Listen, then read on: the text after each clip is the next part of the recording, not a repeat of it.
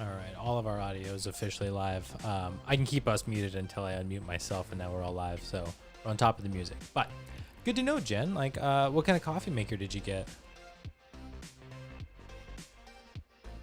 So I got a Keurig, but Okay. it has like a filter attached to it, and so you can do drip coffee, you can do cappuccinos and lattes, and it's just the funnest. I love it so much.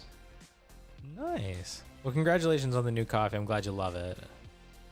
I'm. Thanks. Jamie brought some coffee up from Slow, and oh, it's so good. Nautical bean. Oh, it's so yummy.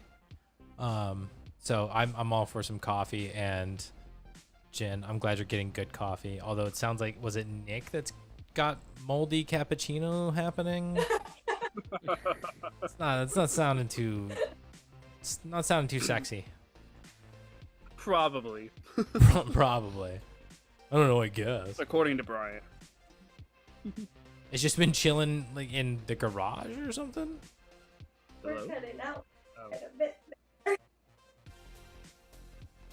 Matt, I think your music is taking up all your bandwidth. My music isn't pulling any bandwidth.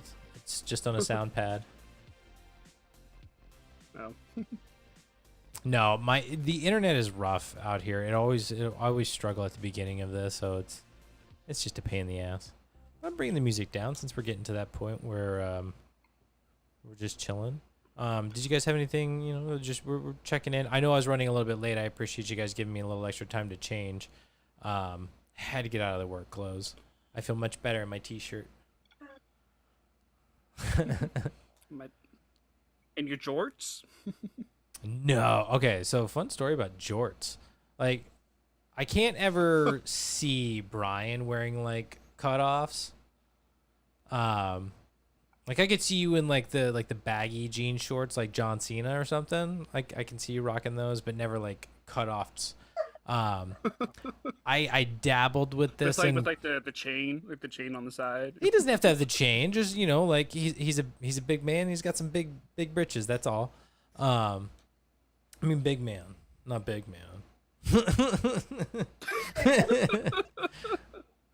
Totally comprehended what Whatever he just said. Big man. I could see that like it was going and dropping for like the last minute and stuff. So, but I got to keep going with it. Either way, God, I don't even know. That was definitely like It's so bad. that was definitely like being in a foreign country and someone talking to me, and I'm like, What sucks is like from my Hollywood. Brian goes to Asia, they're just like, oh, big man.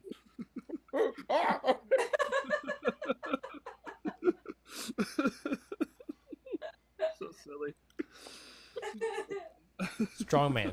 Oh, that's right. I was talking about like the cutoff shorts. That's what it was. But no, I dabbled with it in college of like having like I had like these. They were essentially like skinny jeans, but they were like more like a khaki. They weren't like a full denim or anything. They were brown. Like I cut them off at the knees, and I freaking loved them. Like they felt great. And like I hate shorts, but for whatever reason, I did kind of like these. So cutoffs, jorts. There we go. Perfect for raves. Dancing around with Nick and his evil Shrek. What the hell was that about, man? I don't know why I saw that. And I was like, oh, Matt would like this. It was fun to watch. Like the graphic was pretty cool of like it going to the 3D. I'm like, oh, that was pretty solid what they did there. So like the visual effects were cool, but my God, Yeah. like, not really my, not my scene. Which did any of you guys listen to the track that I sent you guys? Am I back yet? Mm. Of the sidewalk. No, Yeah, where the sidewalk God, ends. sorry. It's all good. It's actually like I think damn near a I full did it, length but- song. It's just it's cute. It's fun. It's a best friend with his kid doing the. From what I can tell, he took where the sidewalk ends, the poem, and they set it to music, and he's just like small child angsty screaming the lyrics, and it just like it's fun. It's cute. I'm not telling you like this is the most amazing thing you're gonna hear, but it's fun to know that this is like, Right. God, how old is Avid? He's like I want to say he's like 5 or. Is that like when they took like Hop on Pop and they made it into like a rap song? It's like that kind of idea where like you take like a kid story, then you turn it into like a modern song. I'm sure that's possibly what the idea was. I mean, Shel Silverstein if I'm not mistaken, well, you guys don't know Johnny Cash, so I'll leave it alone, but he wrote one of Johnny Cash's songs. But you guys are familiar with Shel Silverstein, right? Like where the I know sidewalk who ends. Johnny Cash is. Just not a fan of his music. You know who he is. How many songs can you list? Ring of Fire. Yeah, that's the one you guys had the last time I brought it up. One. I mean, they all sound the same. No, they don't. Strum, strum, strum, strum, strum, blah, blah, blah, strum, strum, strum, strum, blah, blah, blah. My heart is Beautiful. breaking, but that's fine. Man. That's a Johnny Cash song. Yeah, great cover, No, Brian. it's Put that on not. YouTube. 1 million hits. That's probably a Johnny Cash song, Matt. It's definitely not. My heart is breaking. That's closer. You're the ring of fire. The ring of fire. My heart is breaking. Ooh, floating ring. food. Right?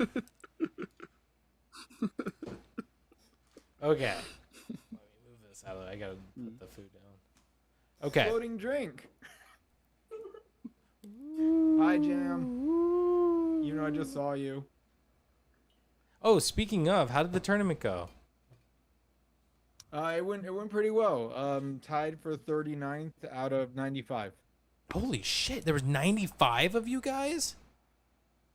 Yeah. Wow. I'm sorry, I wasn't It was weird. I was playing really well, but it was just one of those rounds where I wasn't catching any breaks at all. Like I hit a drive just dead down the center. And right when I hit, like within 2 seconds after me hitting, a huge gust of wind comes up and beats down my drive, and then it lands in the fairway bunker. But it doesn't land in the fairway bunker in the middle. It's like, no, we're gonna put you right up against the lip of the fairway bunker to where you basically have nothing, no shot at this. And I'm like, so it was like a double FU. Yeah. And then I had another drive it was just slightly left, wasn't bad at all. You could easily get away with it. I'm going for I could have been going for a par 5 and 2 with a 7-iron in hand. But my ball happened to be resting just close enough to where a tree was in the way of my backswing. And I'm like, what is going on right now? Like, how am I getting penalized for these? Like, I had a dead straight shot that landed in the fairway. And then when we got to it, we find that it was actually behind a tree. Mm-hmm.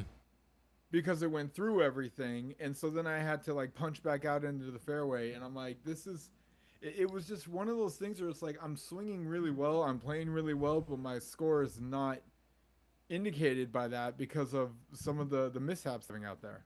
You've got your new clubs now, don't you? I don't know. Like what I just heard on that, like I hit it dead straight, but I hit it too hard. Like you ended off the fairway and into the trees, right?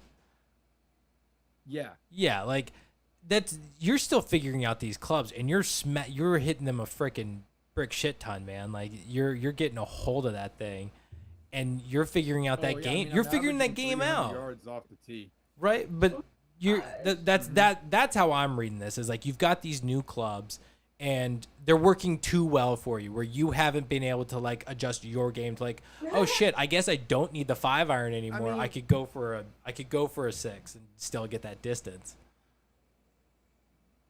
Yeah, yes and no. It just happened to be. Even James was like, "Yeah, I can't believe the breaks you were getting." I'm like, okay, Yeah. I'm glad it wasn't just me. It sucks when it 'Cause, goes I mean, that I even way. had like I had a perfect perfect freaking second shot to a green where the ball lands 2 inches away from the cup. And for some reason, it didn't actually get the spin that I needed. And then it rolls just a little bit, but they had the pin that like the hole was here, right? Mm-hmm. And then just next to it was like this hill on the green. And so all of a sudden you see my ball bounce, hits 2 inches away from the cup. I'm like, oh man, that's gonna be so good. Like I'm watching in the air, I'm like, this is gonna be money. This is tap in birdie central all over. It hits and then it just trickles and then starts to trickle more, and I'm like, that mother, if it's gonna roll down the hill. I just see it. It's gonna, and then it just rolls right down the hill. I'm like, no, I'm just not catching anything right now. And Yeah, these you are like, see, you see Mother Nature, and she just blows a little air. yeah, these are just like Ball to go perfect down. golf shots where I'm just like, what is happening? A butterfly flaps its wings and Brian's ball goes 30 feet in the wrong direction. There it is. That sucks, man. Like Yeah, it's tough but when it's good. But I still had a lot of fun. Good. No, I still had a lot of fun because James came out for the whole thing. He watched me for the whole round, and then Chuck, Julie, and Casey and Kelly Cub ended up meeting us on the 9th hole and then walked the rest of the way. So Oh. they all went on the court. It was so funny. I like turn around and I just see like my little mini gallery You got your fans. just walking by. One of the guys was like, he's like, there's more people, and I'm like, yeah, there's definitely. Like, I told you that there's gonna be more, and he's like, I'm never golfing with you again. So much pressure. But yeah, it was so funny just watching the little gallery just continue down Trotting the along. fairway. Yeah. Man, good for yeah. you for drawing out the crowd too. It was like a 8:30 start or something. Were they You all good? clapping like they did in Happy Gilmore? Yeah, they clapped on good shots. I mean, I dropped like a 22-foot birdie for them, and they got really excited about that one. Or was it like a golf clap? Oh no, that one was a cheer. Oh, okay. And then they all looked at each other like, "Wait, can we do that?" I'm like, "You guys are fine." Yeah. Well, that's why I thought it like the golf clap was like that, like monotone, quiet clap because The golf clap have is to old. distract. That's such old school golf. Is Like no one it? does golf clap anymore. Are you kidding me? But like you said, I thought it was for so that you don't distract. You were silent in the backswing. Once that ball Exactly. is let go, you cheer as loud Let as you it freaking loose. want. Yeah. Like you should like Keegan Bradley just won the Travelers Championship yesterday. He's sitting on the 18th hole. He's got like a 5-footer for the win. It is like just absolute silence before he hits the ball or before he putts it. The minute he putt, that entire everyone around the green, get out of the hole! No! Like it is so loud. Brian, next time if I show up to one of your golf games, I'm gonna start clapping before you swing. I will kill you. I will shank the ball directly at you, and believe Yeah, me, right. I will hit Push you. right. I in the will. forehead, I yeah. will walk him away, take him to hole 19, and just keep him there for the rest of the day. just punish him. I am. He is hole getting 19. he is getting nothing but Long Island iced teas all day, and he cannot leave the bar. AMFs with no food.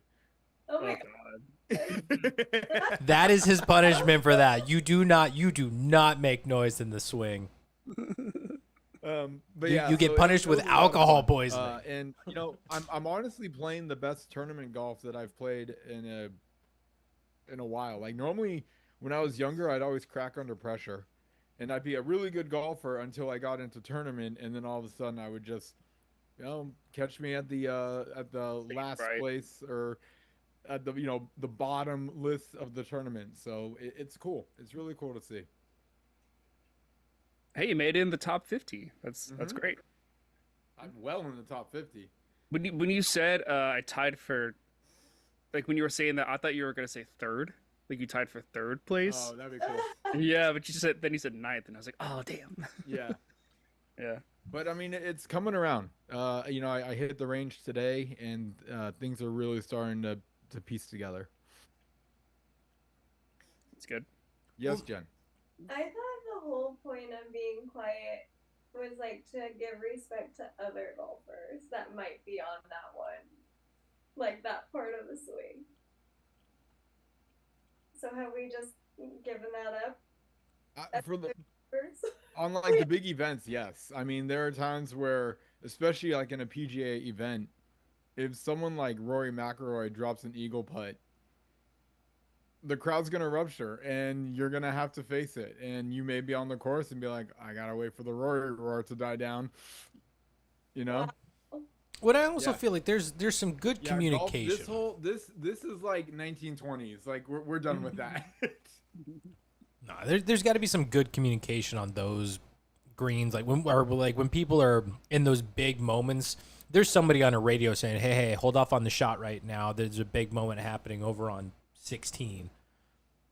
Maybe. Or you're just learning to adapt. I mean, Tiger roars were unbelievable. Like, just wait for it to die down because you're not going to be able to concentrate. Tiger roars.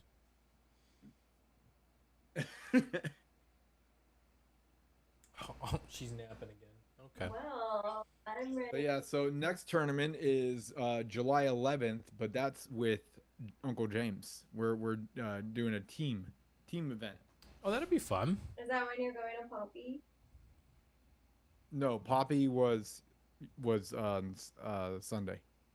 Oh, that's the one that you just did. Yeah, I shot 8 over at Poppy Hills. Okay. Mhm. Okay. In tournament mode. So, Yeah. it's different. Yeah. Yeah. That's great. And then yeah, so actually the team tournament that we're doing, James and I are doing together, is at it's called Baylands Golf now, but old school people, especially me myself, because this is basically where I practiced many hours of golf at, is Palo Alto Muni is Oh. where it's gonna be. Oh wow. That's Mhm. like where Jamie was. Yeah. Oh my gosh, that's gonna be a trip. Mm-hmm. So it'll be cool, doing the where it all began. Yeah, that's nice. Yeah, so James and I are looking forward to it. We're excited. That's awesome, man. What's your big tournament this year, or is that it? Mm, let's So see. I'd be down to come out and watch. If that- Actually, it's funny you mentioned that. It's not a big tournament, but let me see. So I have the next big one that's coming up is the NCGA Amateur Qualifier, and that's to play in the NCGA Amateur Championship in August. Mm. So that one's going to be a very the qualifier is you're talking like the best of the best of California are competing to get into this tournament. Okay. So that's a pretty big one, but that's going to be in Coyote Creek on a Wednesday. Yeah. But if I remember fire coming up on, yeah, that's what I thought.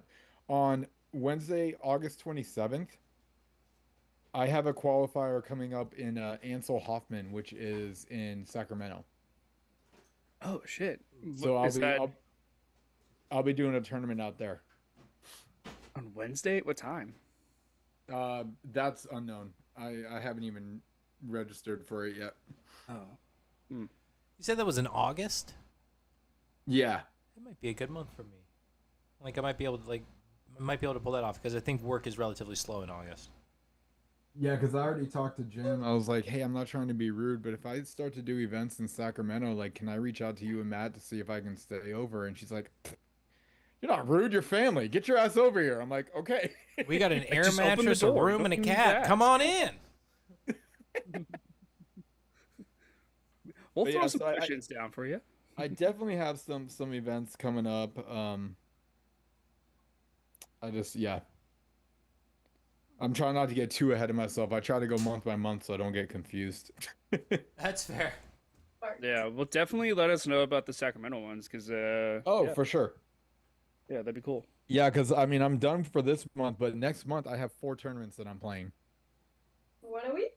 Oh yeah, I remember you saying that. I've Yeah. got one for, yeah, one with James, and then I've got two of the weekend tour ones. So these aren't qualifiers. These are just, the more tournament play you do, the more experience you become, the less the nerves are. And that's really all I'm trying to get is just used to tournament play. And then the big one is the qualifier on July 23rd.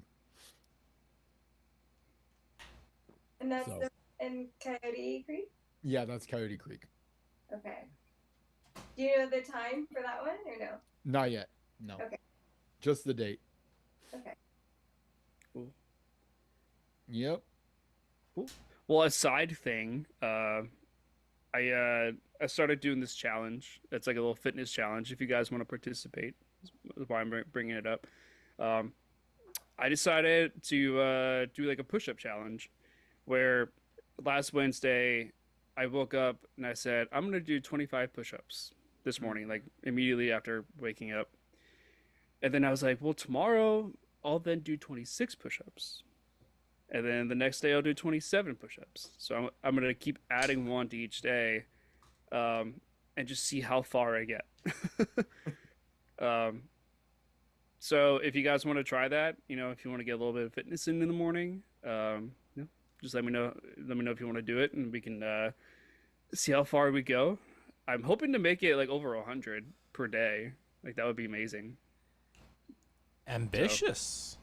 What number are you at now? I'm at 30 because I started 5 days ago. Okay. Now, do Yeah. you do like I mean, is it just you crank out 30 and you're done, or is it like 3 sets of 10? Like, what are you doing?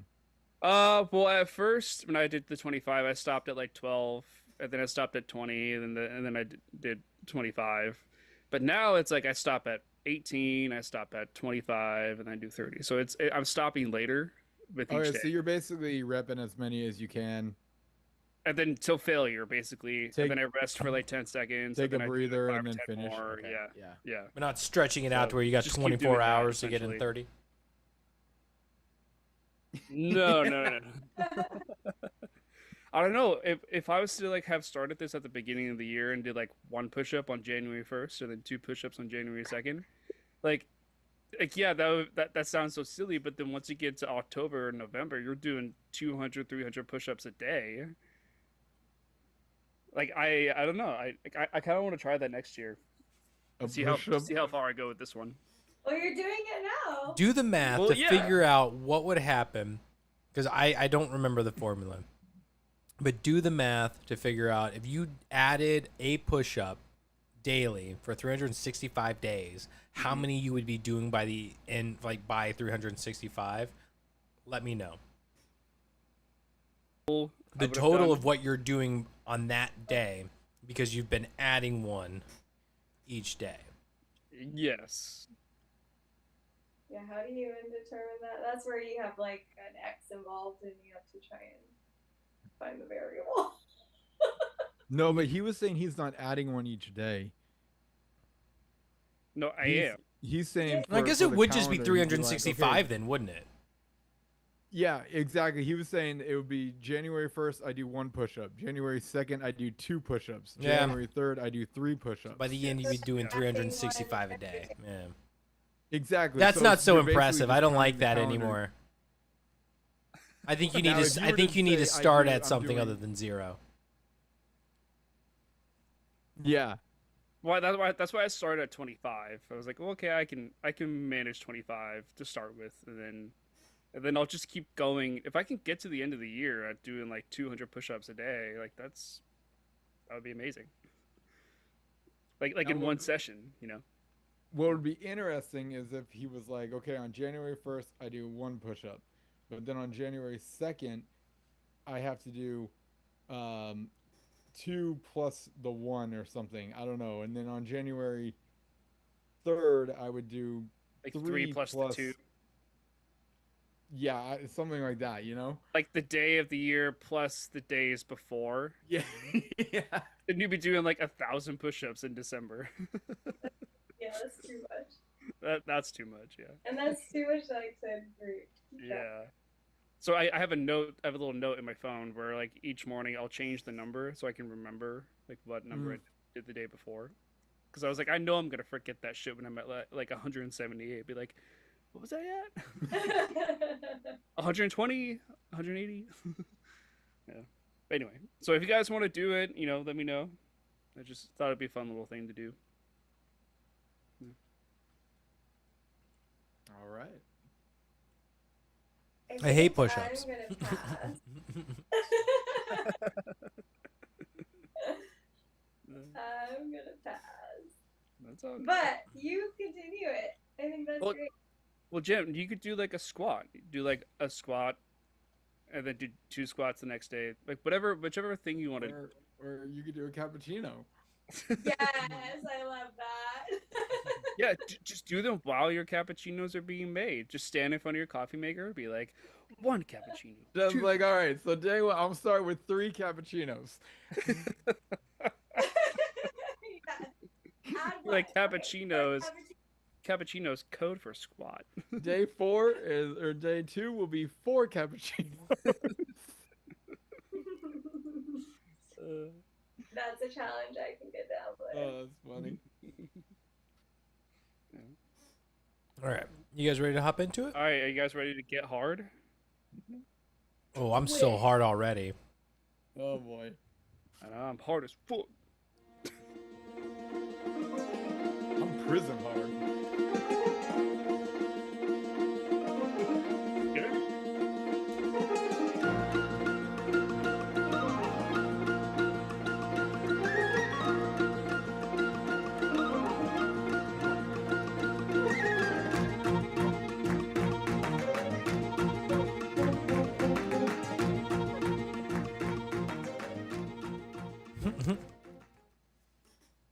Welcome to GoodFlickas, home of the GoodFlickas. Can you take our critiques?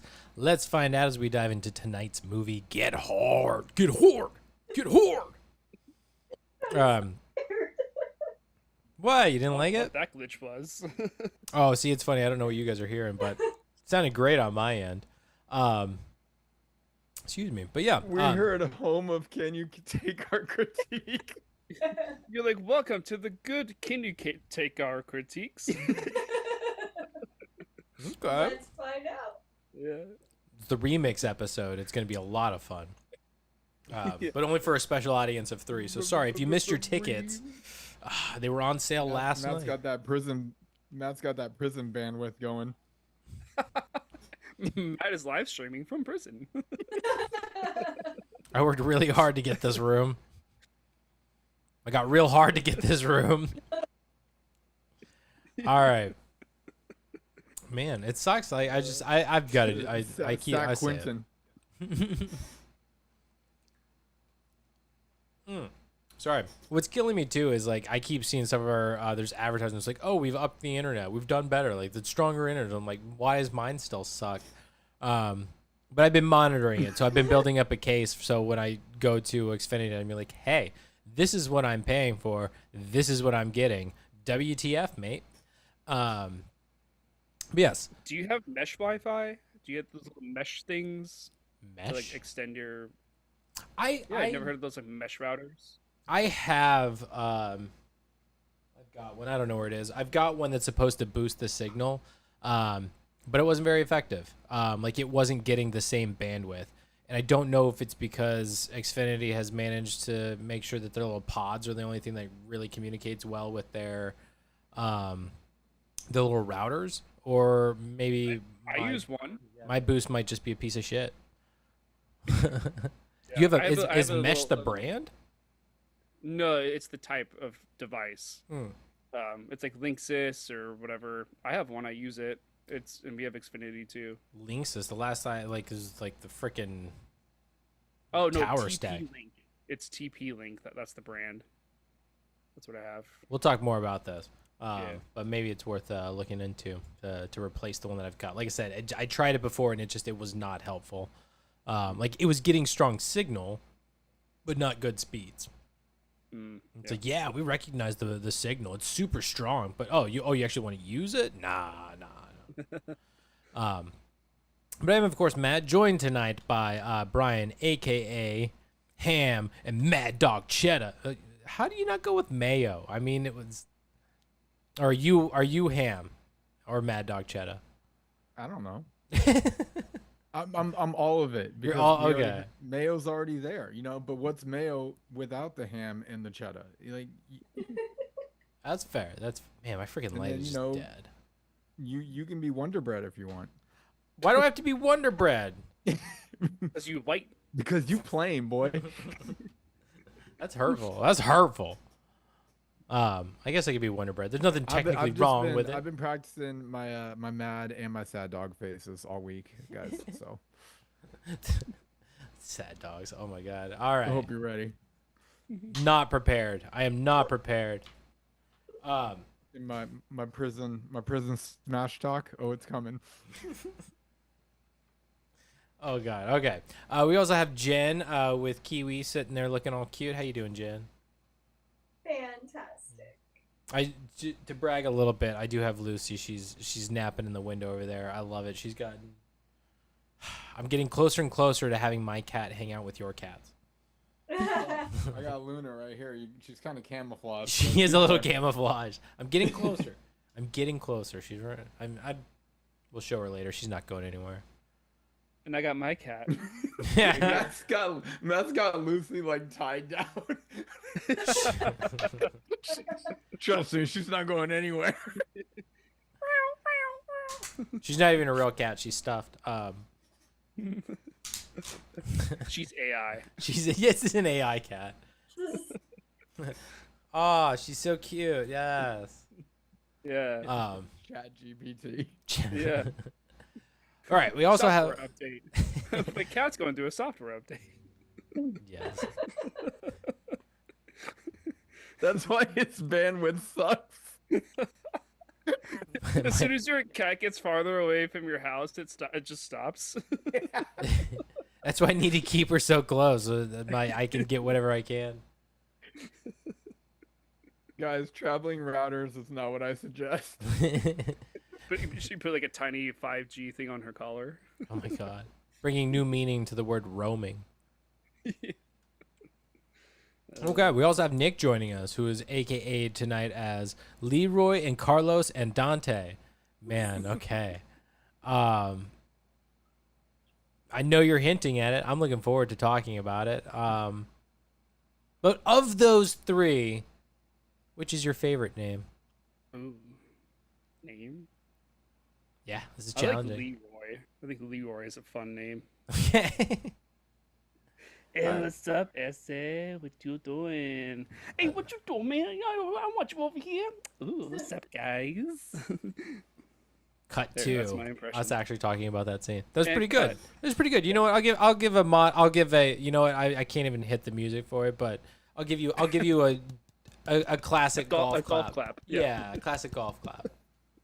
Respect. But all right. I was gonna go with Mayo, but I thought Brian was gonna take that, and I was like, no, It's too that's good. easy. That's way too. I know, that's what I'm saying. Like that's too on the nose. You know? Yeah. Yeah. All right. But okay, we are talking about Get Hard, and this was Jen's pick.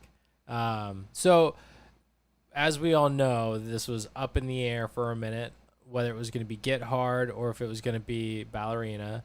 Ultimately, the decision landed on Get Hard for streaming purposes.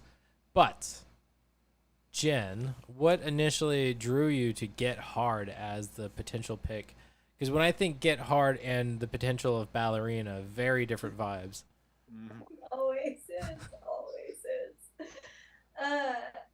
Basically, I just want a little laughter in my life. And I haven't seen this in a very long time, and so I thought it would be fun. Okay. Damn it. Yeah. Okay.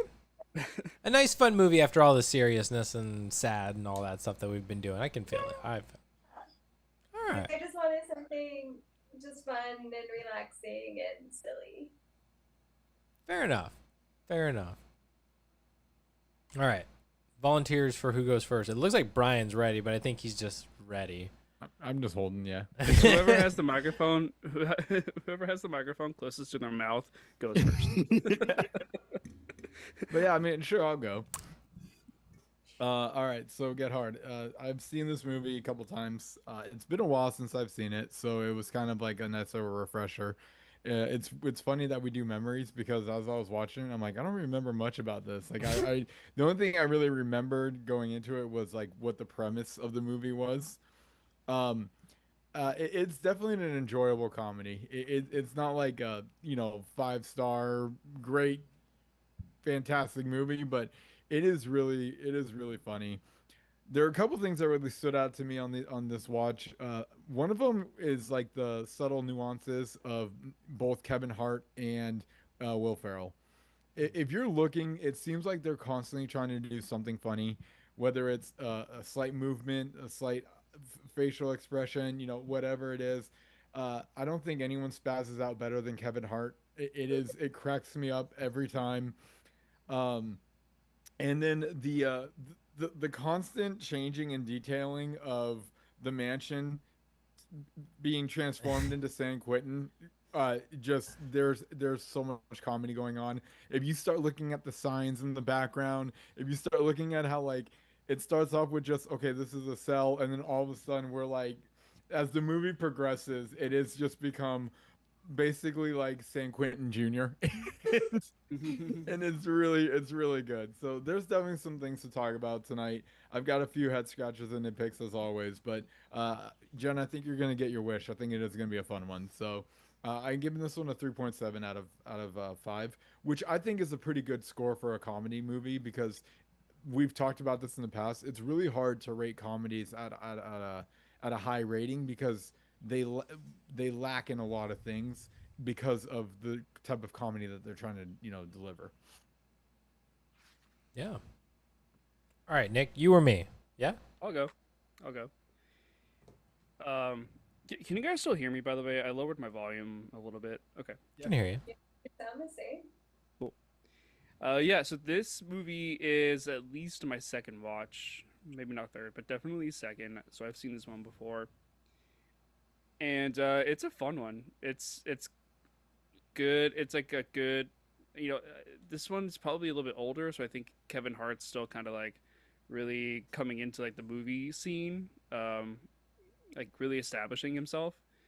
So like he's funny. Will Ferrell, classic, just funny, and just seeing the types of characters they play is just fun, and so many great quotes and one-liners and like character progression and the dynamic duo between the two of them. It's top notch. They're so much fun to watch. I think the story is a little silly. um, the progression of the story is kind of it's all right. But what stands out for this movie to me is just the comedy between the two. Um, but yeah, I give this one a 4.2 out of 5. Wow. Okay. It's up there. Like I wrote down a lot of stuff, and yeah, I would definitely watch this one again for sure. Yeah. Yeah. All right. Well, I feel like this is one of those rare opportunities where I get to say, unlike the rest of you, this was a first-time watch for me. So this is my this was my first time seeing it, and my reasoning being when it came out, I was like, I know what movie this is. Like I know what I'm getting into, and it's like, I'm okay. I don't need to go see that. And it wasn't one of those movies where it came out, everybody was quoting it, and it was just like everybody was talking about it. It was like, oh my god, this is the funniest movie of the year. I don't remember what else came out in 2015, but I remember not being as stoked about this one. Like knowing it was gonna be fine, but nothing special. And as I watched it, I enjoyed it. I thought it was really funny, and like I got exactly what I was expecting. Like it is the movie I knew it to be in 2015, and why I didn't watch it. but watching it now doesn't mean I didn't enjoy it. I thought it was really funny. I laughed out loud a lot, and it was just fine. The duo was actually the most surprising thing. Seeing Will Ferrell and Kevin Hart together, like it was enjoyable. I like them. I wish. It's always weird when Will Ferrell plays the straight-laced guy. Like he's a naive white man who's just really good at making money, and it's odd seeing him play somebody who's not more polarizing. Like he could be a lot more offensive and racist to like the people that work at his house. He had his moments with what's Kevin Hart's character? It was Darnell. Knew it started with a D. I was like, where is it? Darnell. Like he had his moments with him, but like he wasn't a really appalling person like he can be, and like that. And Kevin Hart brought it though. Like Nick, you've already brought it up with the names and everything. Like those scenes where he was being other people and like putting on a front and everything. It was really funny. I enjoyed it. So I like this movie overall. It's okay. I think it's a solid comedy. Nothing to hate about it. I certainly have things that I would nitpick and kind of change or do differently, but ultimately I think this is just fine. If somebody said, "Hey, we're gonna watch Get Hard and drink beers," and be like, "Cool, I'm down." Like I'm not gonna turn this movie off. It's a solid watch. It's worth it. But it's not one that I'm gonna go digging through the bookshelf or the movie case to find. And I gave it a 3.4. So I feel like it was a little bit like harsh based off of some of your scores, but again, I did enjoy this. It's just it's it wasn't overwhelming, and it didn't change my opinion of what it was 10 years ago. So glad I saw it and can like recognize it. Which, by the way, I had no idea that the Will Ferrell drinking the wine on the massaging chair as it's just like pouring all over his face. I didn't realize that meme was from this movie. I thought it was from a different one where he's having like a massive garage sale and he just takes everything out of his house. I wish I could remember. It's really a depressing, like it's a dark comedy with Will Ferrell. Cannot remember what it's called, but I thought it was from that movie, not this one. Was that when he is the book? He's the character. No, not that one. I can't. I'm drawing a blank on the title. Yeah. Damn. I lose Will Ferrell movies that aren't just like the iconic classic. Talladega Nights and those, but yeah, Step Brothers, Wedding Crashers. Even though he's a cameo. Yeah. Anchorman. Yeah. God, I'm sorry. I'm scrolling through his list to try and find what it is.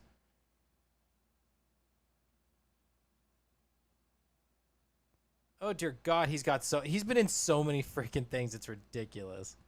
Casa de Mi Padre. I tried to watch that. I just couldn't. Everything Must Go. That's the one. Yeah, I thought it was from this movie.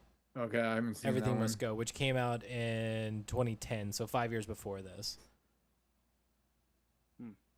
Yeah, it's a dark comedy. It is. It's funny, but it's not what you'd expect from Will Ferrell. What was the other one we were talking about? It's the one where it's there's a writer. What's her name? Yeah, there's a writer, and then whatever she writes happens to Will Ferrell. Yes. And I can't think of the movie title. I cannot either. But I remember because the writer is like Emma Thompson or something. Is it Truth? Something Truth? Stranger Than Fiction. That's what it is. Stranger Than Fiction. Is it Emma Thompson? No It is truth in Emma that. Thompson. Yeah. Yeah, Yeah. I remember when that movie came out in theaters. Because like he can hear her narration as she's writing his Right. life, and he's like, "What? He's gonna what? Yeah. What's gonna I haven't happen seen to that me?" one in a minute. Oh man. Yeah. So I that was a fun surprise for me, was seeing like that I've seen that meme like that GIF 1,000 times, and I was thinking it was from a completely different movie. So that was fun to recognize. Yeah. All right, Jen. So this wasn't my first watch, but it has been a long time. And to be honest, I didn't remember like anything of this movie except like I'm a big fan of Kevin Hart. I think he's hilarious, and whenever he's involved in a movie, like I can expect laughter on my end, just because I get it. I get him. I get his kind of humor. So I don't remember it being as graphic as it was. And because of that, I docked some points. I think if not, honestly, I would have given it a 10 out of 10. I was cracking up. It was so funny, so much fun. And in a way could be applied to real life as well. So it was good times, and I'm giving it a solid 4. I'm the tank tonight. That's okay. I tanked your movie. It's only fair. That's really what's going on. Matt and Jen are just out to get each other. Fair is fair. Yeah. Oh, all right. Hit that fun fact song. Fun facts, fun facts. Sit your butt down, cause Brian's in town. Fun facts, fun facts. Here we go now, so let's talk about fun facts. Ooh, it still hits. It slaps. That sounds slaps. nice on my TV. Man, that gets so hard. Is everybody hard? So hard. After that, man, that song goes so hard. That song does go so hard. Also, don't take what Brian just said out of context. Don't clip it.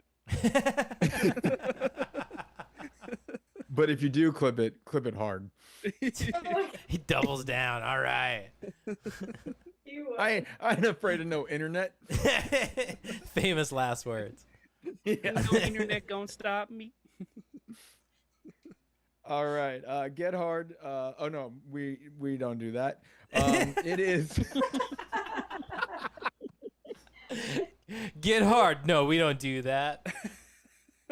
Someone just yells on the golf course, "Get hard!" It is June 23rd, 2025, as we are recording this one live. Movie we're doing that we've said multiple times already is Get Hard. Streaming currently on Netflix right now, so get your fix if you like what you hear.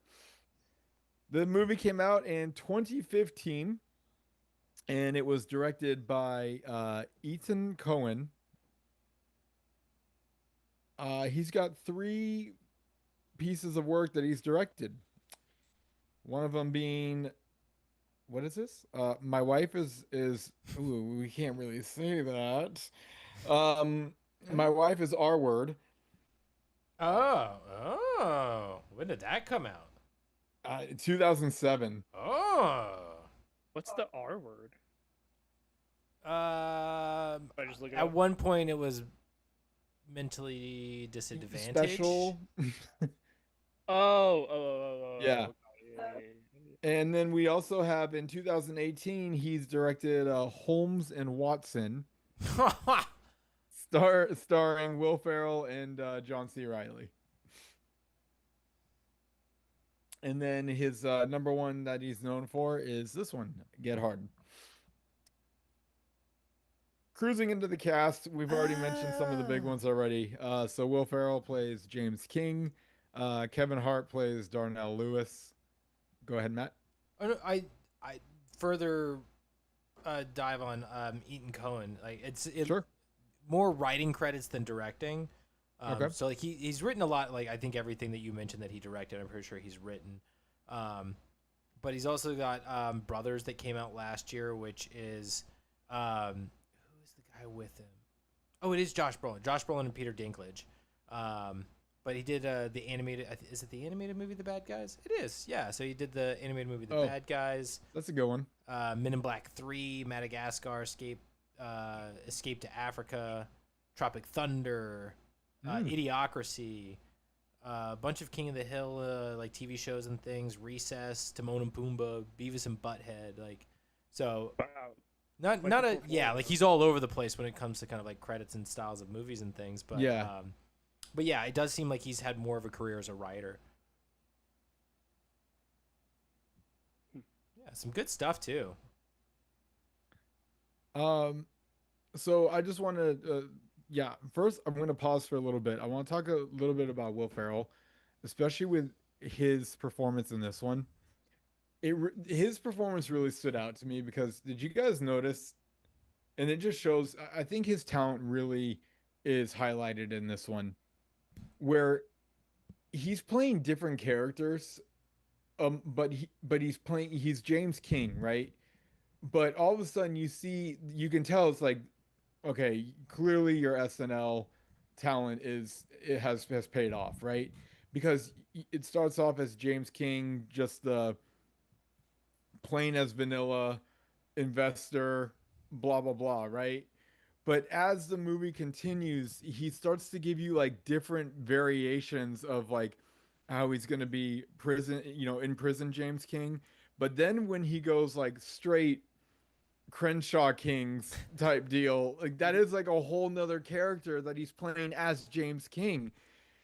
And I'm just like, Farrell, is there anything you can't do? It was just so impressive to watch him just even flow through these different character personas while maintaining James King.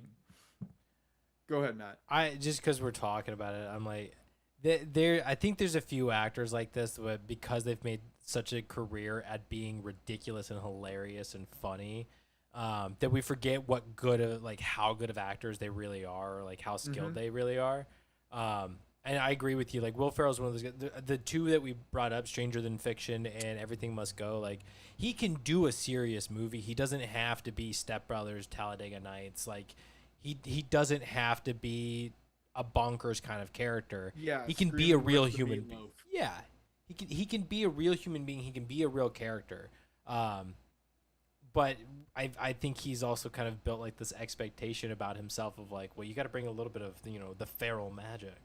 And he does, but he absolutely does, and I agree with you. Like this isn't his most dramatic role or anything like that, but I agree with you. Playing, what's his name again? It's King. James King. It is James King. I don't know why that sounds like it sounds like a basketball player, or like some sort of athlete or act. I feel athlete. Like James King feels like just like an athlete's name.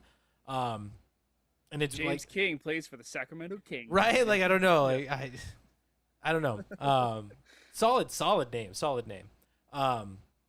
But yeah, like how he plays him three different ways essentially. Like he hits these different emotions, these different modes, but it all feels like it's coming from the same character, not from the same person. Exactly. He does a good job. Nick's got something to say. It's probably not important, but we'll let him talk. No, it's very important. I've always thought that Will Ferrell was like the type of characters he always plays it's like the man child character. Like that's what I know him as mostly. It's just kind of like this like immature, like just kind of off the walls kind of guy. And in the beginning of this movie, it's like the first time I've ever seen him. Well, when I watched it the first time, it's the first time I had ever seen him play this like grounded character. The one who like has his shit together. He's very mellow. He's very clean and clean cut and straight face. And I was like, this is kind of scary to see Will Ferrell be like this. And then like you said, Brian, like as he kind of evolves into these other characters, I'm like, that's the Will Ferrell I know. So yeah, it was just really cool to like for him to pull off like the traditional James King character in the beginning. Yeah, like he's got range. He's just he does. I mean, the man child. He brought so much different style energy and everything just to SNL in general. I mean, just if you like go back to all of his skits and everything, it's like this is a new style of skit comedy that we just haven't seen. And it's really interesting just to look at his career. I feel like he does such a great job too of like being that over the top and ridiculous while maintaining seriousness. Like he never breaks. Like Yeah, watching SNL, exactly. the amount of times that he's just like yes anding to the most ridiculous freaking thing or doubling down on something he did, Yeah. and just I'm in character. I am like it's like Mhm. geez, man, you are as locked in as any method actor, like the most annoying Yes. method actor. You were that Even ingrained even into if this. people around him are breaking, he never breaks, and I've always thought that that's impressive because if I finally broke I'm gonna break myself at this point, you know? If I'm not mistaken, when you look at like the iconic Blue Oyster Cult, more cowbell scene, I Yes. think everybody except Except for for yes. Will Ferrell and probably Christopher Walken, everybody breaks. Oh, Fallon is done. Fallon breaks a lot, but that's Yeah. part of him. But I mean, like I think everybody who's in that band, who's doing that bit, they all break. And I Yep. think Christopher Walken's only getting away with it because he's off stage, off stage, off screen. He can kind of hide it away. Yep. And I swear, Farrell probably leans in harder once he starts to see it. He's like, "Oh, I'm Oh going God, yeah. full tilt now." Yeah. I mean, that I feel like that's Full the tilt. goal. It's Yeah. the improv of it all. Of like, oh, I got you to break. I'm going to make it so much worse for you. Exactly. Because that's the fun of it, right? It's like getting back into that character while you're trying not to die laughing, as the live audience in front of you is losing their shit too. Ah, that's magic. I could have used more cowbells. The only other actor I think is like that comes closest to Will Ferrell is Andy Samberg, Mm. like kind of playing Mhm. like that same like man child kind of role. And now I'm thinking like, what if there was a movie with the two of them? Like how freaking crazy would that movie be? Because they're Like- both like a SNL buddy cop. alum. I'm I'd say surprised it like doesn't Jim exist. Carrey is kind of Ooh, in the same wheelhouse too. yeah,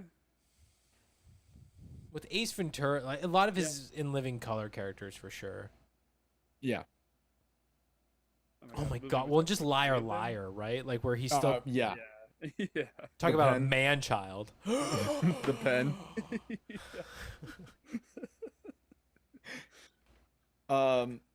And then the other thing I kind of mentioned it earlier, but Kevin Hart,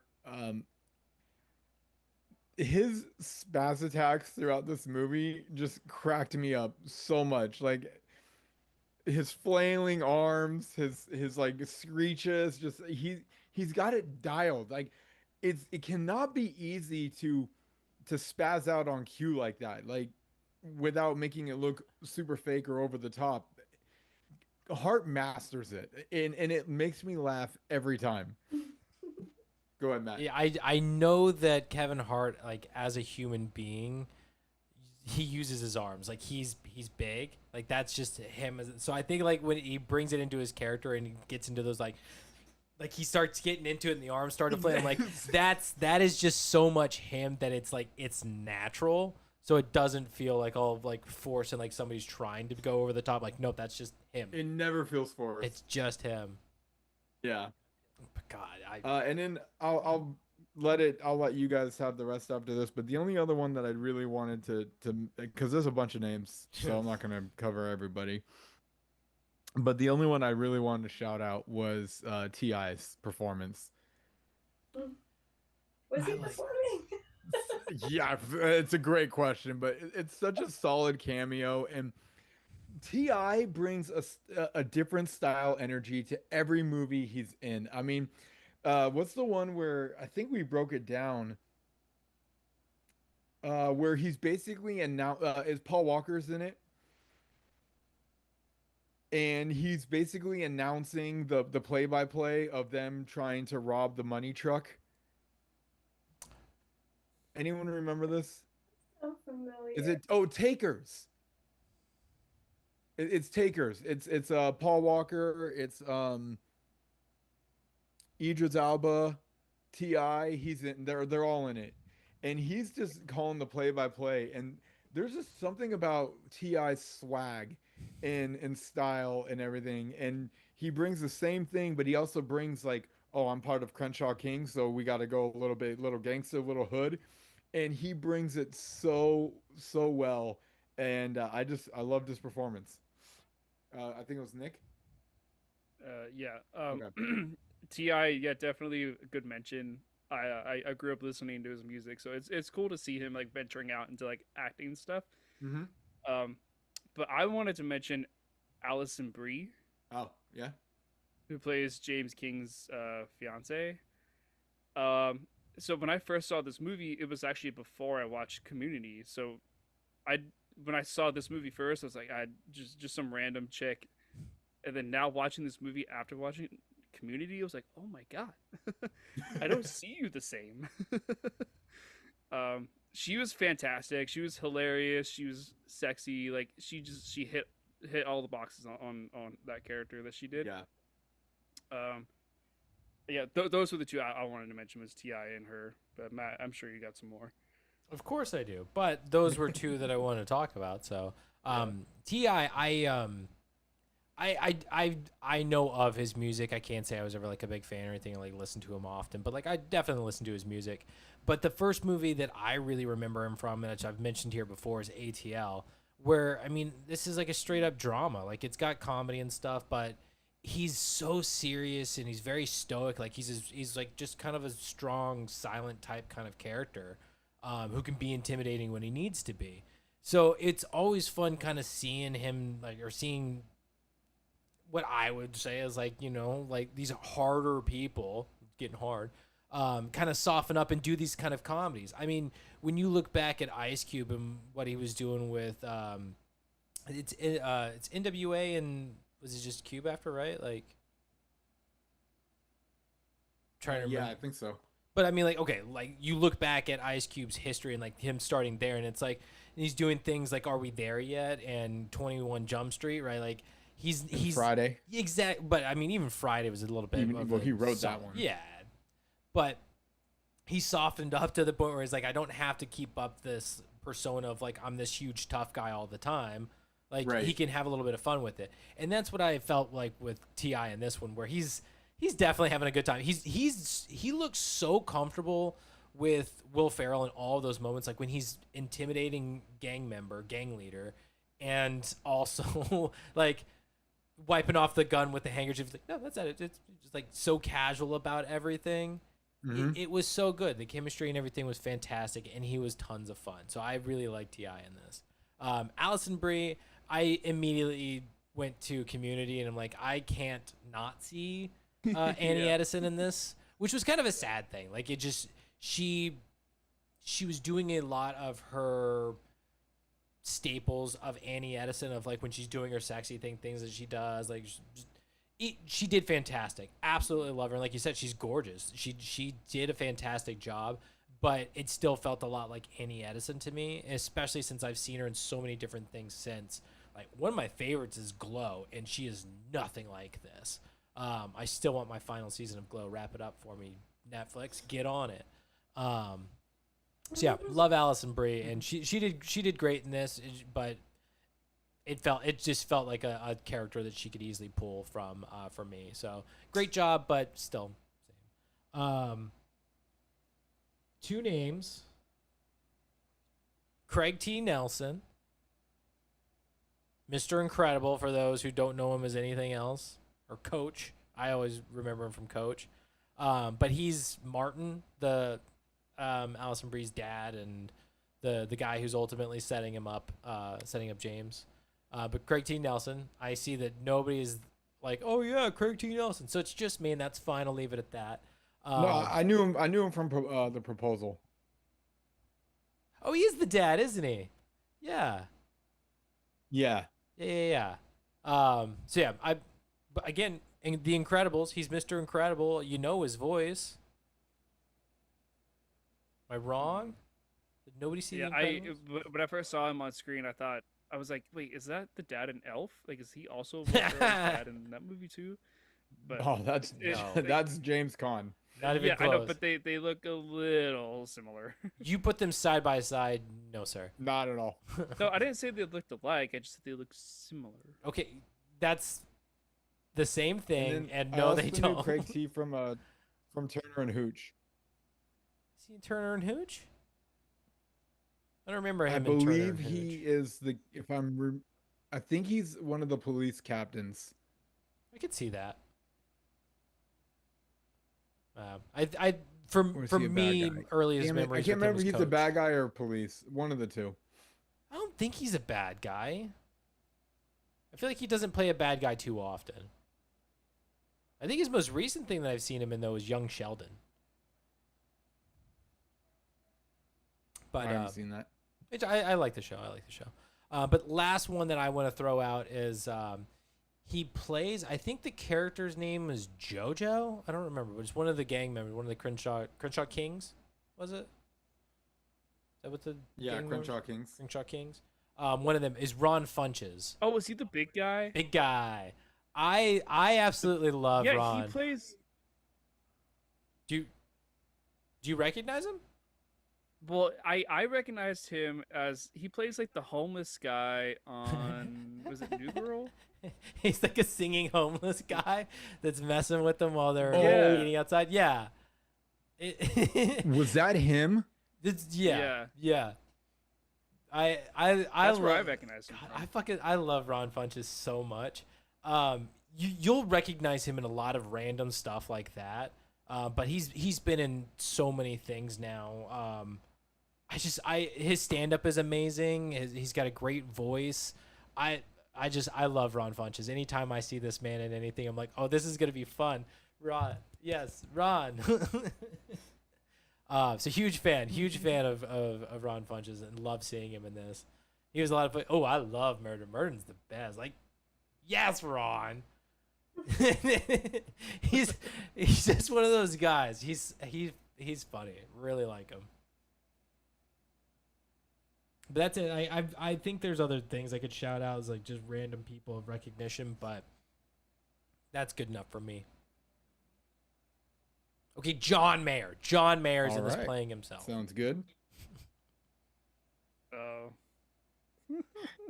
Moving on. All right, so the ratings. We are giving this one 3.83 out of 5 stars. Okay. IMDb gives it a impressive 6 out of 10. Letterbox gives it 2.4 out of 5. wow. What do you got to Must say be about your drinking all that letterbox friends? Dickerade. What? I said, what do you got to say about your letterbox friends? And you said drinking that Dickerade. There you go. You have my answer. Because I mean, it's not that bad, guys. It's really not. not that bad. Calm down.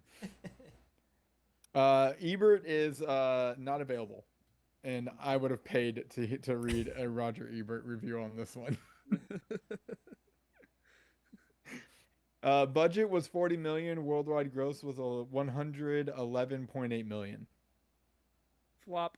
Not bad for a comedy. I couldn't comprehend those numbers, but yes. 40 million budget. 40 million. 111.8 million worldwide gross. Get your money back. That's a successful. You doubled it. It doubled it. Yeah. You almost tripled it. Get your money back. Math, Matt. There were no Which number's Oscars. bigger? There were no Golden Globes. But I think if I remember, Was there Razzie? no Razzies. No. I believe. What's even the Okay, point there were only there were only 2 awards entirely. One of them was for the Golden Trailer Award. It was a nominee for Best Comedy. And then another one was MTV Movie and TV Awards, nominated Best Comedic Performance. Who's the nominee? Yeah, right. T.I. Which one? Oh, I had the answer. I'm seeing if you guys want to take a stab. Kevin Hart. Okay. Ti. It's a swindle. It's a swindle. They're making you think like it's it's got to be Kevin Hart or Will Ferrell. No, Ti. Allison Brie. All right. I'm it gonna was- say Will Ferrell. Yeah, it's Will Ferrell. And I just popped this up, and here we go. Best Comedic Performance, MTV Movie and TV Awards. That But just not rolls really. off the tongue. Your nominees are Kevin Hart, Ride Along 2, Sorry, that's hilarious. Amy Schumer in Trainwreck, Oh. Ryan Reynolds in Deadpool, Ooh. Melissa McCarthy in Spy, No. Rebel Wilson in Pitch Perfect 2, and Will Ugh. Ferrell in Get Hard. Ryan I Reynolds. wonder. I mean, Deadpool Yeah. definitely didn't win. I would lean towards Deadpool just based off of those it's movies gotta be Ryan alone. Reynolds. Ryan Reynolds. for Yeah, sure. you didn't detect my sarcasm there. It is definitely, it was Ryan Reynolds in Deadpool. It's so funny though that like That was probably a runaway. Yeah. Yeah. God, yeah. Like, it's cute that you guys have all these nominees, but come on. We But know the I love answer. that they still included Kevin Hart in there just for I a know. different movie. For a freaking sequel too. Oh, Yeah, that's rough, man. you were not given a chance, good sir. Oh, that's so funny. All right, we don't have a lot of facts to go through, so that's kind of cool. Will Ferrell stayed in character for all of his interviews. Just seems like something he would do. Wait, interviews for what? Like what's Just, like press release interviews about the movie. I'm Oh, trying He to stayed as James King. okay. Okay. I'm trying to imagine that. That doesn't seem that interesting to me because he's just like a nice guy. Yeah. Like, Which is probably off-putting for all the reporters. I guess. Although unless he's just referring to everything as this as if it truly is just past tense, like I did this thing. Yeah. The Crenshaw Kings is based off of, anyone know? Straight Outta Compton. I That read was this my one. guess too. But What, Jen? Straight Outta Compton. No. It's, From, like- I can't. I know it's Crenshaw something, but I can't Yeah. remember. Yeah, it's based off of Crenshaw Mafia, Mafia. LA's most notorious gang. Mm. Farrell used a butt double. Which time? What a weenie. Hey, What? I said which time? If All Al times. if Al Pacino can use a butt double with Joey Tribbiani, Will Ferrell can get a butt double. I'm just saying, man. You're Will Ferrell. You can't show your own butt. Come on, bud. Come on. I the worst part for me is the squatting. Like Oh, I yeah. just I'm so worried something's just gonna be dangling there. I'm like, I don't need his it. I don't need his it. All right. Darnell is Kevin Hart's middle name. Ah. Kevin Darnell Hart. Yep. Sounds like a totally different person. Yeah. A prison consultant was used. His name is Larry J. Devine, and he is a former criminal. What is a prison consultant? What does that mean?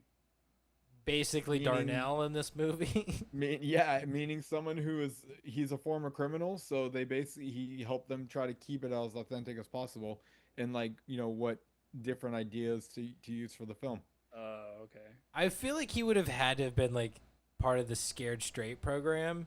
Yeah. Where it's like this is what you do to kind of like portray what it's like in here, but how do we make it funny and not as scary?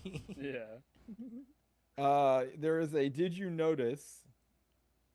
Will Ferrell does a nod to his own movie. Did anyone catch it? I feel like I did. Did I write it down?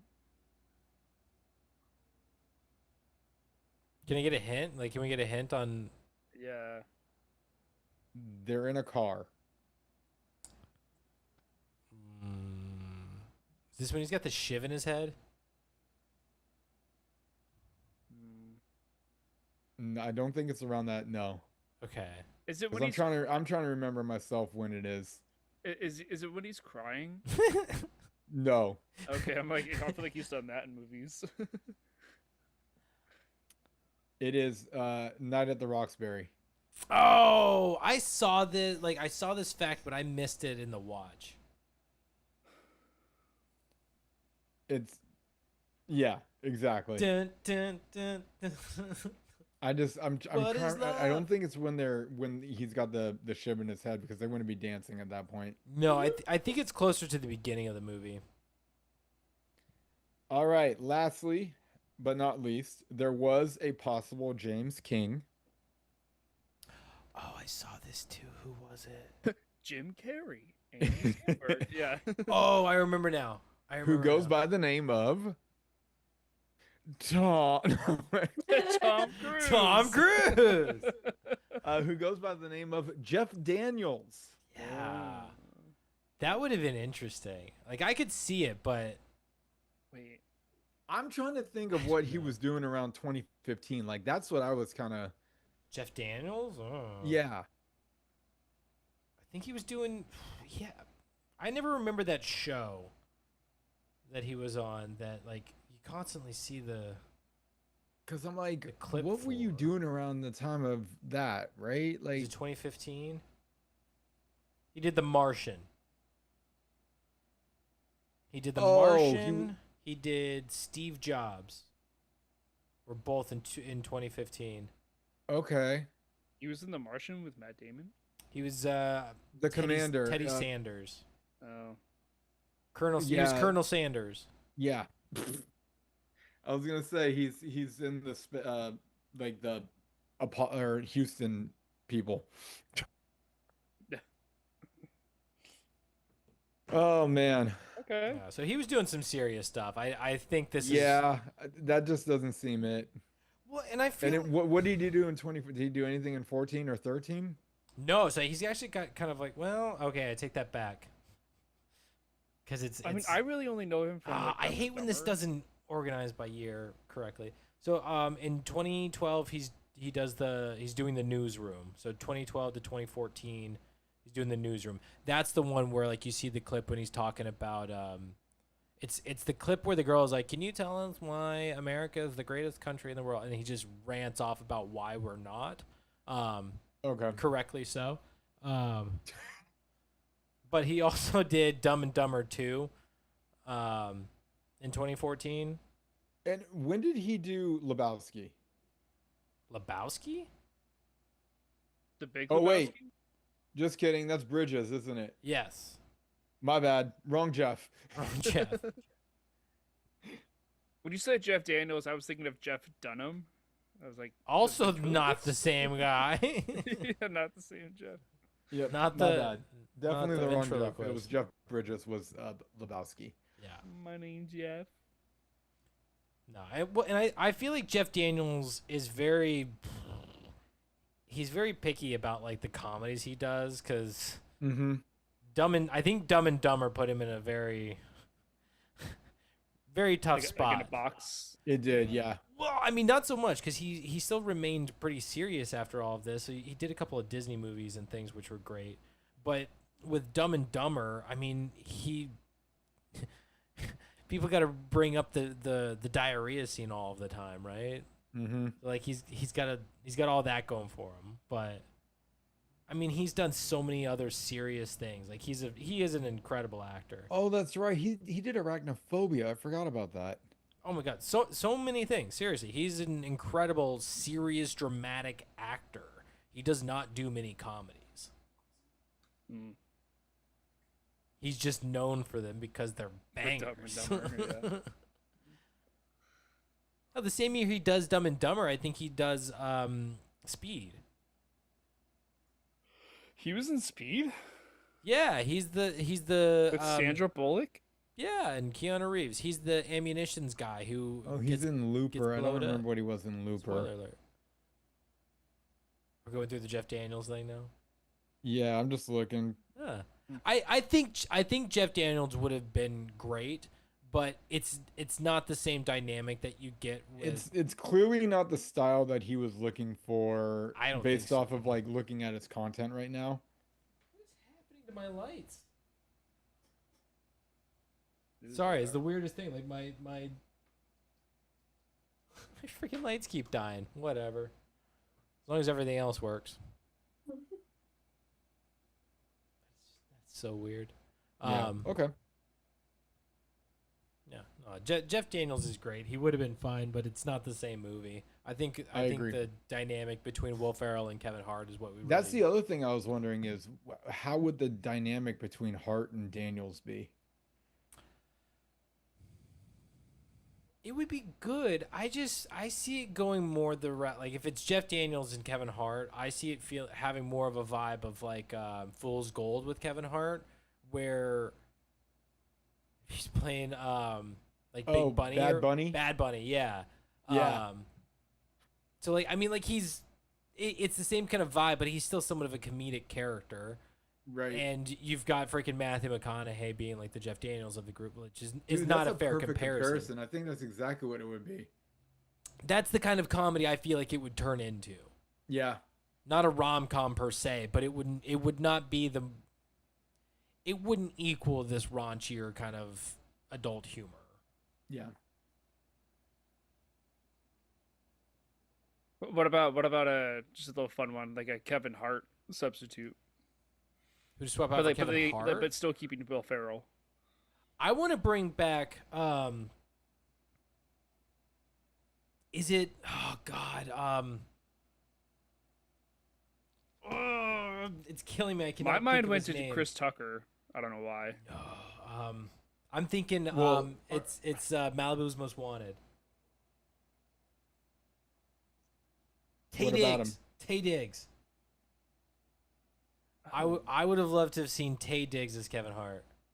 I gotta look him up. Which one's Tay? Is he the skinny one? Yes, the one who at the one point, because the other one is Anthony Anderson. Yeah. I'm pretty sure it's Tay Diggs. Now I'm questioning a little bit, but I'm pretty sure it's Tay Diggs. But just because that's the kind of thing of like they're these like straight laced, pulling off this kind of like white-esque persona that they're doing in this, and then like having to be hard thugs. Yes, it is Tay Diggs. Like I think Tay Diggs would have been a lot of fun. I don't think he gets seen as comedic too often, but he's funny as hell. Didn't he like play a gay guy on a show once, like as a cameo? I could believe it, but he's also on New Girl. He gets punched Yeah, in maybe the that's face something by you're- he gets punched in the face by Nick because he's in Jesse's bed Yes. naked. Yes. He, And then Yeah. he's doing like chest or peck, hell yeah, like what's it called? Peck dances? peck pops. I don't know. Peck pops. Jen, Yeah. what's it called when a man bounces his pecs? I figured you would know. Eye I don't know. candy. It's not something I'm aware of. I don't have pecs. I like I'm not peck strong. pops. What's it? You guys go to the gym. You work out. Jen's answer is eye candy. His answer is ridiculous. Your guy, if Hart couldn't have done it, Matt, I think your guy, Ron Funches. could have been good.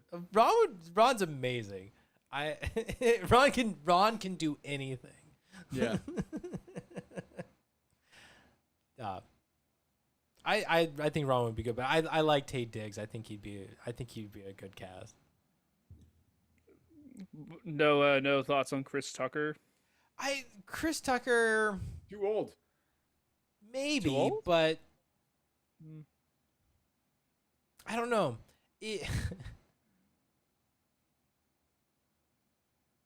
I feel like Chris Tucker would be too chatty.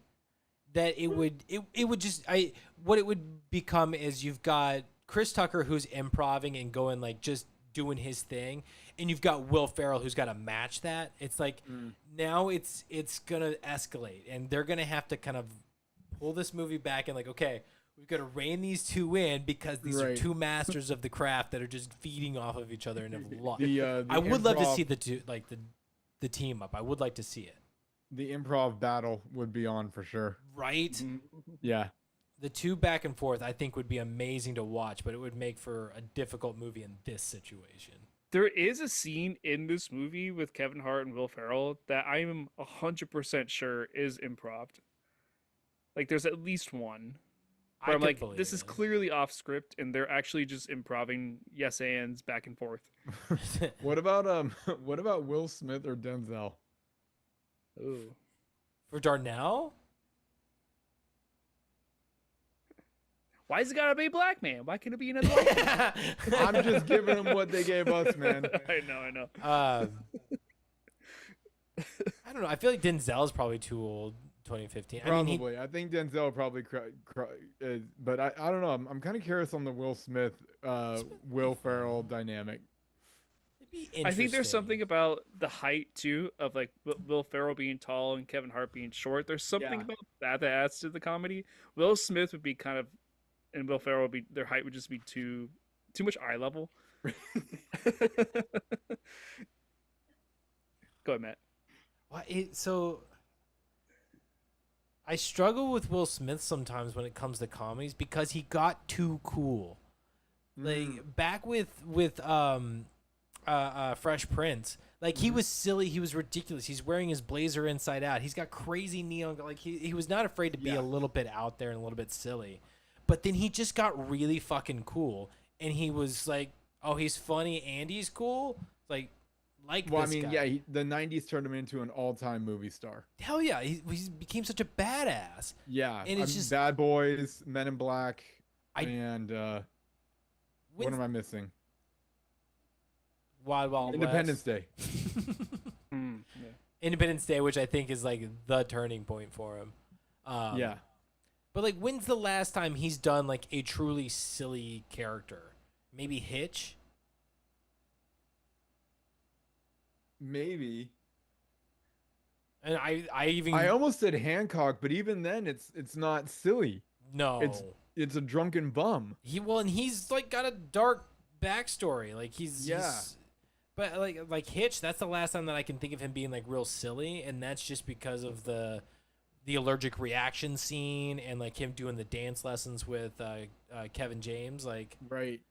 but even then, like that's not really Oh him man, being you got me. silly. You got me thinking now. I don't know when the last silly one is. Not to say that he can't do it. I don't see him doing it anymore. Yeah, because I mean, he's doing like King Richard. He's so serious and he's cool. That's what I'm saying. It's like he's gotten so cool. I Am Legend, another like serious one. Yeah. All of it. I like. Oh, Matt, I know when the last silly one he did was. Lay it on. Keep your wife out of your damn mouth. That's not. That's real life. That's when he became uncool. That was a little silly. Yeah. I'm scrolling through these now just to see like when I'm like, oh, that was a silly one. Oh, I even said the phrase wrong. It was keep my wife's name out your damn mouth. My bad. Yeah. And he slaps, was it Chris Rock? Mm-hmm. Yeah. At the Oscars. My goodness. All right. Maybe the closest thing we could say is he makes us. I feel like I'm trying to remember this. Anchorman 2. He is ESPN reporter. You're gonna go with the ending battle where everybody That's shows up. No, Come that's on. my point. Is like that's the last time he was in anything silly. And on top of that, do you even remember what he is? he's ESPN reporter. He's ESPN. Yeah. He still has swag. He's still cool. Yeah, that's what I'm saying. Like he just happens. You got to be Jim in a silly Carrey, movie. who's like is freaking coming in like a Scottish, whatever he is. He's Canadian. Oh, Canadian. That's what it was. Scottish and Canadian. I don't remember what it is, but it's like Canada National News or something. Yeah. But yeah, Maple Leaf News. scrolling through these. Nah, I mean like Men in Black is probably the silly. Okay, Wild Wild West in '99, and then the last. I'd say Men in Black 2 in 2002. I'm not counting Men in Black 3, but like yeah, he doesn't Hitch in 2005. He doesn't do silliness. I'd love to see it again. Like he's still got it in him, but he's too cool and he's too cool. He's just too cool and badass now. Cool. He's too cool. Like I want like shit. I mean, Deadshot and Suicide Squad and everything. Bright. Like So Yeah, if there's like- anything that people that are listening and watching to us now that need to know about GoodFlickas, is that Will Smith is too cool, It's too fucking cool. Tom Cruise could replace anybody, and Angelina Jolie has great posture. But no, I mean, like the one fact that we all What a recap. one fact we can all agree on is nobody runs like Tom. And Brian will be the first to tell you that you run funny. Absolutely. Okay. Quick break, and we'll hop into the movie. And then we'll get hard. in We'll 10 get minutes. hard. Yeah. All right. Quick break. We'll be back, and we'll hop. My fun facts? That was it for fun facts, wasn't it? We That was we it. tangented it off. That like what we were going with the Will Ferrell. That was just like the hypotheticals of Yeah. who could actually. It started with the spiral of Jeff Daniels, and then it landed in the Will Ferrell or Will Smith world. Yeah. What is Yeah, Luna that doing? was it. What's Luna doing back there? Chilling. Or is that whiskey? Oh no, that's Luna. She's straight on her back, like, hit me, Dad. Yeah. I'm ready for the tummy scratches. Yeah. Smack the belly. Yeah, the belly of the beast. Is that it? Is that what you wanted? Oh my So goodness. cute. I was hoping I could get her on video before, but Lucy, God, I'm so glad that I got a cat with you guys now. I'm trying to be more like not so gentle with Lucy. 'Cause she's not so delicate. She's sweet. But God, she snuggles me like so, like she'll just like bury in and snuggle and everything, and it's the cutest damn thing in the world, and I love it. But she melts in my arms and literally melts. Like, do your cats just kind of like Mm-hmm. turn to liquid on you and like, what are you doing? Yep. Okay. It's a new thing. I'm learning cats. You guys have to understand. I've never had a cat before, so this is all new Never? fun. Oh. Never had a cat. Oh. Never had a cat. Why do I keep doing the thumbs up? Why? It's Oh, it's is it's it that this it's that arm? bot. Yeah, that's where you Is it always that get bottom caught. one? It's that lower hand that you always get caught because you're just There. chill. You're just chilling with that thumb out. It's still gotta find a way to do it. There you go. All right, quick break. We'll be right back, and we'll hop into Get Hard.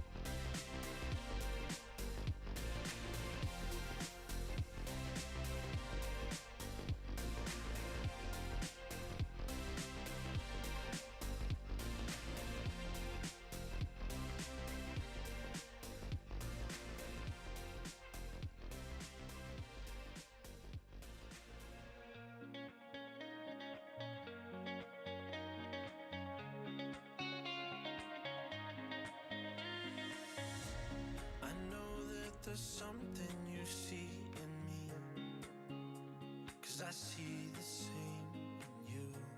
I know that there's more than meets the eye, 'cause you light up my world tonight.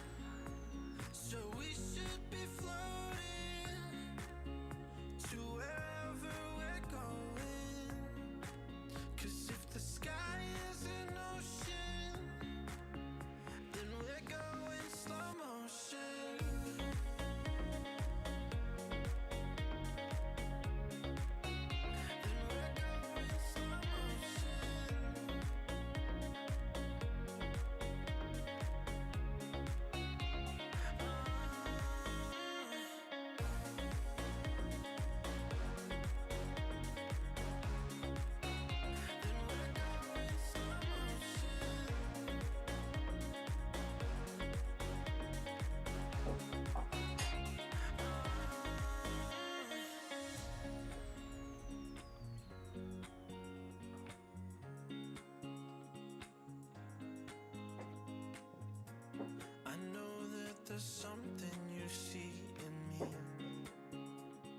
see the same in you. I know that there's more than meets the eye, 'cause you light up my world tonight. So we should be floating to wherever we're going, 'cause if the sky is an ocean, then we're going slow motion.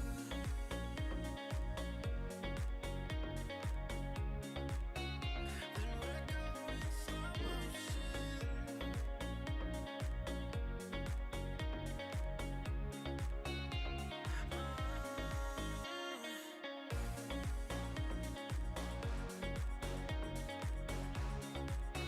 Then we're going slow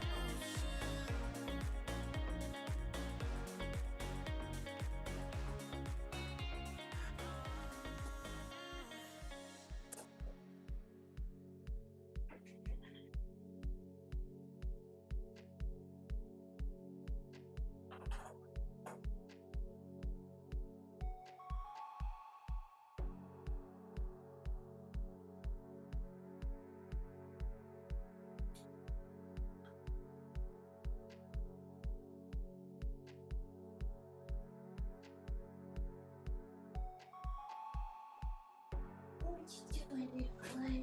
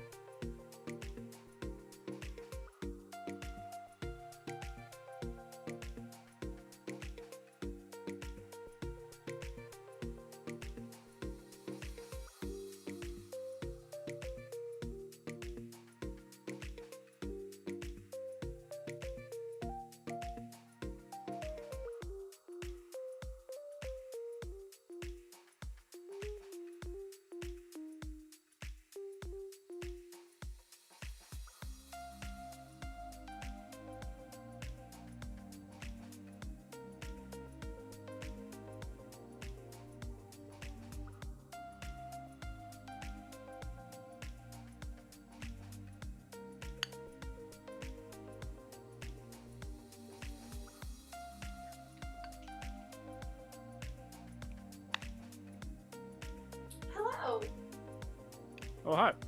Someone has returned. What was that? I said someone has returned. Oh, yeah. Oh, I thought you were frozen because you were on your phone, and then I heard the music, and I was like, oh, is my internet not working? No, definitely. Oh, okay. I was just watching the video. But like on silent. Oh. Yeah. I just got some mint mousse tracks with some chocolate drizzle Ooh. and apricot. Balance. Yeah, balance. Yeah, healthy. No, my girlfriend's brothers and his wife's house, they haven't. Well, their neighbor. Well, okay. Technically, their back neighbor has a huge apricot tree, but a huge portion of it leans over in their house. And so we, when we were over there a few days ago, they had some apricots that were just perfectly ripe and ready, and you just eat them right off the tree. They're absolutely delicious, and they're even more tasty when they're in the fridge and nice and cold. Nice. Yeah, super good. You gotta tell the neighbors they're doing it right. Yeah. It's always a great thing because, like in my Nana's backyard here, she has a fully mature orange tree and a fully mature lemon tree, and a portion of the orange tree like hangs over because it's on the back fence, and it hangs over into the neighbor's yard. And I think last year I was doing some like pruning and trying to get all the oranges off the tree, and I started to like reach like around the fence on the branches that were hanging over into the neighbor's yard. So I started to pull them, and then the neighbor was like, "Hey, what are you doing? Can we have those oranges?" And I was like, "Oh yeah, I'm sorry. I was just trying to get them all off the tree, but yeah, go for it." It was like they were watching me. That pesky neighbor. It's like, these are this Yeah. Telling me that I can't pick off oranges off my own tree. Yeah. No.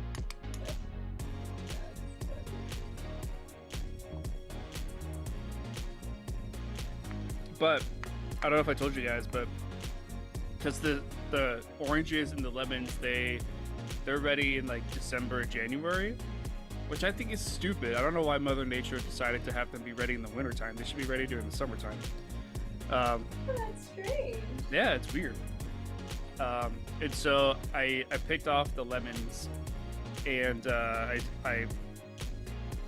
gave some away, but for most of them I sliced them and I juiced them with an electric juicer, and then I filtered like all the pulp out, so it's like no pulp, freshly juiced squeezed lemons, and like organic everything, like no weird stuff, just right from the tree. And I was able to fill up 6, I think 12-ounce mason jars of lemon juice. Yeah, I filled them up about maybe like 10 ounces each or something.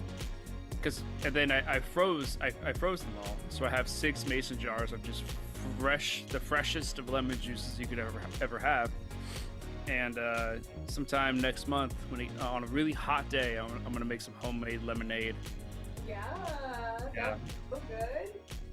Yeah, so I'm looking forward to that day. I mean, it's right around the corner. Mm-hmm. Things are. Yep.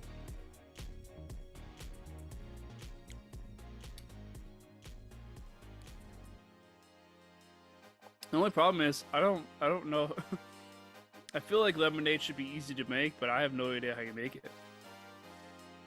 I mean, I don't think there's a right or wrong. I think you just have the lemon juice, and then you can add sugar to it if you want to, and if not, then don't. But is that the only thing you would add? Is just sugar? Like, would you add water or like? No, I would think. Well, maybe like it depends on how lemony you want it. But if you could just take straight lemon juice, then no, I guess.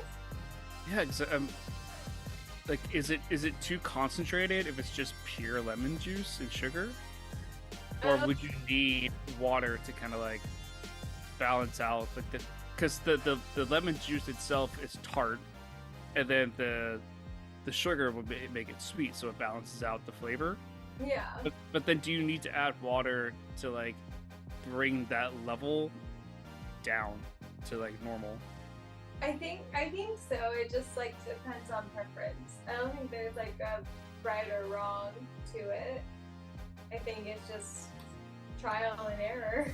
Yeah, well, I gotta figure out like because we drink lemonade, but like what is lemonade?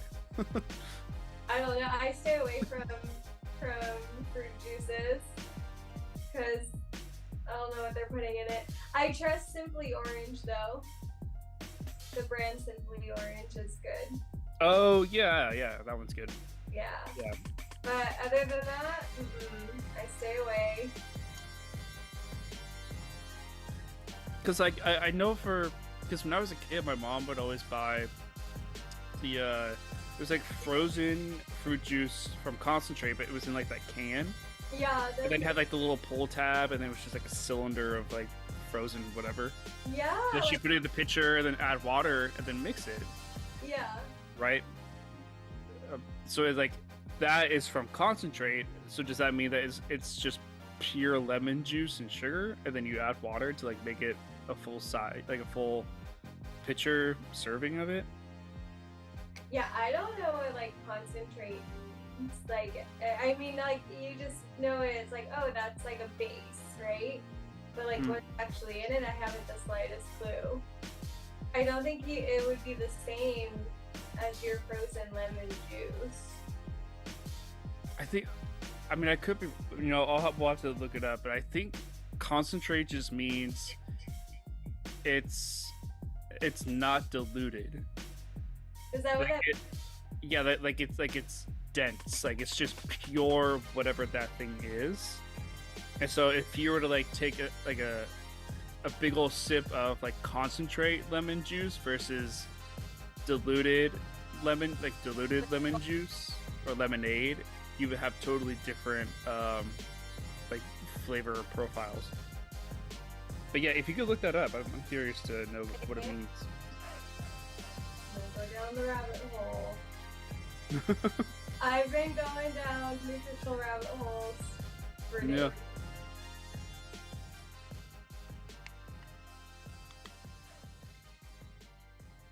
See what you got.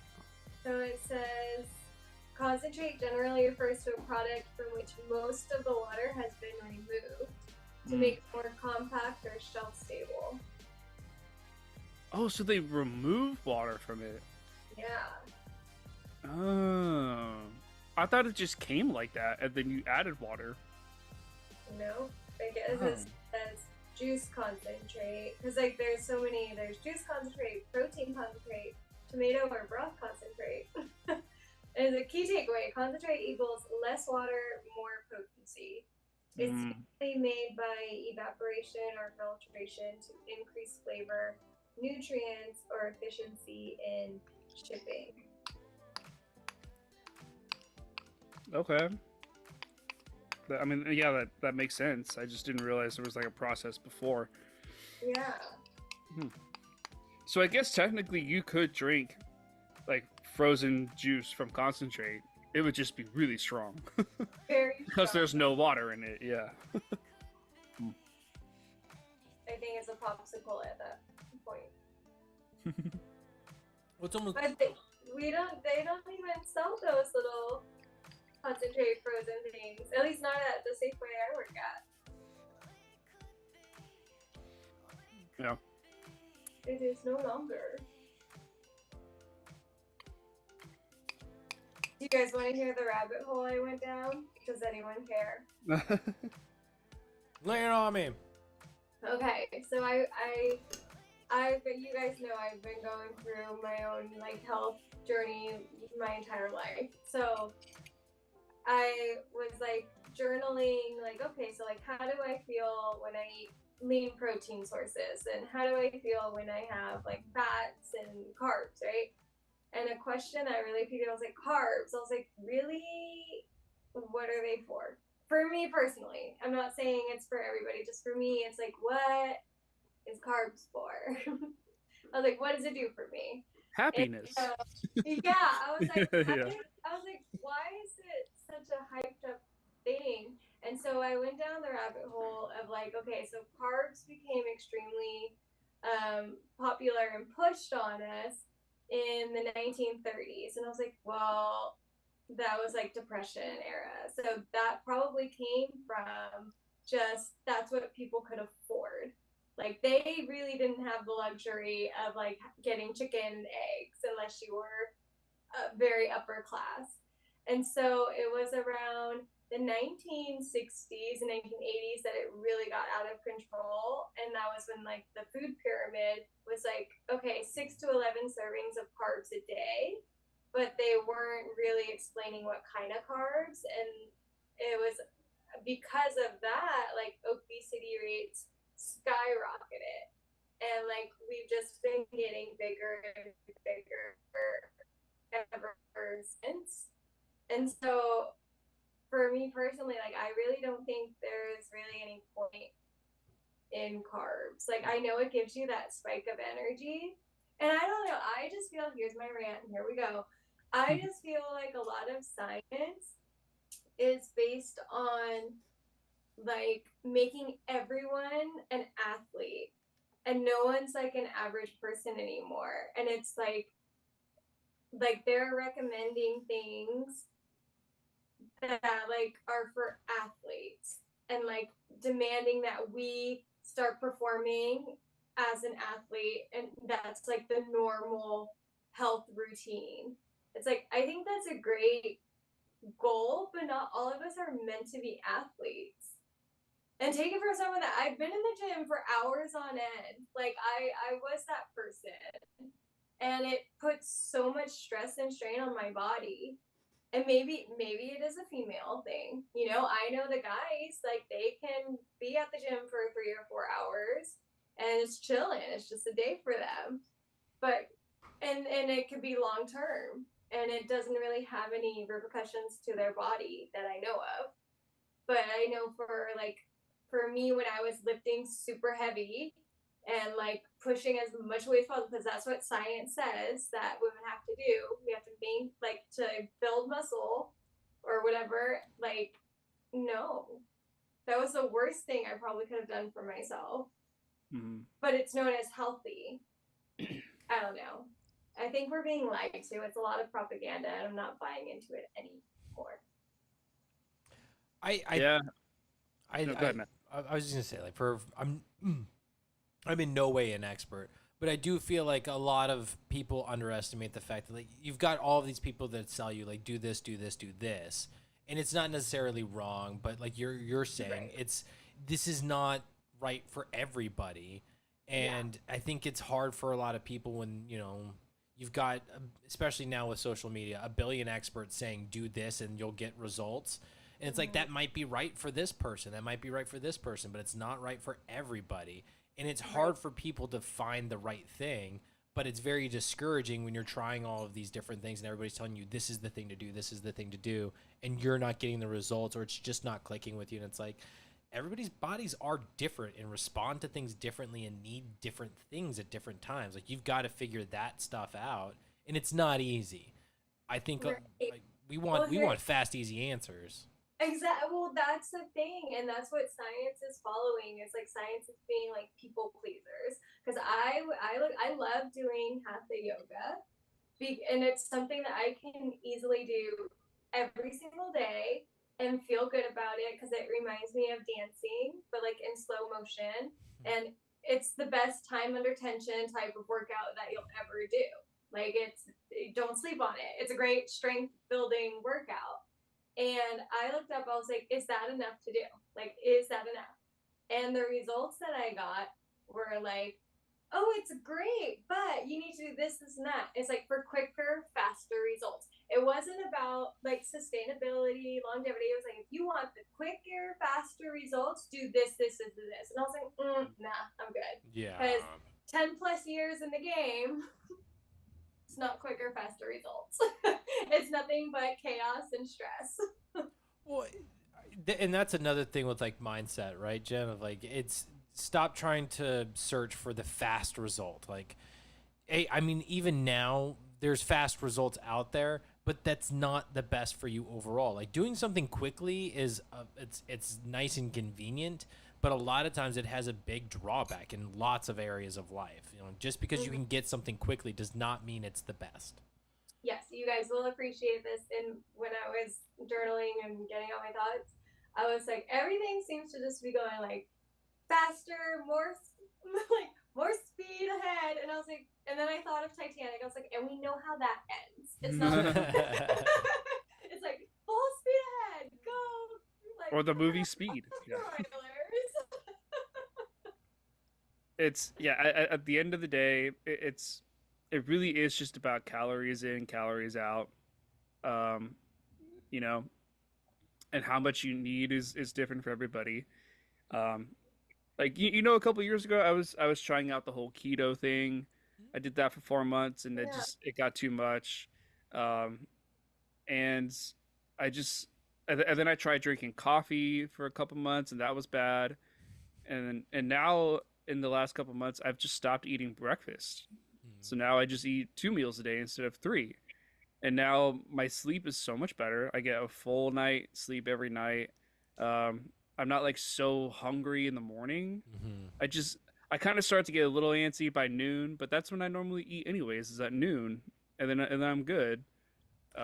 So that's what my body seems to like the best in terms of like just feeling fit and good is eating 2 meals a day instead of 3. Just like cutting my calories down a little bit. Yeah. But like I'm still eating carbs and fat and protein. Like it's good to have a healthy a mix of everything. Like I'm having ice cream and an apricot for dinner or for dessert, right? You're a fool. I'm getting ice cream. Yeah. But if you were to just eat sugar and carbs all day, yeah, that's not going to do anything for you. Or if you're going to just eat fat and protein, that might not be the best for you, So, yeah, everyone's different. I think people just eat too many carbs. That's the problem. That's why people are obese. Is because they eat too many carbs. What was that, Jen? Here's the thing, like we're also like being taught how to eat the most that we possibly can. It's like that has like less calories, but there's like I think there's a reason why like less nutrient dense foods are easier to consume because it's fake. Like it's fake food. It's all processed, manufactured. Like it's like air. Whereas like, cause I saw this thing, it was like a side by side. You have a health, like one of those health food bowls full of like spinach and quinoa and whatever else, and then a McDonald's burger and fries. And the argument was like, oh well, you would think the health bowl is the better choice, but actually it's this McDonald's and fries because it's higher protein and less calories. And then what I was saying, I was like, you're not wrong, but that health bowl that is like 870 calories, very unlikely that you're gonna slam that down. If you were eating mindfully, if you were chewing, swallowing, enjoying, like if you can Chiggy, no disrespect, I don't know how so damn fast and could feel any fullness whatsoever. but like if you are mindfully eating that bowl, chances are that is now 2 meals and not 1 because it's just so much more satiating than what that burger and fry would be, in my opinion. I do want to say Matt, I'll let you go, but first I'm gonna say, you were talking about carbs earlier, like in the 1930s or whenever, like that's when it started. It actually even goes way farther back in like the 1400s, 1500s when like bread was invented. Bread has been around much longer than that, my friend. Well, whatever. Just thousands of years ago, when bread was essentially like the big staple, that is what kept people alive. Because without bread, so many more people would have died back then, right? So it's like carbs can. Well, I'm sure the bread back then was like literally 2 ingredients, right? So just like yeast and water or whatever. It was like grain, like whole grain. Yeah. You know, like that song Amber Waves the Grain? Like that's not a thing for us anymore. Right. We have this thing dwarf wheat. And why? Because it's faster, produces more, and it's quicker to get out. Yeah. So everything full speed ahead. Hit an iceberg. Oh yeah, the bread today is not the same bread as 1,000 or 2,000 years ago. Not the same. But the point I'm trying to say is that carbs are still essential, like to life. Because if we had a food short, let's say all the animals were dead and all the plant and the trees died, but we have tons of wheat, we can make bread. We can at least keep our species alive. You know. Man cannot survive on bread alone. Maybe not bread nowadays, but bread back then. Oh yeah, bread back then, but we would be forced to. Yeah. Go ahead, Brian. Matt, did you want to go? No, I really don't. Okay. I know Brian wants to go. Like he wants to leave. Yeah, he wants to start the movie club. Yeah. Well, no, but I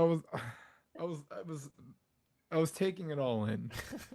I was listening to you guys. There were so many things that were said. I don't even know where to begin. Okay, here's what I'm gonna. I heard someone say carbs are what's making people fat, right? That was me. Okay, I'm just gonna stop you there. Ooh, okay. All right. Carbs aren't the enemy. Protein is not the enemy. Fat is not the enemy. It's people's discipline. It's lack of movement is the enemy. When it comes to what makes you fat, it's very simple. If you are not burning more than you're consuming, you will gain weight. That's what I said. Calories in versus calories out. But you said carbs are making people fat. Because you can eat so much of it. You can you eat so get much all protein. those calories and they're not moving enough to burn those calories. You can eat so much protein and it's going to be the same concept though. No, because protein and fat actually satiate you. Carbs does not satiate you. True. I mean, I'll give you that. Yeah. But do you realize when you consume food, your body doesn't know what it's consuming? It knows how to break it down into 3 layers. Is this amino acids? Do I need to store it there? Is it carbohydrate? Is it something that I need to break down and turn into glucose or glycogen? Or do I need to store it into the fats and as oils and whatnot? Like that's really all it does.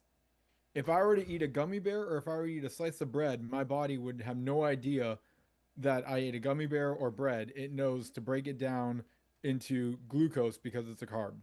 Right. Does that make sense?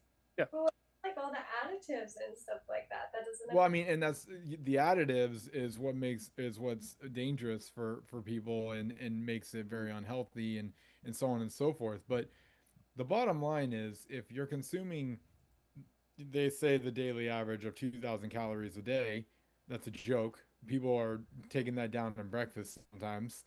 But if you're consuming that you better be at least burning that in or equal to it, especially when it comes to your natural metabolism versus your additive metabolism of whatever you do, whether it's walking, lifting weights, what have you.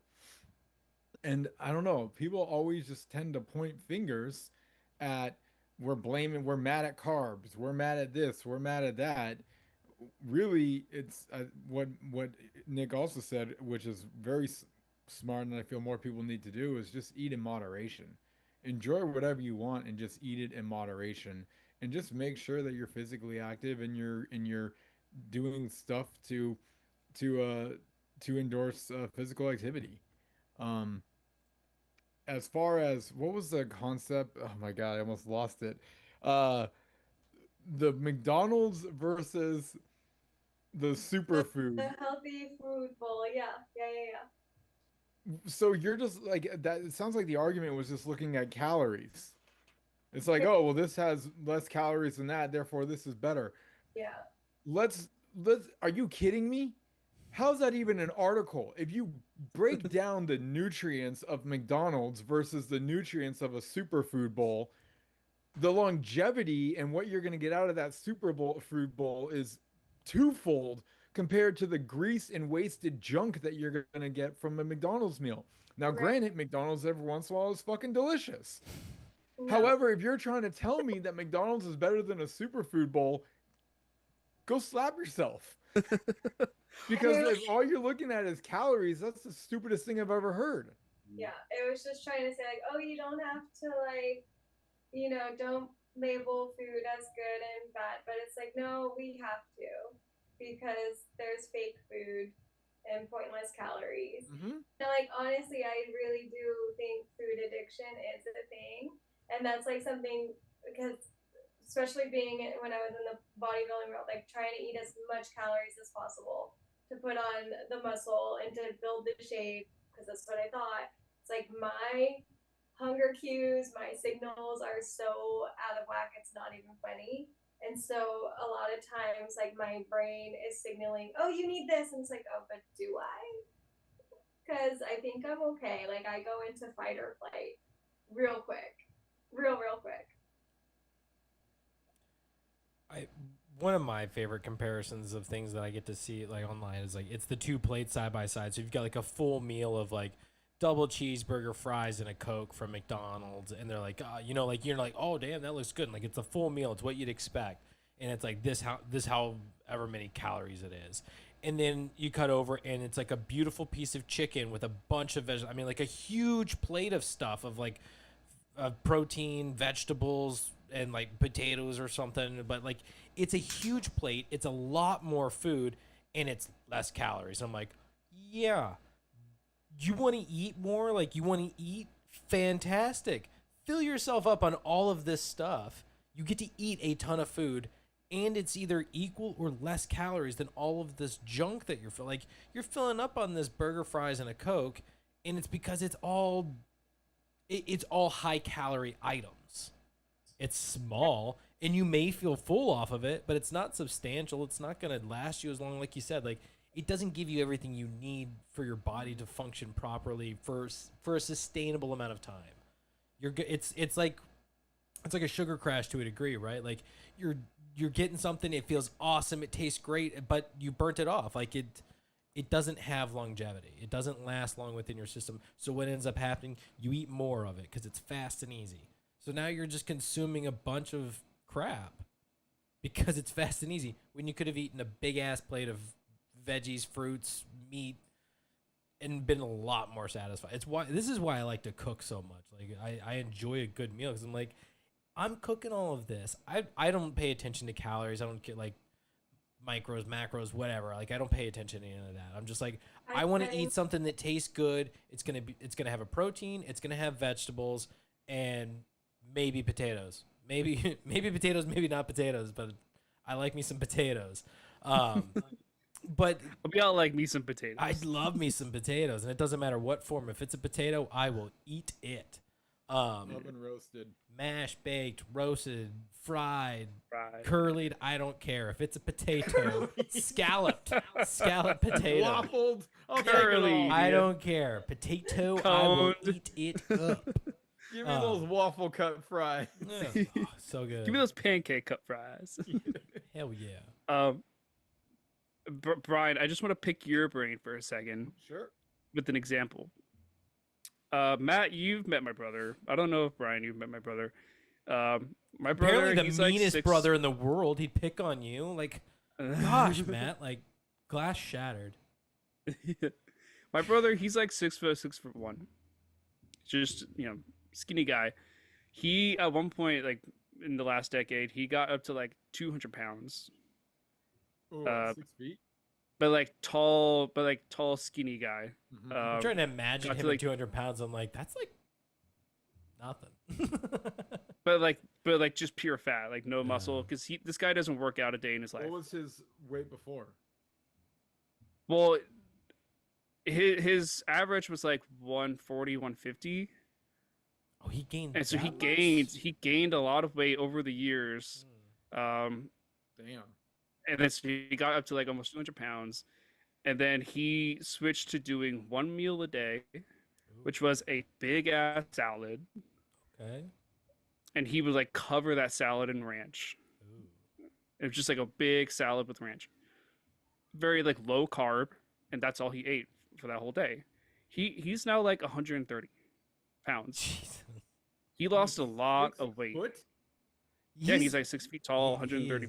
Maybe 135 now, but 130 seems severely underweight. it is. He's It he is. kind of a But string bean. the point is, this is a guy who never has worked out a day in his life. I don't think I've ever seen him run, honestly. Like, has never worked out. And you're making the claim that it's movement that keeps people fit and thin. No, it's just literally calories in, calories out. He cut out like the orange juice, the soda, the sugar, all like the processed carbs, and he went to eating like fat and veggies and protein, with one meal a day, like doing like an 18-hour, 24-hour fast, whatever per day. And he lost like 80 pounds in like a year or two. That's because his caloric intake is at starvation mode, and his natural metabolism is burning what he is consuming, so he doesn't really have to work out. I was talking about if you're going to enjoy and eat in moderation, then you are going to want to make sure that you're working out and offsetting what you want to enjoy. Like, for instance, my ice creams that I eat every day or all my nights off. I enjoy those because I work my ass off throughout the week in Yeah. order to do that, you know? But I mean, if he's eating a salad a day, his caloric intake is, I'm going to probably guess, no more than 600. No, because if he's Oh, but covering, he's got the ranch too. He would literally take the Hidden Valley, just like he's frosting a birthday cake. Like, All right. I've Well, seen. all right. I've literally I'll seen be him do generous. that. I'll be generous, and I'll say he's probably got like 1,000 calories going. Yeah, yeah. like he doesn't know it. It's no wonder he doesn't work out. He has no energy. He has no energy. Yeah, he's Yeah. basically flatlining himself. No, that's terrible, Nick. Okay, Yeah, I think I mean, what this he does a he always great seems job. fine. I think It's what not this like- does a great job of is illustrating the importance of what Jin was saying at the beginning of like what is it that you're trying to accomplish and what's the best way to get there. The simple solutions, if you're just trying to lose weight, calorie intake outtake, balance Yeah. that out, you'll be fine. Exactly. You'll lose the weight, but on the flip side of it, if all you're doing is watching your calorie intake, much like your brother is just kind of doing that, where he's eating healthy foods, he's lost weight. I'm not an expert, but maybe he's not as healthy because he's only eating these things and he's maintaining. He was able to lose weight, but now he's just at his thing. But if he wanted to gain muscle or somebody wanted to gain muscle, that changes the calorie input, output, and what you're doing. So like it all kind of boils down. What are you trying to accomplish? How quickly do you plan on accomplishing it or want to accomplish it? And you're off to a good start of finding the right thing for you. But Yeah. And you know what? When he was drinking all the orange juice and all the soda and all that stuff, if he was working out, he probably wouldn't have gained all that weight, you know? Yeah. No, because that's just a boat ton of sugar going in. Right. Yeah. And then the sugar's being broken down, and they're like, we don't know what to do with this. Store it. what? Yeah. So again, that's the thing of like it. The flip side, we talked about the calorie intake, outtake. Now we're talking about the like what you're actually intaking and what it's going The to do to metabolism? your, what it's going to do to your body. Yeah, it's like if you're eating more calories and things, but it's just hamburger, soda, and fries. Like, yeah, maybe you'll be able to build something, but at the same time, like you're having to eat more of this stuff that's not as good for you because it doesn't have longevity to it. Mhm. You're not, if you eat chicken breast and vegetables, you're going to be able to work out and feel good and then enjoy your protein shake and all of these things and then want to eat again versus halfway through your workout, you burn out because you've burnt all of the food, everything that you put into your system. It's now gone. Exactly. You've got Yeah. nothing to push you through the rest of that workout because it's gone. So what do? You try and eat something in the middle of that workout, but now you're just getting it into your system. You've already depleted yourself. You got nothing left. So what do? You leave. Yeah. And now you're like, well, shit. Now I'm hungry again. So you eat more crap. It's just like, it's how you find yourself in the bad situation. But Yeah, but when I'm at the gym halfway through my workout, I just take a spoonful of sugar and get the rest of it. Like Oh. Mary Poppins taught us. I don't. There's something about sugar that's always like kind of rung out with me. Just a spoonful of sugar helps you finish the deadlift. Finish the La deadlift. la la la la. Well, I can't remember what class it was in college, but there was a class that I had where the professor called up. He was like, "All right, do I have any athletes in this class?" And fortunately, I had a football player in my class, and like I play football, like for the college, plays football. So this guy's an athlete. Calls him up and he's like, "Okay, I want you to stick your arm out. I'm gonna just try and push your arm down." He's like, "Okay, cool." Goes to push his arm down. It's like, I'm not like just fight it, and like not really going anywhere. It's like, all right, here. Gives him like a fun size Snickers bar. He eats the fun size Snickers bar. He's like, all right, stick your arm out again. Do the same thing. And just immediately he's already pushing his hand down. It's like he just did this. He had a break. Like we know that he can fight him, but he introduces this sugar and it starts breaking down. Like I get it. I don't know the science. I don't know if it's just some weird thing. I'm not trying to read into it, but like it's always kind of it's just kind of resonated with me. Like sugar, especially when it comes to like when you're trying to do something strength related, working out or whatever, sugars are terrible. You do not want sugar to give you that boost. You need something else that's going to give you sustainable energy. Sugar breaks down too fast. On Interesting. the flip side, if you're done working out, gummies like gummy bears, anything that's going to be quick absorbing, are absolutely perfect for Get that little the boost. post. Get that kick in that you need to get you. Yeah. It helps with like the recovery. Oh, that's why I like chocolate milk. You just like when it comes to working out, lifting weights, all you're doing is just kicking your ATP drive into force, which is the adenosine triphosphate, and that's using to convert energy, and you're basically just grinding in the gym, and you're pushing all these heavy weights, but by doing that, you're breaking down all the sugars, all the molecules in your muscles.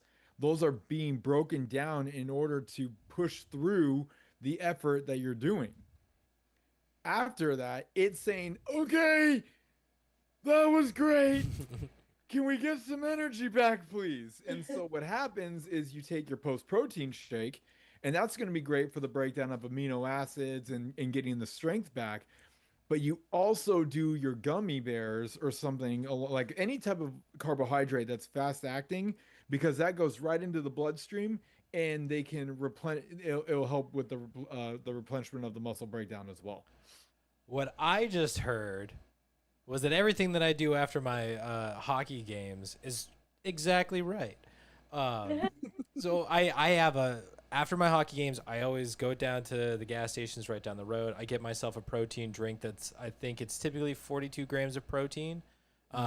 It's basically just like, it's the Fairlife chocolate milk stuff, but like, freaking amazing. Great. Freaking love them. So I get one of those 42 grams of protein, and I almost always get some sort of candy. Like because you're depleted. I always want something sweet. Like I need something sugary, so I almost always get candy. I'm like, you've just made me feel so much better about how I always get candy. I'm like, I feel terrible that I've got a bad enough sweet tooth, but after a hockey game, being like, no, give me my candy.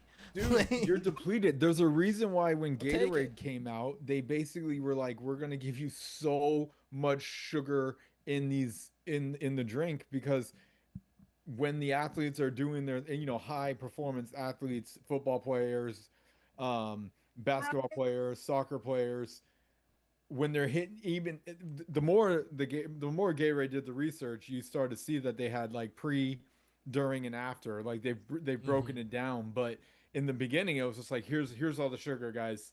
You need this because you're basically draining your bodies right now. Because it's got electrolytes. Exactly, electrolytes and sugar. Couldn't you get the same thing from like a banana?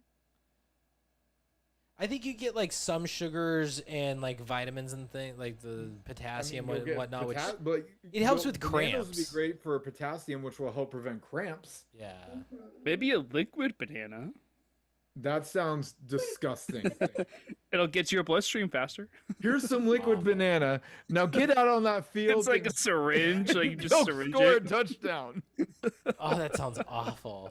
That is horrible. Also, it's like I 80-degree weather right now. Here's your liquid banana. Have at it, boy. I picture one of those like applesauce things that kids have now. That's like baby food or whatever equivalent, just pureed into like a Capri Sun, but it's got a little squeeze nozzle, and it's just a mashed banana. It's like a fucked up Go-Gurt. Oh God, yeah. Healthy Go-Gurt. Oh my god.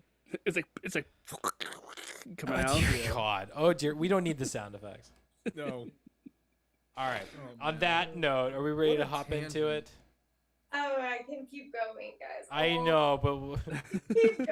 Hey almost Jen, it's 9 your o'clock. night. You could talk. What do you want to talk about? It's such a thing. It is almost 9 o'clock. I can Is it? bring. Yeah. Oh my god. Is it 8:30? Yeah. We've been talking for about 30 minutes about fitness and health. Never mind. We're done. Well, okay, let's hit the theme song so people can at least see us and we can keep talking about fitness. Because we got to get hard. We got to get ready for. We got to get ready for hard. prison. We got to get ready for the yard. Right get now hard. we're soft. We need to get hard. That's right. We need to get hard. Nutrition school is out of session, bitches. Prison school is in session, bitches. Yeah, I had nutrition school first period, prison school second.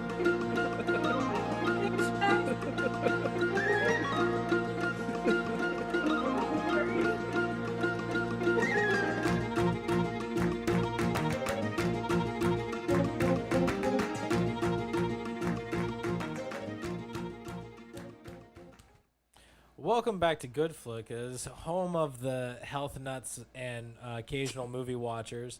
That's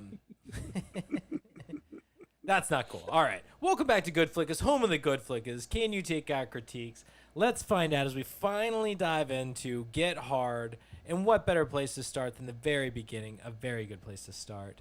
And I it's funny, like as I'm saying this, I kind of remember how it begins.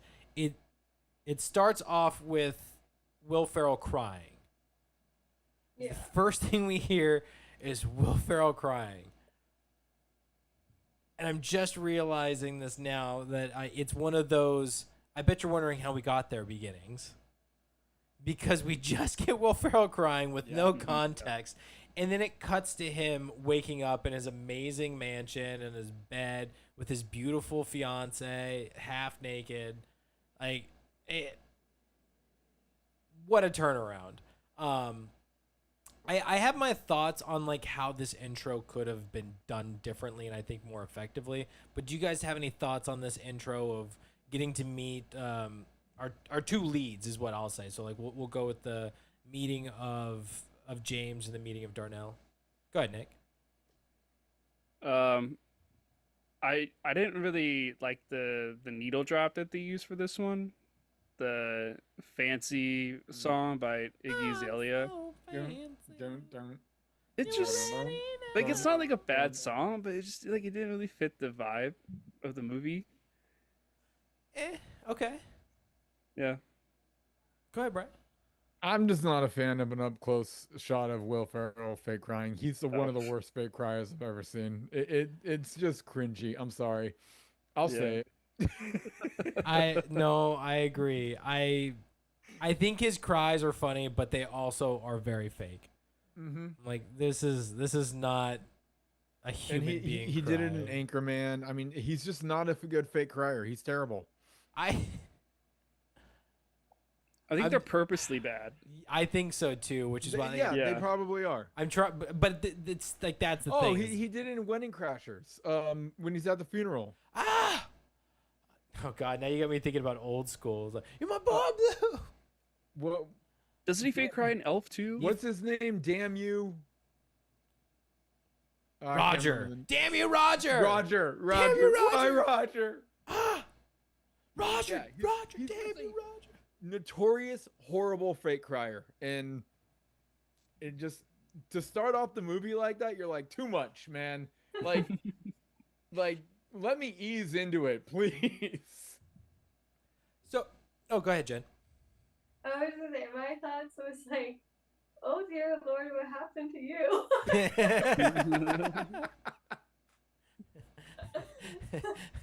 Oh, sweet man, what has happened to you? Yeah, I was like, what is wrong?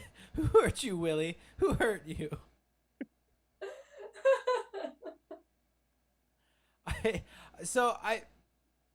My big thoughts on the intro for this movie is it's done incorrectly. So you talk about the needle drop, which I think is more or less when they start doing like the actual credits. They're driving into work. They're doing all that. In my opinion, that should have been what we opened up to. Get rid of Will Ferrell crying, the close up and everything. Mm-hmm. If anything, keep the crying over like the black screen, so like we hear it, and then cut the needle drop of whatever the little bass drop is for it, and cut to like everybody's getting ready for work and all of these things, blah blah blah blah blah blah. That's not bad. Yeah. Cut out the B-roll of Darnell and James actually going to work. Like replace that with stuff. Keep that whole intro the same, but that's the beginning of it, and then drop us into James waking up in his mansion with his half-naked fiance, his ass hanging out as he waves to the gardeners. You got to see his junk again every morning. And then Darnell doing his whole thing. Like, just swap it that way. Swap it that way so that we've got the song as the good needle drop to get us into the movie that's kind of fun. Then introduce us to the characters and get the story going from there. I didn't think it was as effective. It felt kind of jumpy in a sense, where like it just a little disjointed, not really a smooth intro. But I think the pieces were there, but out of order. Go ahead, Brian. I definitely agree with the flow that you're going with. I think that probably would have flown better. I will say though, the intro is kind of rocky, and then all of a sudden you get Darnell, and you're like, you know what? We're back on smooth waters. Like Hart just instantly goes right into Kevin Hart, and all of a sudden you're like, okay, I want to be around him. He's a very entertaining. You know, right off the bat, he's just going into his his Kevin Hartness, where he's instantly talking to somebody. And he's like, your ad says no bad credit, or bad credit, no problem. What, I don't see the problem here. You're not working with me. Yeah. It's like, fine, I'll just bring my daughter to school where they are murdering children. He goes and has his daughter say, why are you gonna murder me? And then she's like, no, you're saying it wrong. It's murder. Murder. Divine murder. So it's like Kevin's just being Kevin at that point, and you're like, okay, fine, we're good. At first, I had my reservations, but the plane has done landed. Yeah, I do. On some level, I'm a little kind of I don't want to say disappointed with like the intro of Kevin, but it just kind of felt very plain to me. Not that that's necessarily like a problem, but I it's nice that he's kind of just like your straight-laced regular dad trying to do best he can, get them moved out and everything. But it just kind of I wanted more of a punch, because the relationship that he has with his wife later is really fun. I love their dynamic. I would have liked a little bit more of that kind of play and stuff at the intro here, where like, because she was funny too with when he acts all hard and she comes at him and he's just like, damn, like he turtles so fast. Like I would have liked to have seen a bit more of that, like right off the bat. And she got hood so quick. It was good, man. I liked it. So yeah, I wish there was just a little bit more energy from them, and it wasn't such a. It kind of felt more depressing is saying too much. But like it was a little somber. That's kind of somber. Like, yeah, I was gonna say somber. It was a bit more somber, like, which the contrast is supposed to be. You've got this guy who's got all of the money in the world and is like, casual million here. Psh, I wipe my ass with $100 bills. Like that kind of vibe of the guy to this guy who's just trying his best to do whatever he can to get ahead and do right for his family. I like that. It's fine, but it's just I want more. I want more of the comedy. I want more of the punch from these guys because that's what this ultimately is. I'm glad that there's like a heartfelt reason behind all of this, but hit me with the funnies. Heartfelt. Yeah, thank you. I didn't, not intentional, but it was there. Nice. Go ahead, Nick. But the elementary school that he drops her daughter off. How Yeah. depressing is that? Yeah. Like there's like a police officer at the front. There's like chain link fences. There's like the metal scanner things that you have to walk through. It's just like, man, like where are they? And I mean, they're in LA, but I'm They're sure in they're Crenshaw. Crenshaw. yeah, they're in Crenshaw. Yeah, I guess so. They're in Crenshaw. I'm just like, man, that's rough. That's where they're all getting murdered. Murdered. Why do you want me to be murdered? Yeah. Just that elementary school was kind of depressing. It's just super depressing. And then the other thing I do like about the intro is it gives you a basically full disclosure of Allison Brie's character. I mean, you know exactly what she's about right off the bat. There's no questions asked. It's like, okay, cool. I'm on board with her, and I know what she's after, and all that. That's kind of one of my nitpicks with this movie, like why I never watched it to begin. Like initially, it felt like it was going to be very stereotype. Like you're gonna know who these characters are. You know where this story is gonna go. Like it's a fun ride, but I don't think there's any surprises. And when you meet her, like you said, you know everything you need to know about her. You know where this is gonna go. Yep. Like if you've seen the trailer and it's like, oh, he's gonna go to jail. It's like, yeah, she's gone. She ain't sticking this out. Nope, she's gone. Like, so it is one of the things that I think is a little bit weak about the movie, where it is far too predictable, but it's still an enjoyable ride. I'm gonna say that a lot tonight. Go ahead, Nick. My favorite moment from her in this intro scene is when she and James are talking about like getting married and raising kids. They're like talking about like, he's like, oh, what, raise kids in this shithole? And she's like, but I don't want to raise kids in this. And then it cuts to like the echo with the maid's house, and it like echoes. Yeah. Killed me. Like, so I replayed that because that shit was so funny. In this house. The other moment I liked is when she's, trying to like turn her man on and whatnot, and just the dialogue between the two are hilarious. Where she's like, "Do me on the new house," and then he's like, "Did it get bigger?" And then she starts to talk about like, "You're the king, and you make all the money," and then she's like, she goes, "Is this a king's dick?" He's like, "It's semi above average."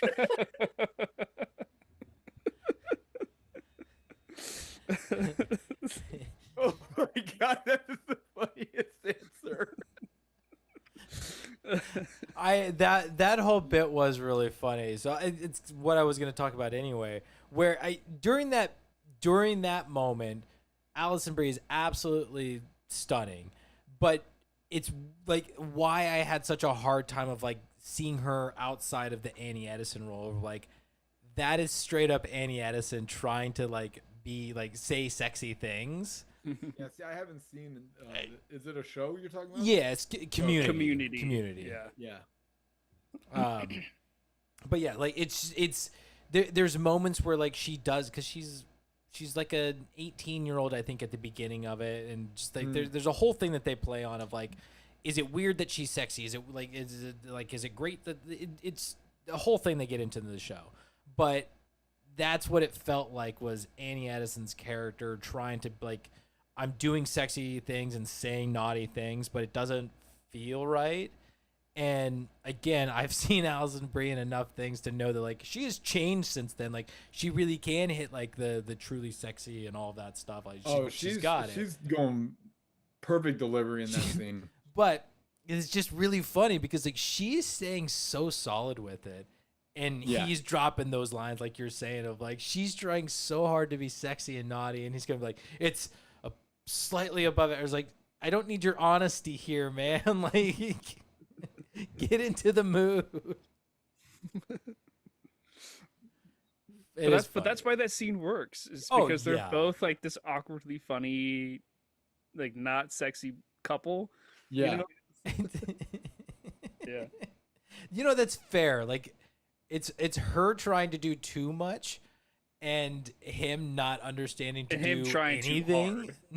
Not trying hard at all. He's so focused on the fact that it's like weirdly enough, it's not the money that I think he's concerned about, but like the whole like did it get bigger and all this stuff, and like how it all starts with the like in this shithole, and him kind of it's like he doesn't want a huge house. He doesn't need a huge house, and like that's his No. big thing is like this just seems excessive. But it's what she wants, and she wants the bigger house. So he's like, yeah, we'll get the bigger house, whatever. It's just money. Yeah. God, I do think it is funny to think about it where she is supposed to be somewhat not sexy, like she's going over the top and he's not matching, and just this the weird imbalance of what they're bringing to the table in the scene. Yeah. All right, are we at memories? Mm-hmm. Okay. Who's got memories? Nick's kind of ruined one of my big ones. I ruined one of them. It's your name, like Oh. That was my memory too. The Yeah, yard that, scene. you know, that scene that popped into my head too. Let's just talk I wrote down about it. I wrote down all the quotes from that scene. All of the quotes. I mean that I it's. think all of them. I may have missed one, but I want to know how many takes it took, because Kevin Hart bouncing from character to character, the way that it's edited. Yeah. Excuse me. The way that it's edited, flawless. Like he bounces from one to one. I'm like, this is like how they cut Smeagol together, where I feel like there's two different people in the room here. Like it's Kevin Hart playing three people. It's and amazing. It's so good. And God, what's the third one? The what is it? Dante. Dante's the one where he the gay one, yeah. Oh my God. When he slips into Dante out of nowhere and just Yeah. like, oh my God. But the can I hold your pocket and all of these things, it's like he's saying like this is legit, dude. Like you don't stop. It's hilarious while Will Ferrell is, I don't know if he's not told anything, if he's just kind of reacting to all of this, but the balance of Kevin Hart doing what he's doing that is flawless, and Will Ferrell responding as James is incredible. Go ahead, Brian.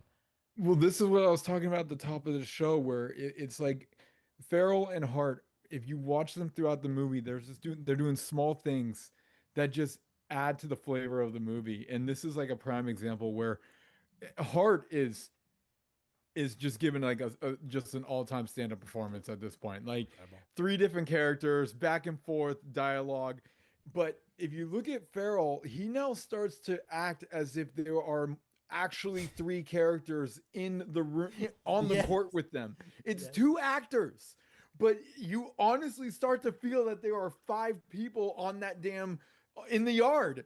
And it's because of the way Farrell's acting. It's the way that Kevin Hart's acting. This is a flawless scene. It is so damn impressive of what both of them are doing. It's like Farrell's like, "No, Dante." He's like, "Oh God, Carlos, I didn't know you. What do you want?" Like he's actually acting as if they're live people. It's amazing. I give them so much credit for getting through the scene without breaking, because I know I would not be able to do that. I would be laughing hysterically trying to pull that one off. But I mean, it's just it's flawless. It's such a perfect scene. Go ahead, Nick. When I was taking improv classes a couple of years ago, there was one scene that we all had to do where we each had to play two characters, Hmm. and we were doing that exact same thing where like we would like switch positions and go like left and right, and like be those two characters. So that it should like what Kevin's doing in this, that's all improv. I mean, maybe what he's saying is scripted, but that's how it would be if it was improv. I mean, he's adjusting his beanie Yeah. according to character. It's like Sometimes oh, he like struggles with it a little bit. Yeah. To, like yeah. I do like that we get to see him going back and forth between the characters. So, like, there's those moments where you're seeing him adjust the beanie and doing different Yeah. things. Like, right. it is so fucking good though. Like, God. It's- I don't know why. Like, I loved when it starts off with the like, go over there. Hey, get away from me. Go over there. Like, it starts off so simple, but once I got Kevin Hart going into Dante was just so good because he softens up. Like, he's playing these two hardened like gang member type characters, and then he just softens up to like. And what's funny is my mind went to like Tracy Morgan and Longest Yard. Mm-hmm.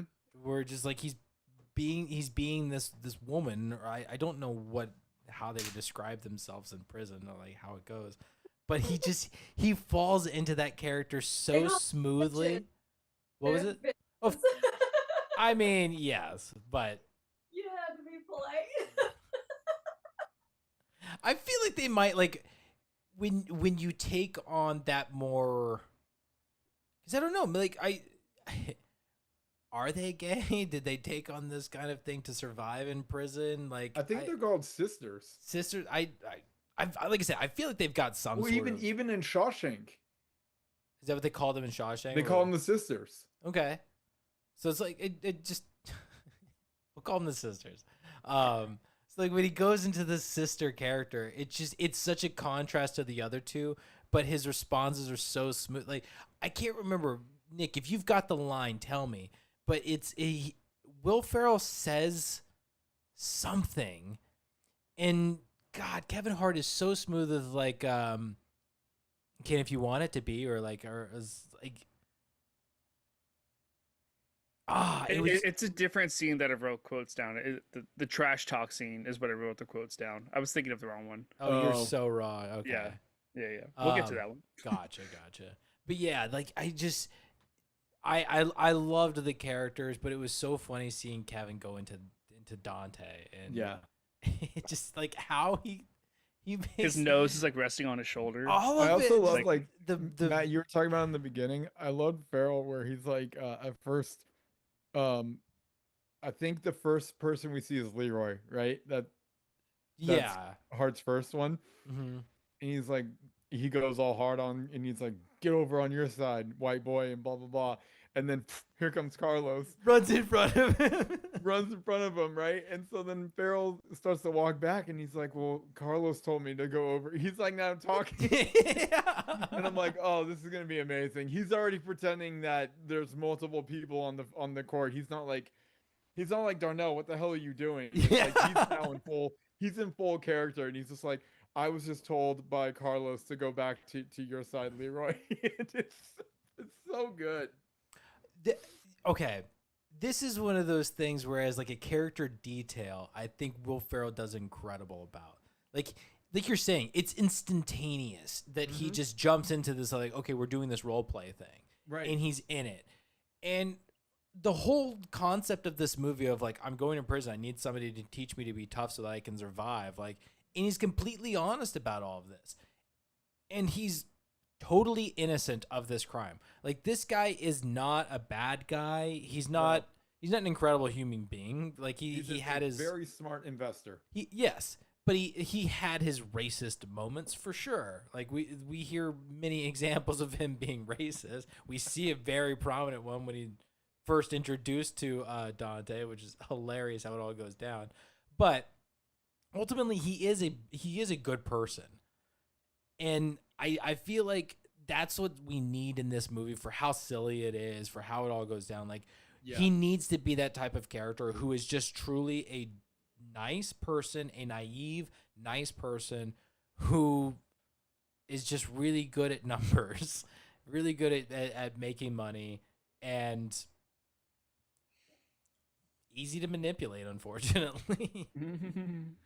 Like I think he does an incredible job of selling this kind of naivete, or however you really say it. But any other memories?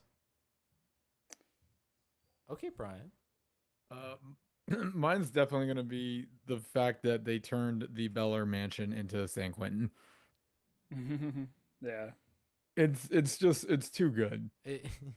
Especially if you look at some of the details. Like the details are what cracks me up. Like there's one part where I don't remember where in the movie. I think it's right before the riot. I think. But the camera is panning this way. Sorry, the fucking riot. We'll talk about that. Yeah. But the camera is panning this way. And if you look closely, you can see that some of the bars that they made are golf clubs that are horizontal going down. Oh, I didn't see that. That's a good. Did you notice? That's funny. I didn't notice that. Like that, I loved the whole like 5-minute conversation, the phone that they did, some of the signs that they have in the like the Bel Air Annex, complete isolation, like just the whole like Bel Air mansion turned San Quentin is just hilarious to me. And it's the details that they don't bring them out to you. They're almost like they treat it as like Pixar Easter eggs. Yeah. Where it's like you gotta look for them. But when you find them, it's just twice as funny. Yeah, I do feel like they had a lot of stuff in the background with those things. Oh, I bet you the set director had whoever was doing that, they were like, let's go to town, guys. This is gonna be awesome. Hell yeah. Had to have had a lot of fun with that. Getting to build a fake prison, like that was the equivalent of being an adult and it's like, all right, we're making a fort. But you're just saying we're making a prison. That's yeah. That's spot on. That's exactly what that is. That was And then what I love so much is like it starts off so minuscule. It's like this one room is your cell, and then all of a sudden the entire mansion at the end of the movie has just be like there's electrical fences on the outside. There's like towers Like, in the front, right? They go full on just committed San Quentin. It's just like just the constant like blink and you'll probably miss that we've added something else, and then all of a sudden when you get to the end of the movie you're like, when the hell did it become like this? The only thing that they're missing is like the watchtower with the circling light. Yeah. I bet they You just had see it. It's that like in the a deleted background. scene. Yeah. They did a simulation of a prison escape.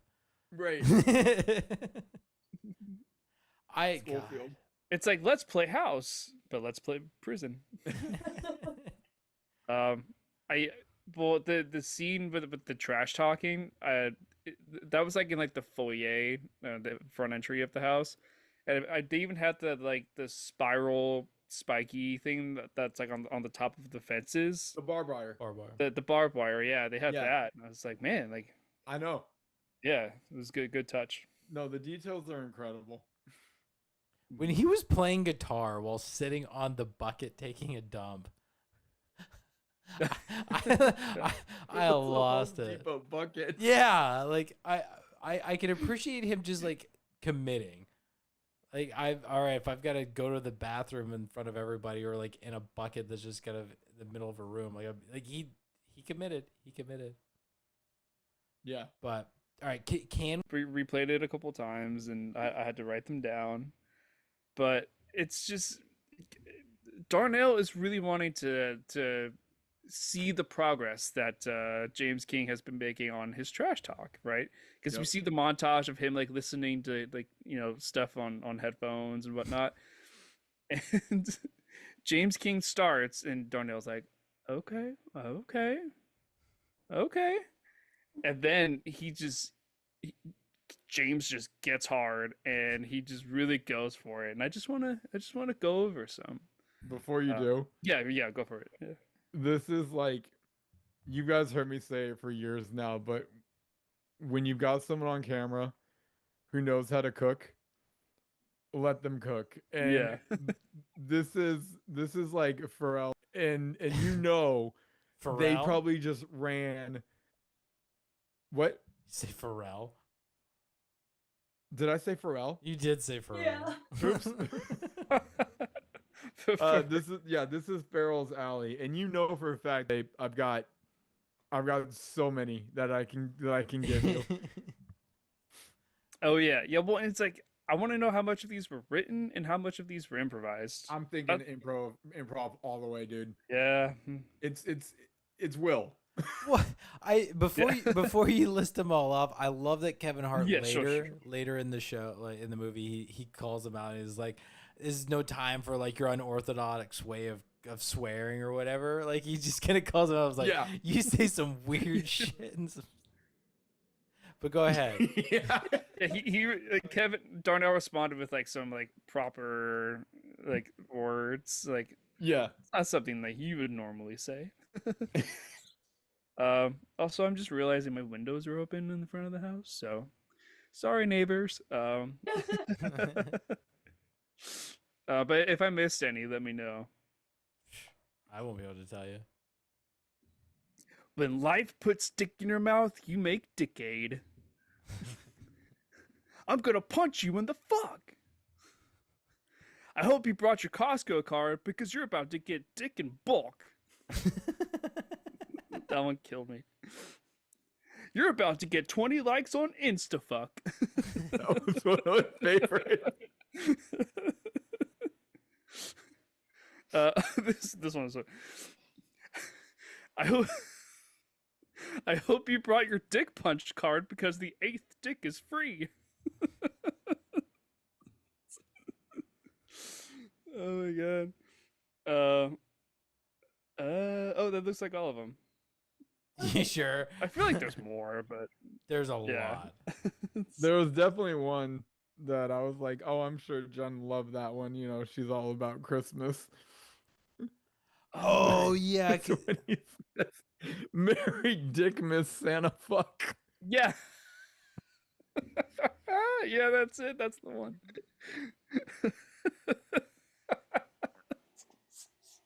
Why did I write that one down? Jen? Oh my god. I wasn't. Santa fuck. That kind of sense of humor is not my sense of humor. So I just watched it with a straight face. And then when Kevin, But they shaded on Christmas. yeah, no. Oh.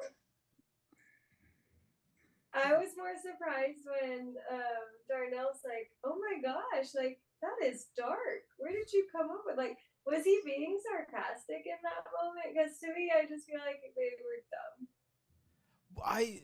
He did start saying some things that were like towards the end where they're kind of like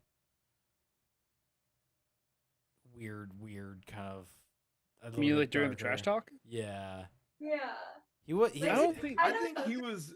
It didn't do anything for me. I think he was absolutely shocked that James King could come up with that material. Well, okay. About the person. Yeah. What I remember about this scene is how immediately it ends. He grabs the cell phone to stab, and he responds like he goes to stab him, and then he blocks the stab. It's like that. That was the funniest part to me. It was like he says all of this weird stuff, all these weird insults and swear words, and Kevin just turns around and tries to stab him. And I also love how he always announces stab before stabbing. Well, here's the thing too, that those trash talk insults are not good. They're bad. Like, they're not supposed to be real trash talk.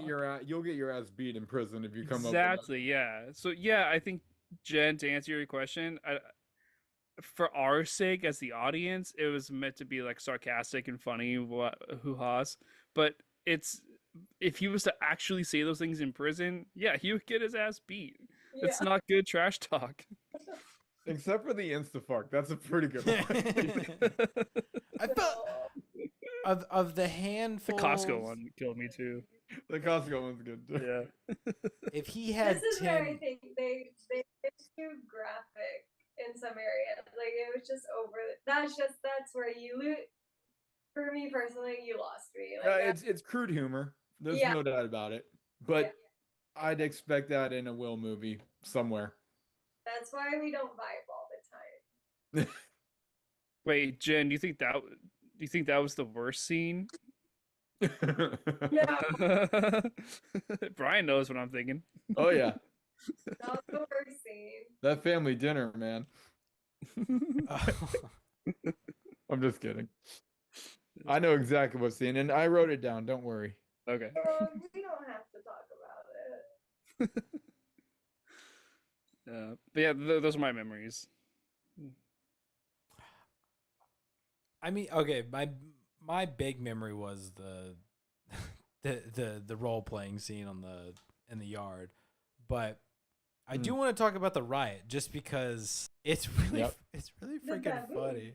Yeah, the random stuff like I do I do think it's funny that Darnell is like I can't remember what his gardener's name is, but he's like blah blah blah is real excited about this.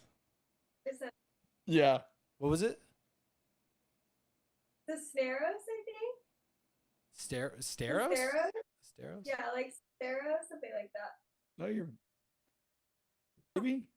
I'm gonna think. see if I can I don't pull it know. up, but Don't. either way, Can you refresh me on the riot scene? I'm drawing a blank to it for some it's reason. completely done. I this is actually something that I'm curious that maybe you can answer with some thoughts because it's done in a strobe effect where there's a random shot of a baboon that I think is holding one of his shivs, and it's kind of like the foreshadowing of how he got stabbed in the head. Isn't there like another Rafiki gone wild. Yeah. But so there's one, I think a random homeless guy is what they kind of said, who's just kind of running in and smacking and just like hardcore dancing essentially. Couple homeless. Were there a couple of homeless? Mm. So there's like a loose monkey, a couple of There's- homeless. You've got the gardener who's chickens. just the chicken. That's right. He's firing Remember tennis chicken? balls at him. Yeah. One chicken. Yeah. Tennis balls. But like it's done in like a strobing effect, but I can't tell from the way that it was designed. It almost looks like they were still images rather than they actually filmed in a strobe, because it's like it's not quick. It's not like a quick strobe. It's like flash, Yeah. flash. Like it's. And it doesn't seem like there's much movement, but that's all again the strobing effect. So I hilarious. However they did it, like the reason I asked you, Nick, is like if you might know whether like if you could tell whether they did like an actual strobe effect or if they took just a bunch of stills and created a strobe effect via editing. Because I've personally have done that before, but yeah, I think they just. Go ahead. Sorry, Matt, you're cutting out pretty badly. But I think it's they filmed the whole shot with the light, but then they just like took a freeze frame and then did black, and then took a freeze frame from like 5 seconds later, then to black, freeze frame 5 seconds later, black. That's what it looks like to me. That's kind of like a stop motion kind of thing. That's kind of the vibe I was getting to. Is like it looked like more of a created strobe. Oh. I know my internet's a little weak.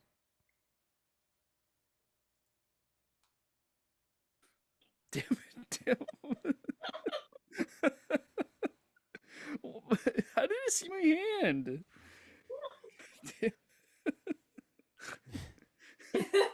my internet sucks. Thumbs up. You need to go art museum method and just sit on your hands. It's gonna somehow pick up my toes. Probably. Yeah, I really liked the riot scene. I thought it was a lot of fun. I thought it was hilarious and pretty well designed.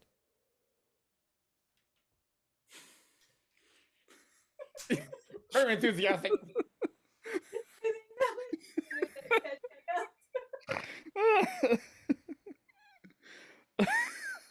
Sorry. I felt like we were at the Derby race for a second. Woo! And they're around the corner. Not right. I have Not no ready clue for how I that. sound to you guys. I'm so glad that's recorded. It's not happening on this end, Brian. You guys are the Oh only my ones that are God. experiencing it.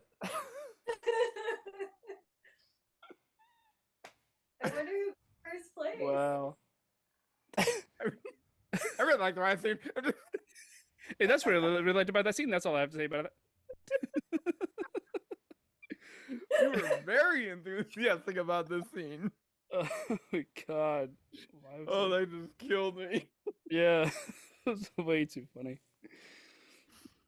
I forgot to Oh. mention. I titled my memory because it's we already talked about the scene already. Home Sweet San Quentin. Mm. Okay. It's good. Yeah. It's got those kind of Folsom Prison Blues. Nice. I have a scene. Are we into scenes? We haven't heard Jen's memory yet. Oh. No, I was with I call it Three's the Crowd. Ah, okay. Okay. For sure, yeah. That's like Got it. that's it. All right. We're in the yard now. All right. Yeah.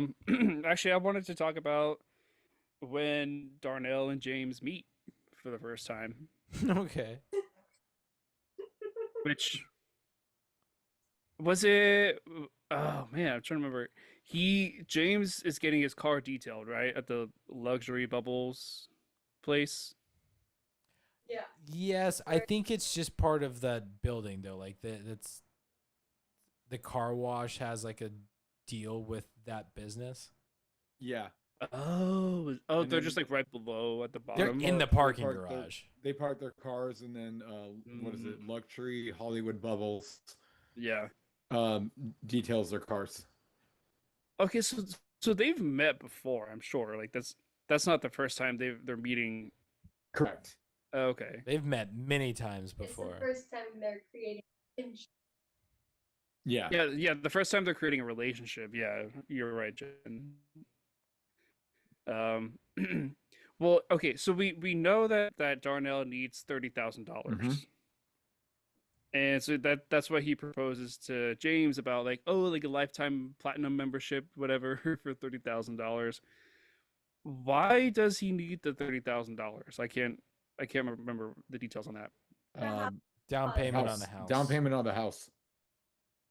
Oh, is that what that was? And so he can move and then his daughter doesn't get murdered. Murdered. Murdered. Murdered. Oh, okay. That makes sense. But yeah, anyway, so James like respectfully declines, and I think he like leaves him a tip. Oh, wait, am I frozen? No? Hello? No, you're No, okay. Kiki, what happened to your? What's going? Oh, cat. Yeah, I just looked down and looked back up, and everything was in disarray. I just Um, love that the Look at cat that. put it back. Cameraman is working. Yeah. Yeah, we're doing great. Yeah, but no, I did the moment when James is trying to give a tip to Darnell, he like brings out the whole wad of cash and he's like flipping through 100s, 100s, 100s, and Darnell's like, "Ooh, Yeah. this is gonna be a big tip," and then he gets to the $1 bill, like gives him like $2. Just like, what a douche move. Yeah, Yeah. That was really messed up. super messed up. To be fair though, Darnell was like, "You don't have to give me that much. No, you don't have to." So he didn't. Gave him $1, and then said, "Success is a mindset. Bye bye." Oh my Yeah, god, yeah. that line killed me. 'Cause doesn't that line come after Craig T. Nelson's character says, like, he's talking about the whole like starting this business with nothing. I started this all on my own, and an $8 million yeah. loan from my I wrote that- dad. I wrote that down. He says, "I built this business with my own two hands and that computer and an $8 million loan from my father. Yeah. And James like, wow, you really had nothing.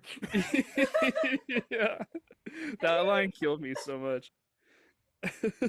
Okay. It gave me like vibes of like and about and a small loan of $1 million. You know, like the whole like Donald Trump thing with his dad, and like, come on, these rich people, they all get the money from their dad somehow. I actually felt pretty bad for James that it came up often. It's like he did not know his dad. I kind of expected them to dive more into that, but they just kind of kept it pretty surface of like he's got daddy issues, or treating his future father-in-law as just his straight up dad, and it was it added to the naive part of his character where he's just like, this guy will never do anything wrong. Like he just believed everything that he would say, and it was kind of a little bit sad knowing it's like that guy's totally screwing you before knowing he's actually screwing him. It's like, sorry, like this is like I said, I was able to predict this movie pretty easily. Was everybody else kind of aware that like that dude is not great? Like he's the whole concept. He's going to jail. I'm like, that's the reason that guy's the reason you're going to jail. Yeah, Calling him dad, and I'm like, oh no. You poor guy. He's using you so, which does kind of lead me. Did you guys think that what was her name Allison? I think it was. I Or think Alice. I think it was Alice. I don't think it was Alice. I'd remember if it was Alice. Alyssa. Alyssa. Okay, I was close. Alyssa. Yeah. Like, did you guys think that Alyssa actually did know about it? I got like obviously like major what do you call like gold digger vibes. But then when it comes out that's like, oh, her dad is this like super rich guy, it almost felt like I think she might be in on it. Like they're all kind of playing this guy. Oh, for sure.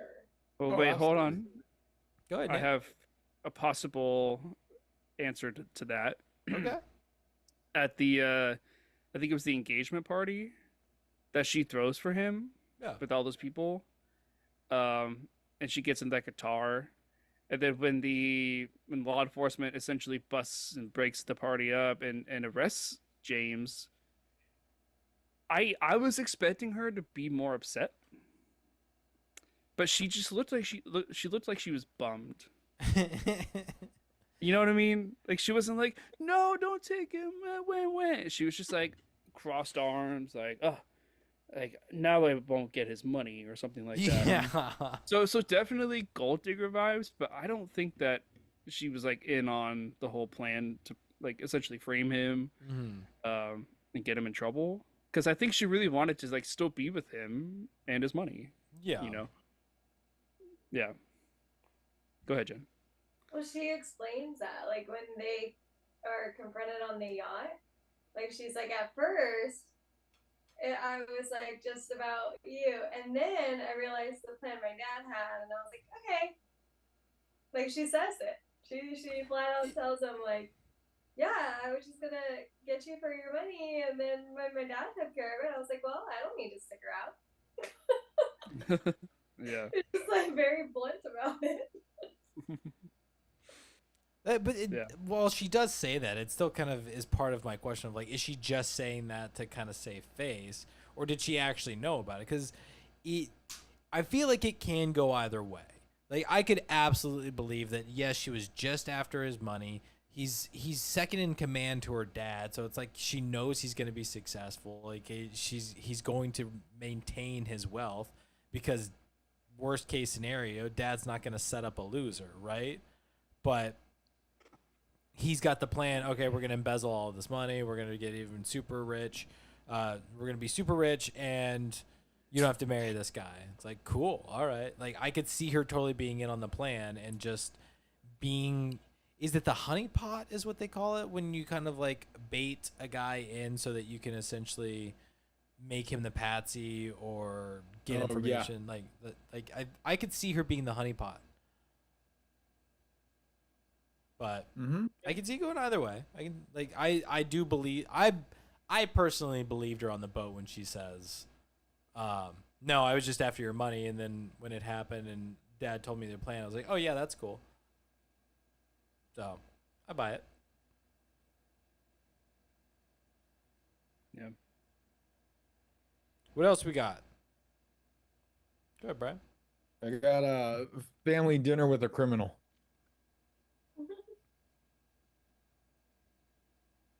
Anyone know? Matt, you look confused. Well, I'm trying to see if it's any deeper than just like Darnell after the head stabbing and having a meal with I'm not Darnell, James. Mm-hmm. James with Darnell's family after the head stabbing. Mm-hmm. Yeah, no. I was just this trying to is think if it, there's but any this other was- meals where like it could have been. Yeah, this scene was just so funny to me because the wife is just baiting.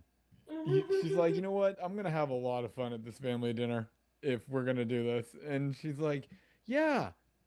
Why don't you tell James how you went to prison? Like, I really want to know. And then she's like, oh, but no, the daughter. And he's like, oh, but she's the daughter of a convicted felon. Like, she's a tough girl. Like, you can tell the wife is having so much fun. And then all of a sudden, Darnell goes into Boys in the Hood. Yeah. And James has no idea. Like, you just don't see. Yeah, has no clue that he's basically just rehearsing Boys in the Hood.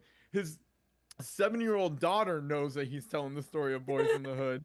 Mm-hmm. And once again, Will being Will, James is now super invested in the story, and then he goes like, Ricky, he like he was so emotionally torn. And then the best part about this is at the end where I forgot Darnell's wife's name, but she's like, are you sure you don't want to tell him where that white lady adopted you and made you a defensive tackle back, which is clearly The Blind Side. a reference to Blind Side. I wrote that down because I thought that was way too funny. It's so good. Oh man. Well, and you know what? When she says that, it's like a hard cut right after she says that line before they move into the next scene. And I was like, damn, like that's good comedic timing because Yeah, if you didn't know the reference, like you would just gloss right over it. it's gone. Yeah. Yeah. It's like, but if you know the reference, you know exactly what she's talking about, and it's just it's hilarious that it's not Yeah. like all of a sudden his life has become movies that have been made. Movies that James King has never seen. Yeah. Oh man, yeah, I did like that scene a lot. It was super funny. Yeah. When James gets like the shiv in his forehead, is it the scene after that when he pulls out the electric toothbrush shiv from his butt? No, that's before. Is that before that? Yeah, Yeah, that's before. that's way before. Because he shows off all of his shivs, and Yeah. then I think there's like a day or something that passes maybe, and then it's the riot test. Yep. Yes. So like they establish he's got all of these shivs. Because the shiv got into his head because of the riot. Right. Right. Yeah. But I thought he created the electric toothbrush one after the fact. No. No, it's just the last one he pulls out. Yep. No. He's got them all lined up, and then he pulls the electric toothbrush out of his They were Kingstered. Kingstern. That cracked me up. Just seeing that electric toothbrush shiv, it was like, man, like, He's like, look, the motor still works. yeah, He was way too proud of himself sometimes. yeah. Look at the good work I'm doing. I taught myself to keister. Oh yeah, wasn't that on like the list of things? Like the very last one was keystering. He's like, Yeah. what's keystering? You're not ready for that. Yeah. I got another scene. Yeah, go for it. So it's not the first scene that we get with T.I., it's the second one. So after James and Darnell kind of get caught trying to get the evidence, and he's like, I'm just going to give up and I'm going to join the Crenshaw Kings. And it starts off with like just that nice moment of them like drinking and smoking on the porch, and him be like, hey, I lost my black friend. Don't lose your black bread over this. It's like over like the accounting. They're arguing about a Roth IRA. Yeah, and like It's like this is a boy about to get us audited. Yeah, strip club's not an office. You got 5 years of receipts. Oh, we didn't even do the initial scene about that yet, but yeah. But I do love this one where it's James joining the gang, and then you've got T.I. right at the end who's just like laying it all out there, all straight faced and everything, and hands him the gun. And they go to open the door, and Darnell's out there. All the guns get pulled on, which is absolutely hilarious.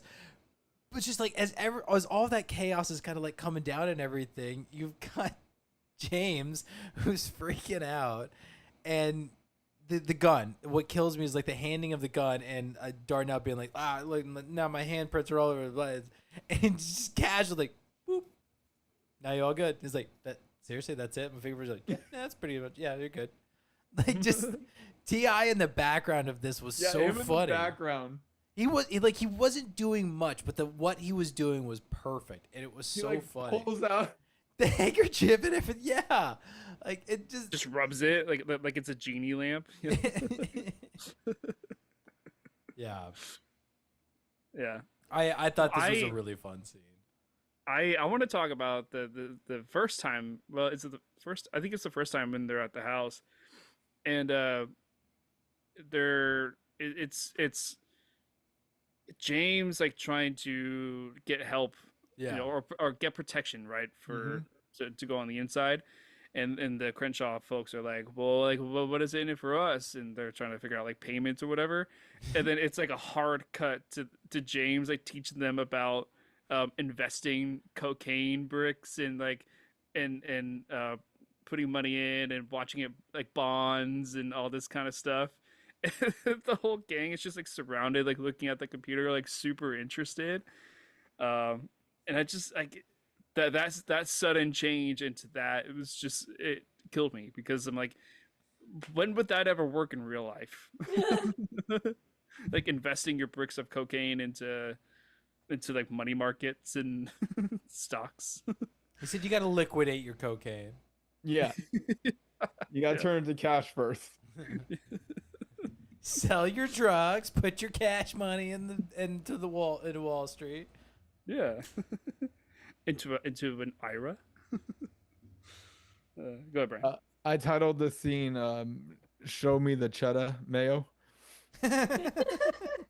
Show me the cheddar mayo. You don't get it, Nick? That's fine.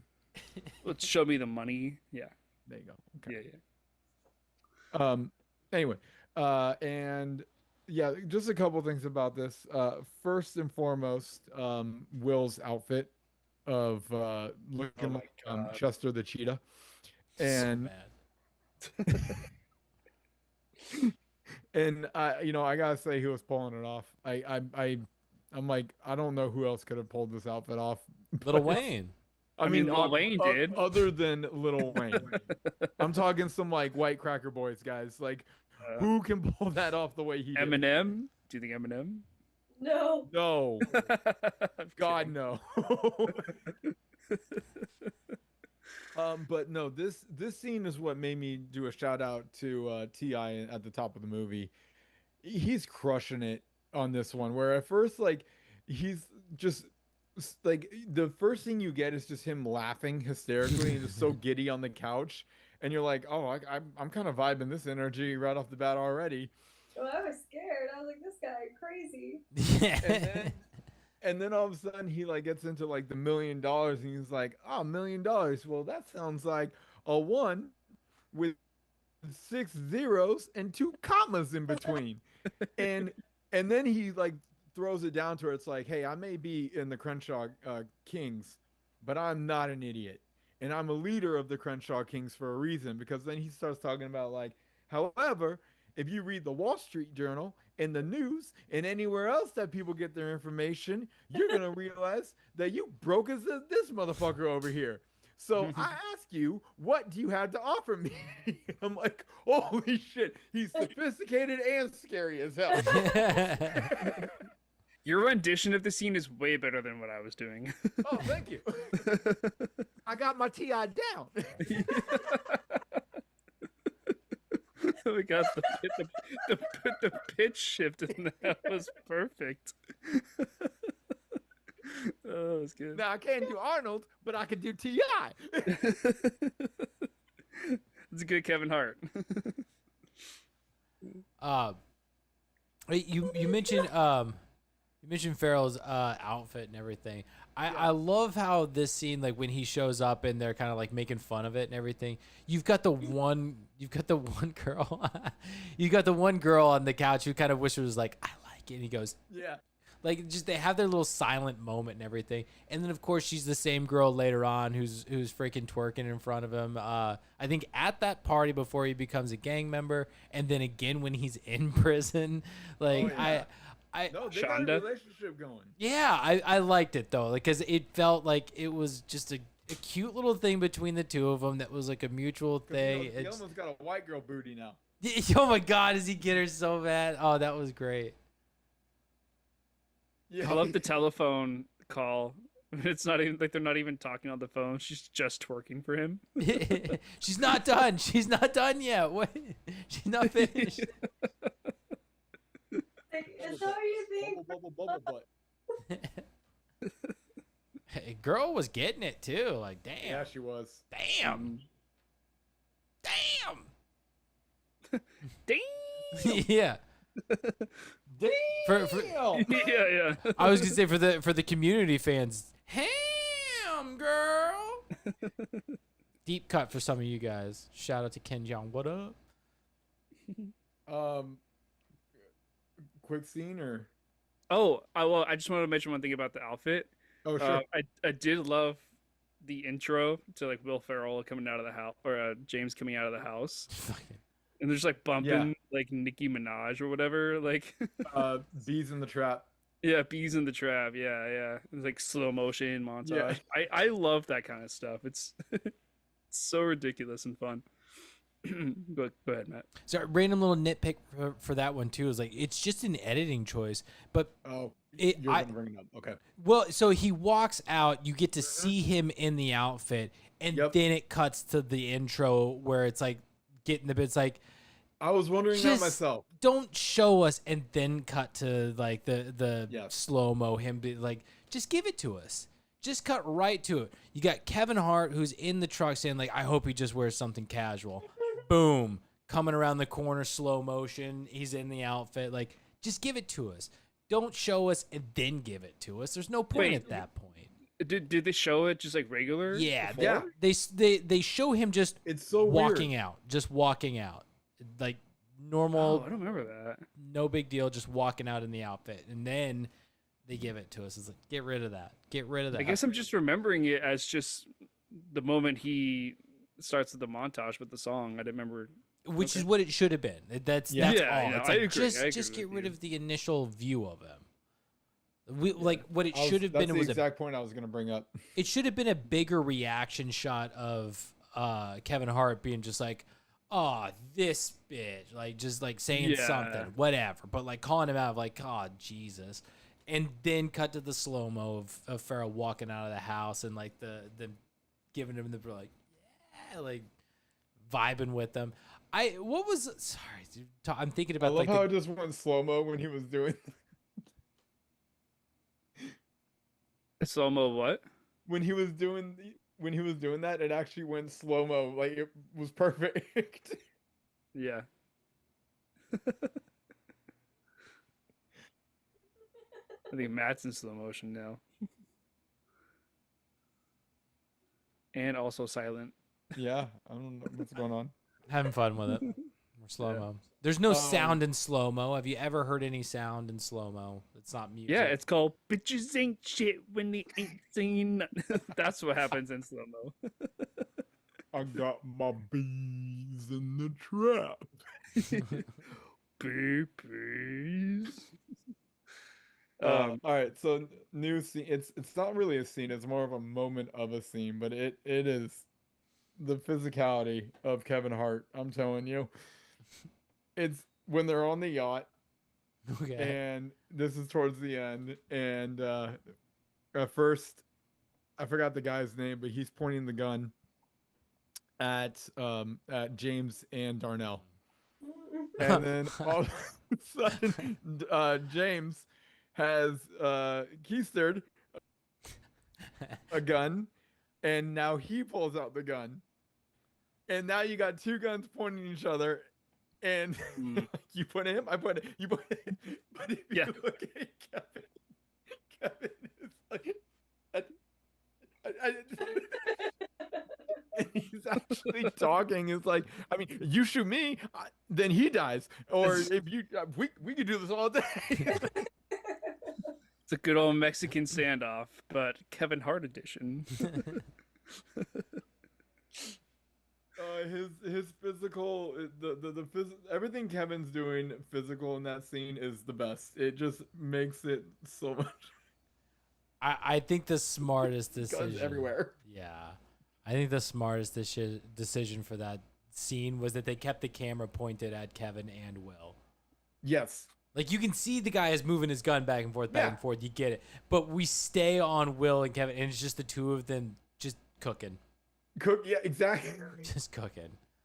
I swear, at one point, I think Kevin's arms look like this. He doesn't know which way to go.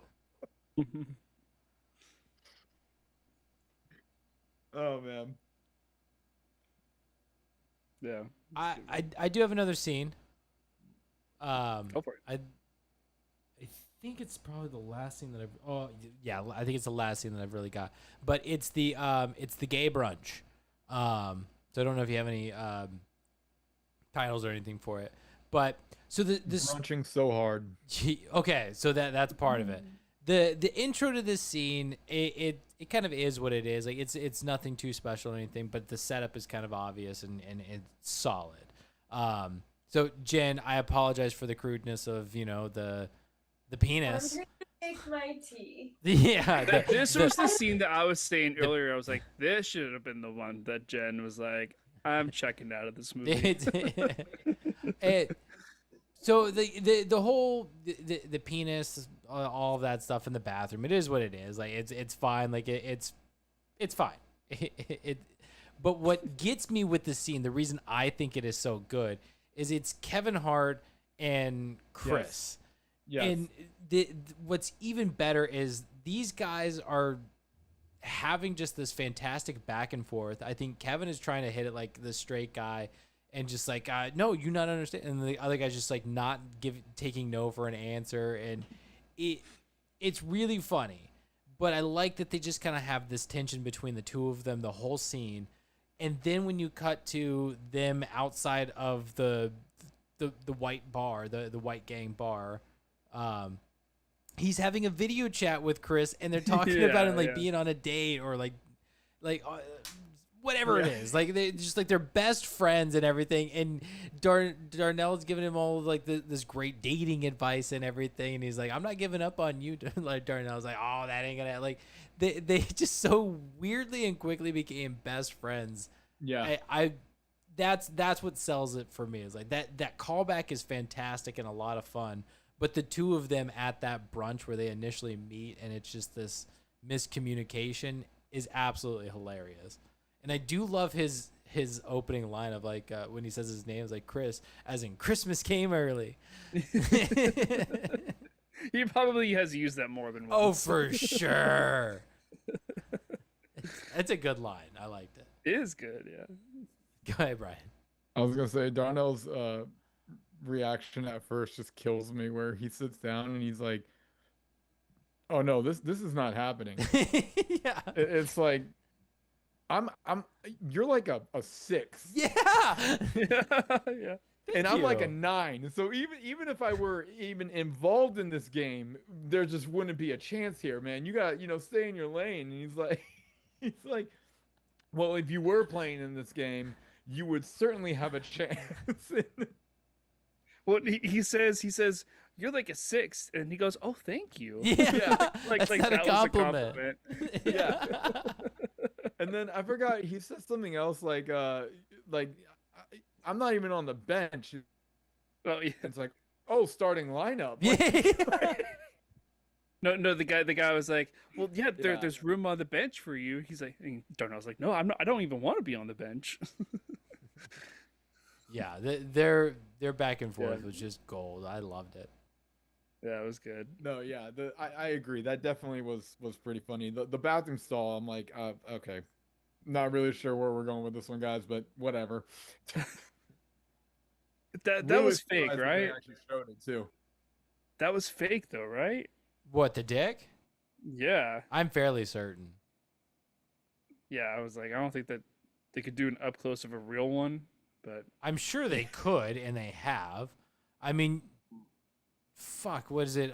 Forgetting Sarah Marshall, you got Jason Segel who's waving his dick around. Oh, that's it's right. true. Yeah. Like, Yeah, you're right. this is one thing in movies that, like, on one hand, I'm kind of glad that the double standard is shifting where, it used to always be like the woman had to be naked or was topless, and like that was it. Like movies that had nudity, it was specifically about exploitation of a female body. But Yeah. now it's gotten to the point where it's like if there's nudity in it, you don't necessarily know it's going to be female. And like, sorry, maybe we don't all want to see a dick waving on the screen, but equal representation, I guess. Like, who? Yeah. Did you ever Don't. watch Bruno Oh my God. Yeah, exactly. But exactly my point, right? It's in like, the theaters? Oh God. Yeah. Yeah, no, that was not fun. on the big screen. And that's the thing, right? Is because we're not used to it. It's uncommon still. Yeah. But I said, like, on one hand, I'm glad that it's becoming more common because let's get rid of these stupid stigmas, the double standards, and everything, right? It's like, I'm not saying, hey, everybody put male genitalia into your movies. I'm not asking for it. But what I am saying is if you're going to do genitalia, equal representation. It doesn't do always, all genitalia. it doesn't always have to be a woman naked. All I'm saying. I like the part where you're like, yeah, I'm totally cool with them doing it more often. Do it. Do it. I'm not afraid to see a dick. You want some dickade? I think after watching I think it was Jackass 3D in theaters when you're watching a dildo just fly across the screen in slow motion for almost a minute straight. It's like, yeah, I'm not too concerned about penises. Like I don't think I ever saw Jackass 3. I saw Jackass 3D in theaters as like a promotion to the college kids where it's like, hey, this is actually coming out tomorrow, but we've got a free viewing for you guys. And it's like, fuck yeah, let's watch a movie. Or like, Jackass 3D for free? Yeah, I'll take that. I'll take that. That's cool. Yeah. Go ahead, Brian. I am down to head scratchers, nitpicks in the last scene, just so you guys know. I mean, I've got like one more scene, and Matt kind of already mentioned it with the like white supremacist people. I've pretty much hit my stuff that I've written down. So let's let's knock out the scenes. What do we got? White supremacists or whatever scene Brian mentioned that wasn't the ending scene? No, it's just for me. It's head scratchers and nitpicks. Ah, Okay. Yeah, let's talk about the whites only whatever scene people. What were they called? I remember there being like a sign on that building, but yeah. Weirdly enough, I'm trying to remember, but Well, that actually leads to one of my head scratchers. yeah. Was anyone else confused as I was that Russell had a connection to a racist white gang? No. I was gonna say, I was like, not really. That doesn't make any sense to me. wait, who was Russell? Russell is T.I. Oh, is that his name? Ti is black and part of the Crenshaw Kings. That Uh, these guys are a white racist gang that hates blacks. isn't Ti like half white, half black? Jesus, that doesn't I mean, matter. if you want to go into the semantics of it, but I'm talking about for the movie. I one way I can It doesn't make sense rationalize to me. things is they're in prison, where you're dealing with the gangs. You're like you communicate, Right. You like your Crenshaw Kings are in prison, and so are. I was trying to see if I could find what these guys were. They were like white. Was it white nationalists? Or something that doesn't sound right. No. But It was 3 words, I think. it's like it's not something I want to Google. Is the thing. Yeah. To add to your algorithm. Yeah. I'm like, I really don't want to have to find this image that way or find that information. Safe search off. No. Oh God. But yeah, I could understand gangs having contact with other gangs, not necessarily as like, oh yeah, I'm constantly talking to Tony, like yeah, he's with the mafia and everything, but it's, if we meet on the streets, I gotta stab him or shoot him or something, but nah. Oh, you know what? I think I got it. It says AW Alliance. What do you think? An all-white alliance? Yeah, that sounds right. That sounds right. AWA. Awa. Yeah. I'm still searching. I'm listening, Matt. No, that sounds right. But Yeah. yeah, it's kind of my impressions. Like, I don't imagine that these guys are like in constant communication, but for them to have some sort of contact, if nothing else, of like calling somebody else, like, hey, what are you doing on our turf? Kind of thing. Like, I don't know. Like, we're in the 21st century. I imagine that there is communication between gangs on some level that does not require them physically meeting. Mm-hmm. Like they know of each other, right? They know their territories. Yeah. They probably social media, whatever. Yeah. All right. But this scene, because I'm trying to remember how it begins. Well, Is it Russell that goes inside and talks with them, or is it James that goes inside and talks with them? Oh, definitely James. it's James. Okay, it's James. Yeah. And really, it begins with James getting punched in the face for saying "knee" and then what a dog sound makes. Oh my God.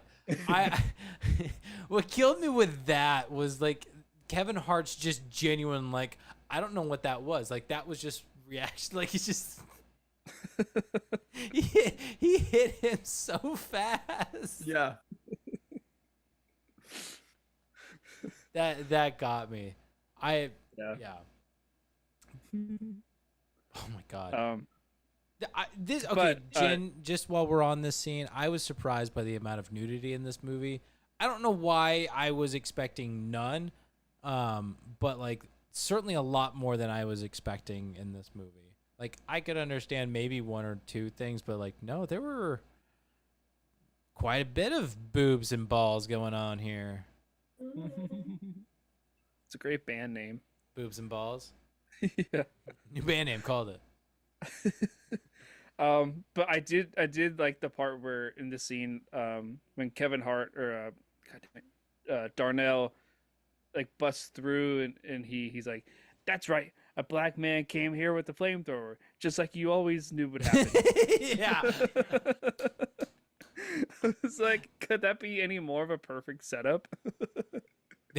That was pretty funny. I was impressed that he managed to make a freaking flamethrower out of a what is it? It was a pressure hose, Like gas tank, and like a pressure washer. Yeah. oh yeah. It was a pressure washer. Yeah. I also love how he told them to Google "I have a dream." Yeah. I As missed he's that. leaving, Did he yeah. say that? Yeah, he says did. it at the very end. Oh man, I missed that. Yeah. That was And, funny. and then when like the whole chase happens and they bust the car out of there and the the lady is like half naked, falls over the windshield, and Darnell just goes, "It's Nazi titties." Sorry, neighbors.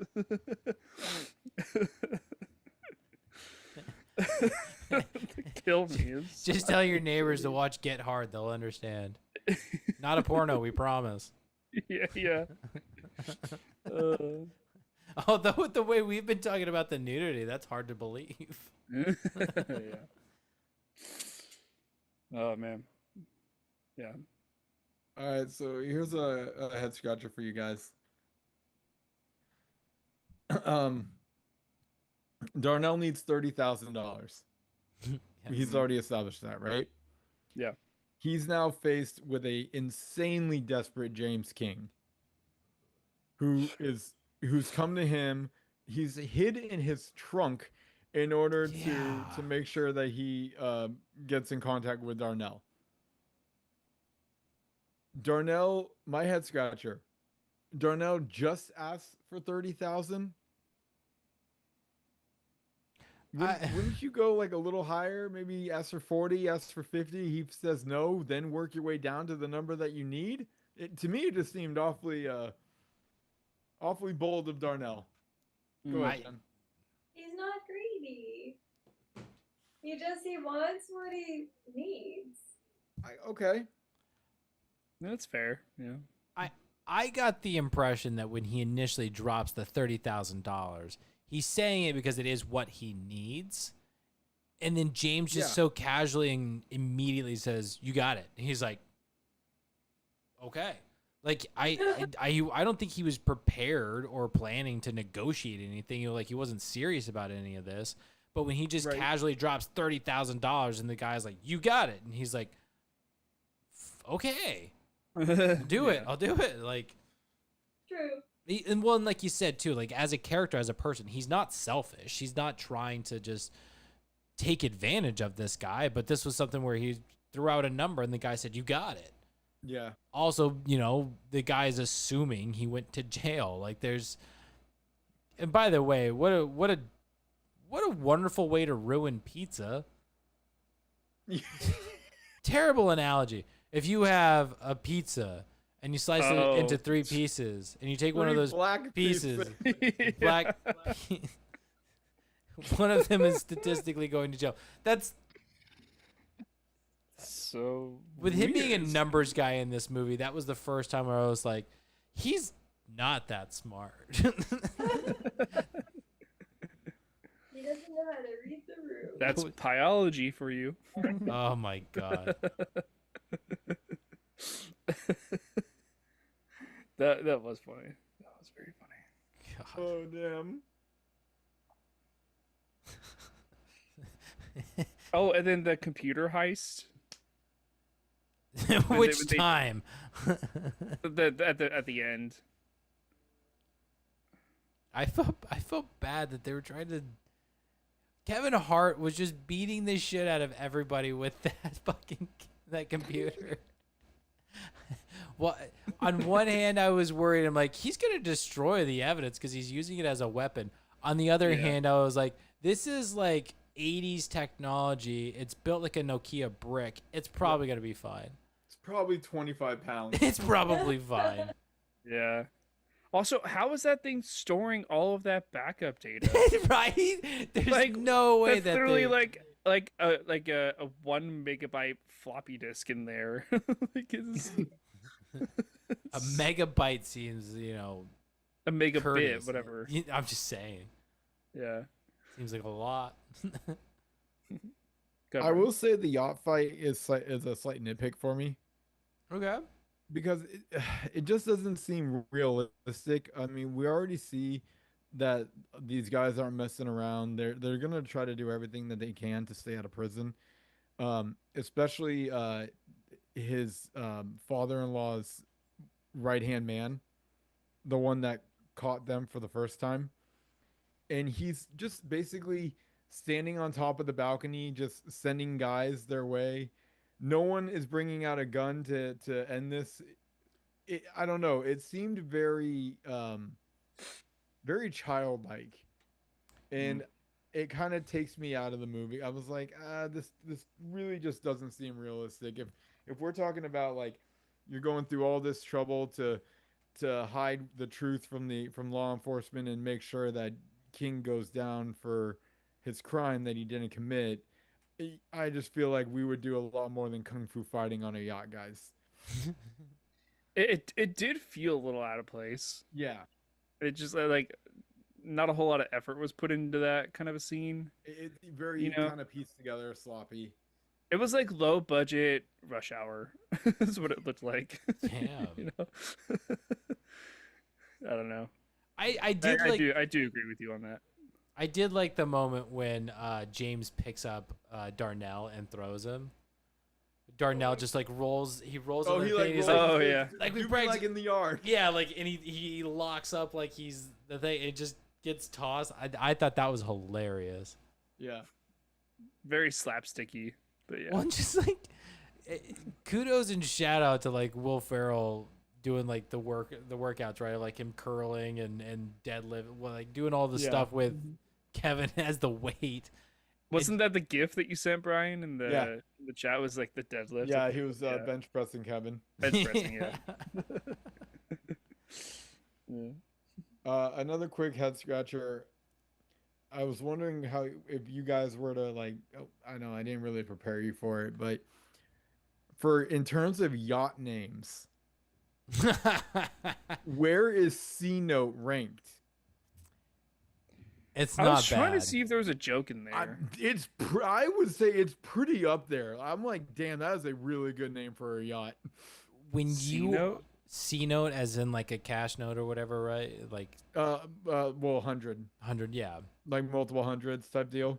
Is that what that's called? a C note. That's But well, it's- that's slang is C note for is like $100 bills, I believe. yeah. Oh, I was thinking like the musical C note. No, No. but then the No. way that they spelled it was SEA Right. Yeah. and then note, and I was like, oh my god, that is too good for a yacht. Oh, Like, okay. I'd say it's pretty up there.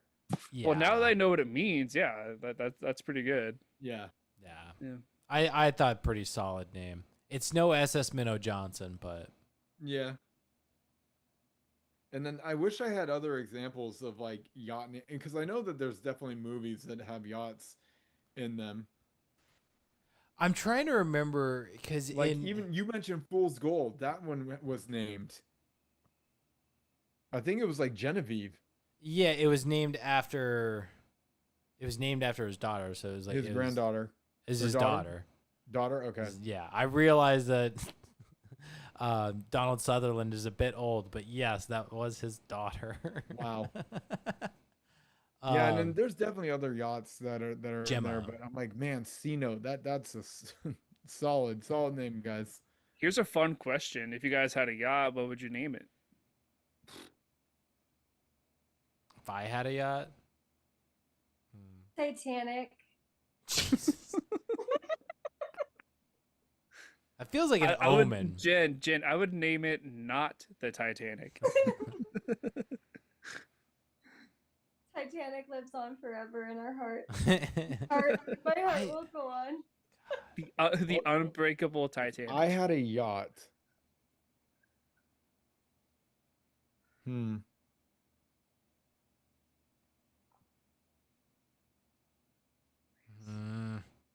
I've never thought about owning a boat, so I've never thought of like a boat name. Well, when you do own a I- yacht, Well, I was trying to think of like in are you guys familiar with Tacoma FD? No. It's a pretty funny show. is it a fire department in Tacoma, Washington? Yes, that's exactly what it is. But it's Okay. but it's That's what essentially I it's it's two of the Broken Lizards guys. So the Super Troopers or what else did they do? Slam and Salmon, Club Dread, Beer Fest. Two of those guys are these fire department people. And there's like a 2 or 3 episode arc where they're talking about boat names and they're just listing off incredible pun names. And I can't think of a single one of them right now. I'm gonna look up yacht names. I really don't know. I'm trying to think if there's any kind of like just movie reference that I'd want to make. But The Rum Runner. no. These knots. Okay, that's solid. You can't see me. Nah, I like D's knots. That's hilarious. Anchor management. See, my okay, God. these are good ones. Oh, maybe I would name mine GoodFlickas. Okay. Ooh, that's good. Yeah. We're taking our podcast on a yacht. Yeah. Or I could name it Water Hazard. That'd be a good one for you. That's a golf Be a reference. pretty Yeah. good one for you. Although, is it a jinx to call your yacht a hazard?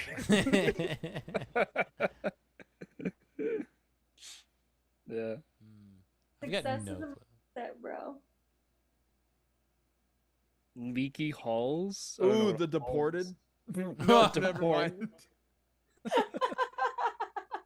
I didn't fully think that one out. The deported. He was thinking port, like pulling into port. Yeah, like Porton. I was like, oh, that turned. Oh wait, deported is a real word. No. Well, I was thinking the movie The Departed, but That like, was the reference. Oh, That was the okay, yeah, reference. It's just it was good. It was a good pun, but didn't land correctly. No, especially in current events, like Oh, it's yeah. just really bad. oh, here's a good one. Seize the day. That's cute. Ship happens. Yeah, I've seen that one. That is a fun one. Wet. No. Never mind. I'm trying to remember. There was one where somebody had something where it was like a ship happens thing, but Oh it my was goodness. ship happens too. Mm. It was that kind of a thing of like, this is a replacement boat. Like you took the same name but you named it twice. Like Maybe I would name mine Tin Cup, referencing everything. Pin cup. it's not bad. It's golf reference. siesta? It works. Like It's a golf. It's a movie. It's everything. yeah. It's a lot. That's a good one. I'd want to go with something punny. Squid pro quo. I love it. That was a good one. All right. All right. Do we have any what more do I have? nitpicks? Okay, that's I enough. have a nitpick. Yes. Yeah. My only other nitpick that I have. Did anyone feel that the charges were really just kind of, I guess, slapsticked together? Like I felt that they were really confusing. They didn't do the homework as to like how he was convicted. They just said that he had like 43 counts of security fraud and embezzlement and blah blah blah. But even when it comes down to like what was actually done, I just feel like they kind of ignored what the crime was, the details of the crime. Eh. I don't need to You don't know. care? Okay. What for me? I didn't think people would care, but For me, the way that all of it's set up is like it's just they're making an example of him. That's all.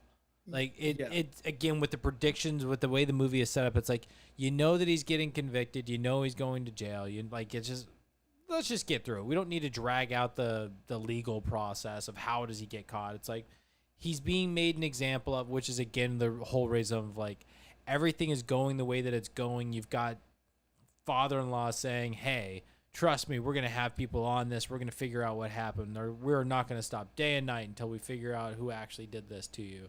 It's like, oh, it's totally you. yeah, Like everything. the whiteboard. It's totally. Oh my god, that was a fantastic moment of like, Oh yeah. Yeah. who can do the blah blah blah blah blah blah blah blah blah. Like it's fucking Martin. Like it just.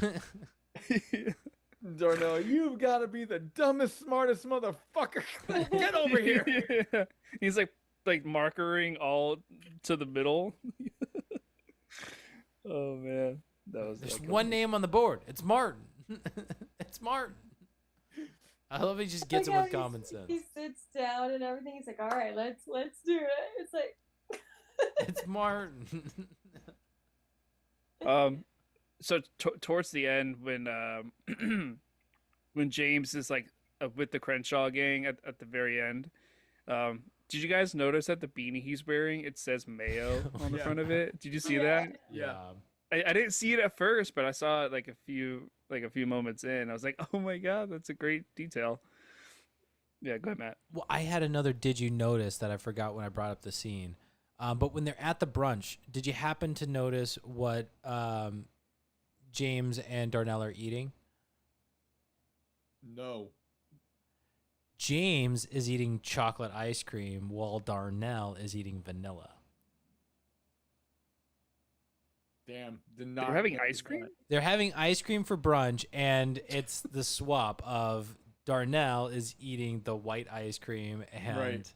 James is eating the dark. Oh, I did not. I did notice not that. know. Wow, that's good eyes, Matt. Yeah. I thought that was like a fun little detail. I'm like, somebody chose that on purpose. And also, like, for brunch, they've just got ice cream. Nothing wrong with it. I'm not against it. I mean, Jen. I'm not hating love on me some that, ice cream. no. I love me some ice cream. I'm just saying, it's not brunch. There's no bad time of day for ice cream, but it's not brunch. Does anyone have theories as to why they would keep the gun after they left Crenshaw Kings, realizing that they don't want to do anything stupid, and they're like, "We're still gonna keep this gun though." He keistered it.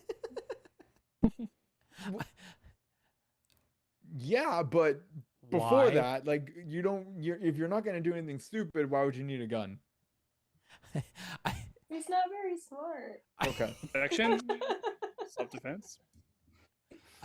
okay, I kind of agree with Jen but like in the sense that he's got 24 hours left. I think a little part of him is still scared, and it is kind of like a Okay. self-preservation thing of like hold on to the gun, but just also not being in his right mind.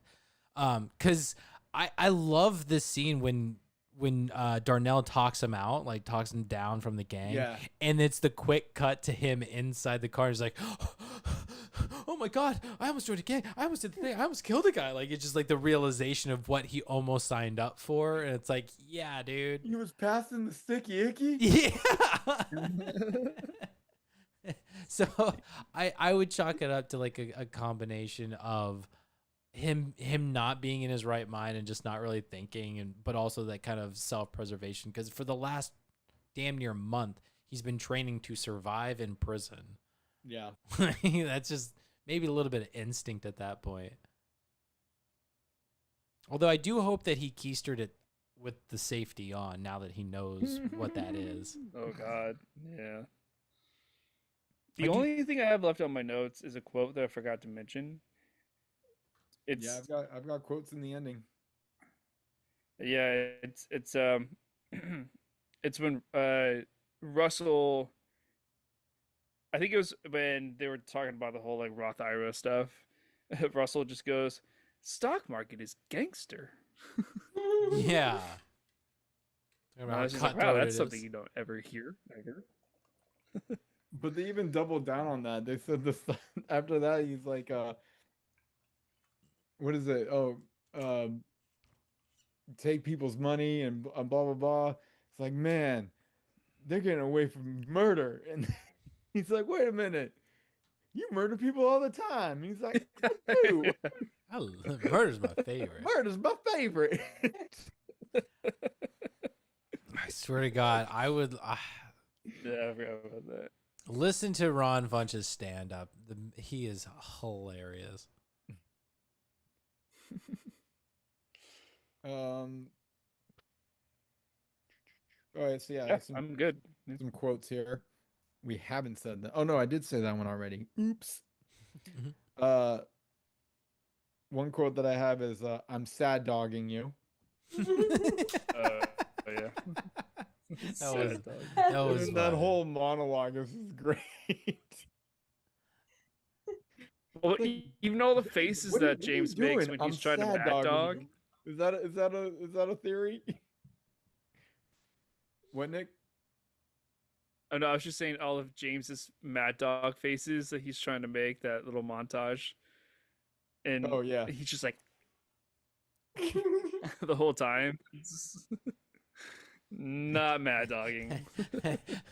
Who does he try to go mad dogging? Oh, was it the guy that's pulled the gun on him when they stole the computer? Yeah, it's his father-in-law's right-hand guy. Darnell's just like, do not mad dog right now. Do not mad dog him right now. And he's just, "Arr." Matt, do you have any quotes or? No, we've said them all. Okay. Then I have two more. Prison school's in session, bitch. That's a good one. That's a Yeah. good one. And then this one killed me. Oh my god! I'll try to do it like Will said it, but it's after the bees in the trap thing and everything, and he's talking about how he was up all night learning about the culture of his people. Oh yeah. And at the very end, he's like, "I forgot the gin and juice. Should I go back inside?"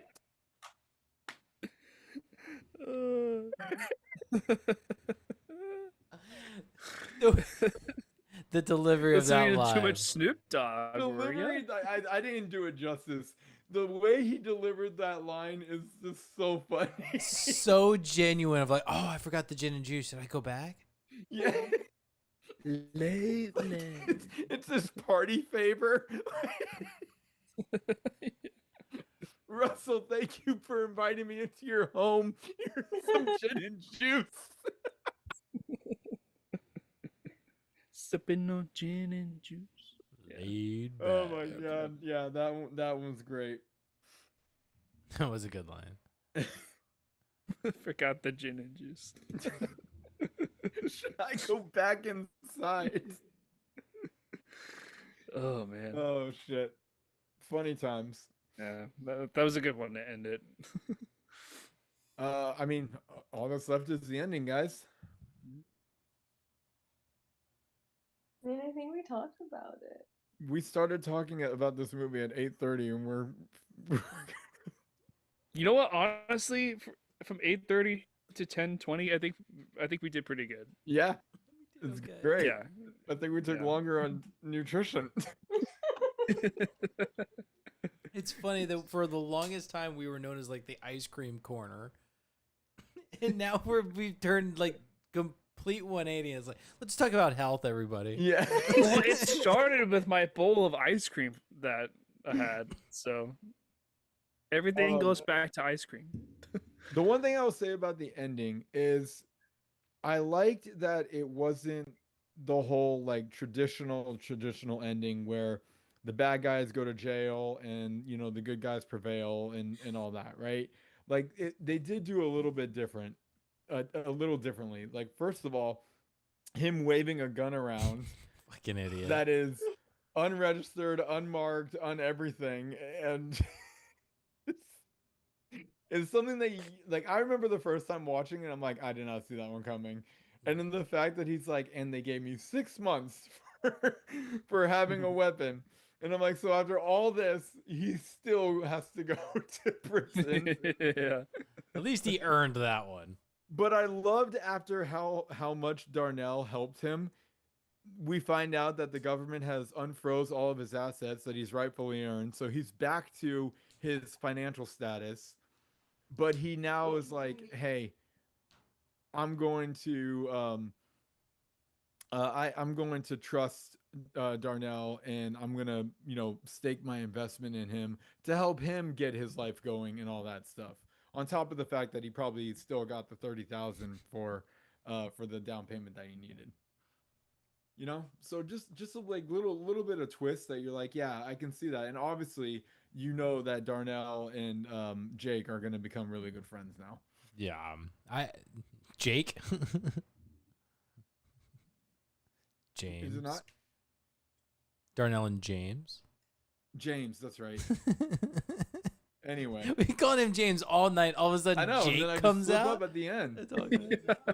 And And Pharrell. Pharrell, yeah.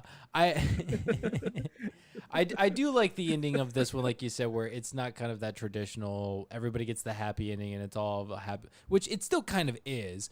But I like that for the bad guys, they go to prison. There's the implication that they're being raped, and we can laugh about it. Haha, it's happening a lot. Bad guys are getting what they deserve. But then like you said, to follow up of like he did end up going into prison for 6 months, which isn't so terrible. He's already prepared for it because he's been training for a month. Right. Plus he's got this beautiful black woman who's showing up on to just shake her ass for him. Like, yeah, I think he's Shonda? doing okay. I think he's doing okay in prison. Yeah. Especially since at that point he might not be in the maximum security prison. It was hard to tell if he was in the same one or not. I couldn't tell. But he probably becomes the financial guy where he's just helping everyone and he being like, Yeah. oh, this worked with the Crenshaw King, so he is homeboy from Shawshank.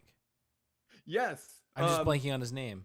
Andy. Andy. I'm like, all I could think was red, and I'm like, it's not red. Yeah. But yeah, he's Andy. He's living Shawshank. It's all good. But yeah, all right. Anything else? Any little final thoughts? No. Just that. All right, it's that That time it. of night. Who wins the movie? Oh boy. I'll go first. I'll give you guys a second to think about it. Because I've held this one all night, just kind of like through conversation to see how it goes. I'm giving 2 shout outs. First one to director, because I feel like I've kind of been nitpicking a lot of things with like design, editing, and that kind of stuff. But ultimately, I think this is a pretty effective movie, especially only having 3 credits and stuff, like, and a solid handful of writing credits involved in enough, like in quite a bit. But pretty solid. Will Ferrell is my second shout out, which really my second place. He's absolutely incredible. He brings what he brings, and he's hilarious. He's fun. But for me, it is Kevin Hart in this one, where the scene that I remember is him cooking at his finest. It's the, what did you call it, Jen? The Three's a Crowd. Yeah. This is, to me, this scene just sticks out. It's so solid. And not to say that Farrell isn't doing his best work of like keeping a straight face while Hart's doing all of this, but Kevin Hart, I think, really shines in this one, where he's absolutely hilarious. He does what he does, and at no point do I feel like he's doing too much or he's over the top. It's perfect. It's solid acting from him. It's great comedy, and I think because he is the comedic force within this movie, he carries it. He does exactly what he's supposed to do, and it's all Kevin. Yeah, I'll second that. I was torn between Will Ferrell and Kevin Hart, and I think it goes to Kevin Hart. Will Ferrell shines in other movies. I think he's definitely kind of playing more of the backseat, like sidekick to Kevin Hart. You know, he may be the main character, but he's not the right. He's not the Exactly. That's what I was comedic thinking lead. too. Yeah, he may be the main character, but I don't think he's the funniest. Yeah.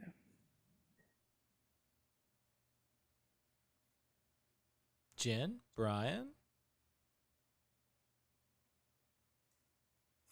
I'm still torn. I know Matt and I are Team Hart. Are you guys Team Ferrell? Absolutely not. No, I mean, I'm still torn. One of my shout outs that I want to give to is T.I. Okay, yeah. He deserves an honorable mention. I thought his performance was just incredible in this movie. And he's on screen very, very little, but makes such a huge impact. I agree. God, it really is between Kevin and Will, and I don't know. They both definitely shined on this one, but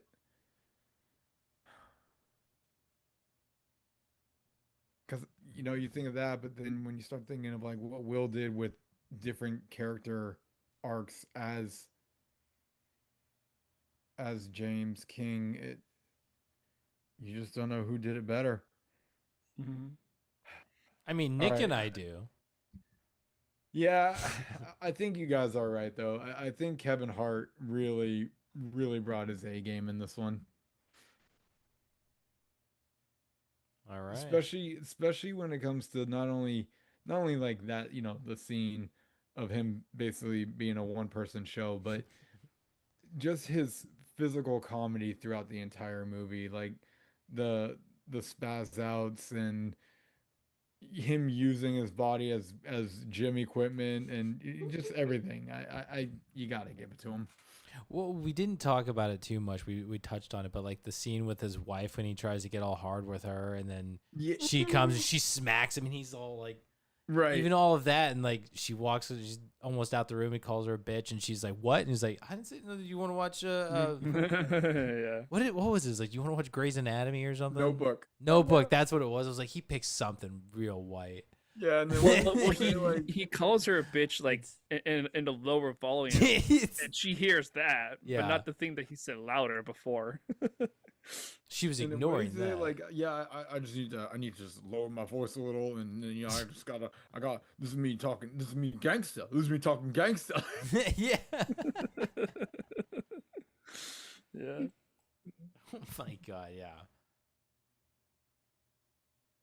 Yeah, for sure Kevin Hart wins it for me. But he won it before I even hit play. Okay. So you're just He what? prepared to love him. He won it before I even hit play. Oh wow. So like, yeah. She knew. She knew going in. I do. I just like his sense of humor. It's so funny. I do Yeah. like Kevin. All right. Well, unanimous. I love it when that happens. I changed my opinion. I think love wins the movie. Love for big booty black women who twerk, twerk, twerk. No. Shonda. All right. Well, okay. That is. Shonda gets an honorable mention. she was putting up some serious effort. But right, that is a wrap on Get Hard. It is now time to get soft. All right, I I needed thought you were gonna say something like, "I hope we're all hard now." no, nope. I needed a cheap laugh. Yeah. So that closes us out. That is a wrap on Get Hard. That is see, that's where I should have said that's a condom on Get Hard. It's a wrap. Awful God. Gotta end this. Oh Gotta my end this. God, This dude. is. I don't know if you guys are embarrassed, but I certainly am, and I'm doing it to myself. Oh, yeah. That is it. That is the end of the conversation on Get Hard. I think it was a very successful conversation, lots of fun. Sorry for it being a later one, but great chat. Nick, I believe you have next week's pick. Which are we heading into 4th of July? We're close. I just don't know what day of the week we're at. We have next week. So next Monday will be the last day of June. Okay. So before I tell you what the pick is, I wanted to ask: did we want to do Sci-Fi July? Like starting with the next, whoever has next week's pick. Going into sci-fi. I mean, I'm not against it. If we want, it's fun when we do theme stuff, but I also know that Brian's not a huge sci-fi guy. I'm cool with it. Okay. Well, here's my thing though. Get your nerds on. You can pick whatever movie you want, but you have to sell it to us that it's a sci-fi movie. Okay. Like, even if it doesn't say sci-fi in the genre, you have to Okay. tell us and really sell it to us that, like, this is why I picked this movie for Sci-Fi July. Okay.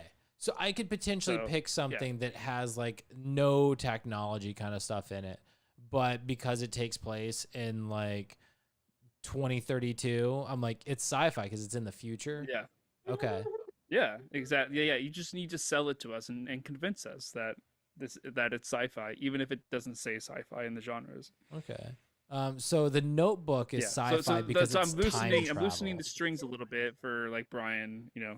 I'm telling you right now. Like pick the Notebook. It's time travel. It's literal time travel. I'm telling you. You So don't like need to sci-fi. loosen the strings, guys. If we want to do sci-fi, let's just do sci-fi. I'm fine with that. Are Okay, you yeah. asking to prepare yourself for next month or to save whatever you're gonna pick?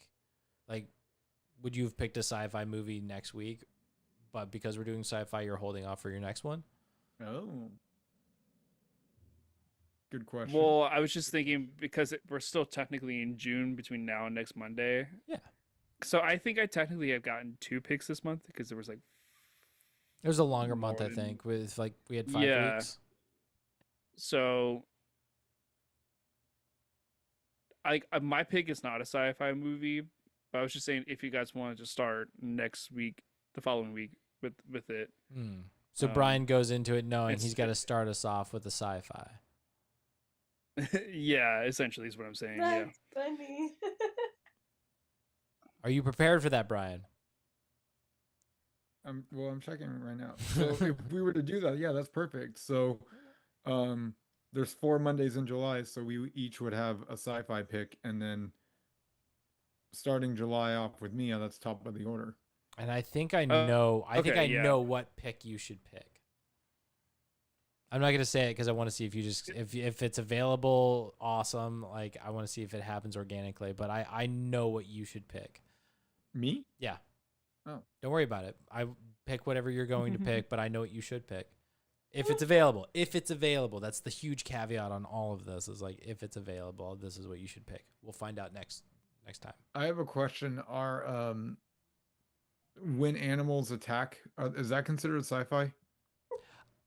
Well, This is where I think like the argument kind of thing is like why is the animal What, Jen? attacking? Thinking of what animals eat. What? was it called Hannibal Attack? Is that what it said? No, Jen said she's thinking of how animals eat the YouTube. Oh yeah. Oh, Yes. Yeah. And I asked, do when animals attack movies, does that count as I this is Sci-fi. where I think the argument has to come in for like him of like sell it as a sci-fi. Yeah. Because like I mean, in theory, Jaws is would not just be an animal. sci-fi? That's not sci-fi. That's nature to me. However, Jaws, the shark itself, is described as being massive compared to other sharks. So it's like, in theory, if you wanted to make the arguments and you came up with good ones, I'm just blowing off, you know. I wouldn't consider Jaws sci-fi. That's just a great white shark who's in the area of humans and Then hungry. what's so? Well, I guess this is the easier. What would I option. consider, What's in just to go realm? with your example, Yeah. Deep Blue Okay. would Yeah. 100% be sci-fi because they are growing the sharks themselves and creating them. They're in like an underwater lab and everything too. I'm pretty sure that like to the degree that that movie is portraying it is not happening. Exactly. So Yeah. certainly like that. Yes. Yeah. Well, the phi just means not real. So just any movie that doesn't have anything that's not real. It's like- all not real if it's fiction. Like Okay, realistic, I guess is what I should say. The thigh. You know what? Here's what I will say. Have 2 picks. Everybody have 2 picks each week because if somebody's going to complain about your pick not being science fiction, have a backup or be prepared to argue it. Or how about this? You pick whatever you want, and then we'll rate it. We'll rate your pick based on the sci-fi-ness of the movie. No, I don't want to Like add 1 out of that. 10. Well, Like, no, 'cause oh no, you thought that was a sci-fi? No, that's not a sci-fi. 2 out of 10. now I I don't mean- want to pick something that's like in the distant future and is not It's all for technologically fun. driven. We're not. It's not like a real thing. Yeah. We're just having fun with it. What is this? All right. so Whose we're line doing is that Sci-Fi anyway? July. Yes, we are doing Sci-Fi July. Pick whatever you want. Convince us. Sell it to us and tell us why it's a sci-fi movie. And then each of us will rate each person's pick 1 out of 10 on how sci-fi it is. How come the sci-fi scale gets a 10 and our movie scores are just out of 5. Because that's how we keep I it wanna know separate. you're That's talking how we about. keep Okay. it separate. Okay. Yeah. Okay. I don't want to mesh it too much together. Give it a much My wider movie scale. scores go to 10. Your scale is special, Jen. Is it sci-fi July or is it sci-firework July? No, It's sci-fi. sci-fi July. July. I'm totally I'm just staying kidding. with Sci-fi July. If you actually contemplated that, that's sad. Yeah, you pulled the Nick right there. Okay. That's how you guys must feel when I say stuff like that. Okay. So, Sci-Fi alright. July is on the way. In the meantime, Nick, what is next week's pick? So next week's Nick pick is a Disney Plus movie. Ooh. We are going to be watching Holes. Okay. Yep. Okay. Digging up on digging. Mhm. Digging up on digging. All right. Sure. Okay. Not a sci-fi movie. No, it's not. No, it's not. The order of these movie titles is quite hilarious, though. This is all over the place. This is great. Can you make a sentence for each month for the movies that? Get hard holes.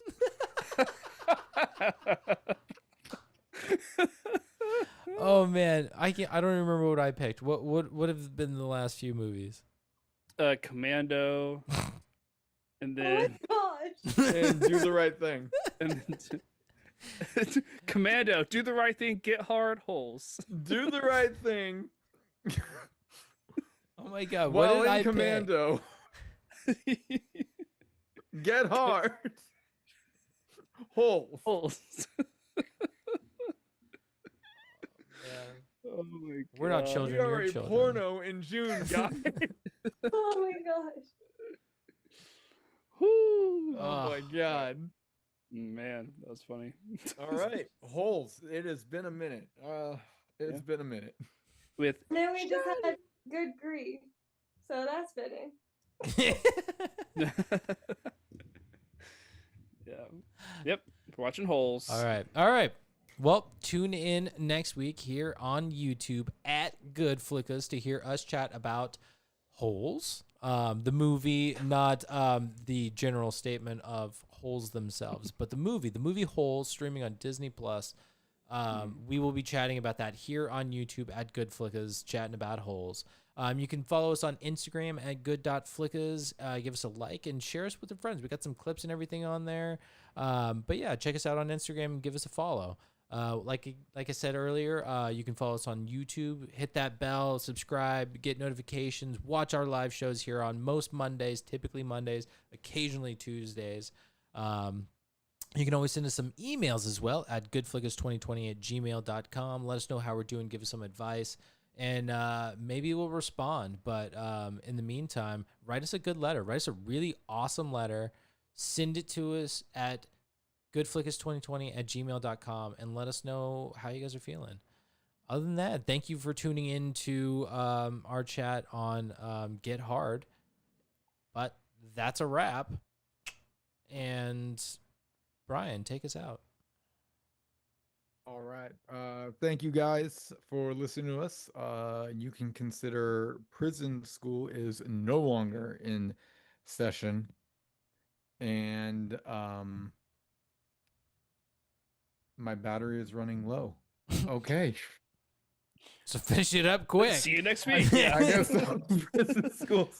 Prison school is no longer in session. And you know what? Come back next week and we promise not to mad dog you or sad dog you. We'll see you next week. It might be a little sad dog.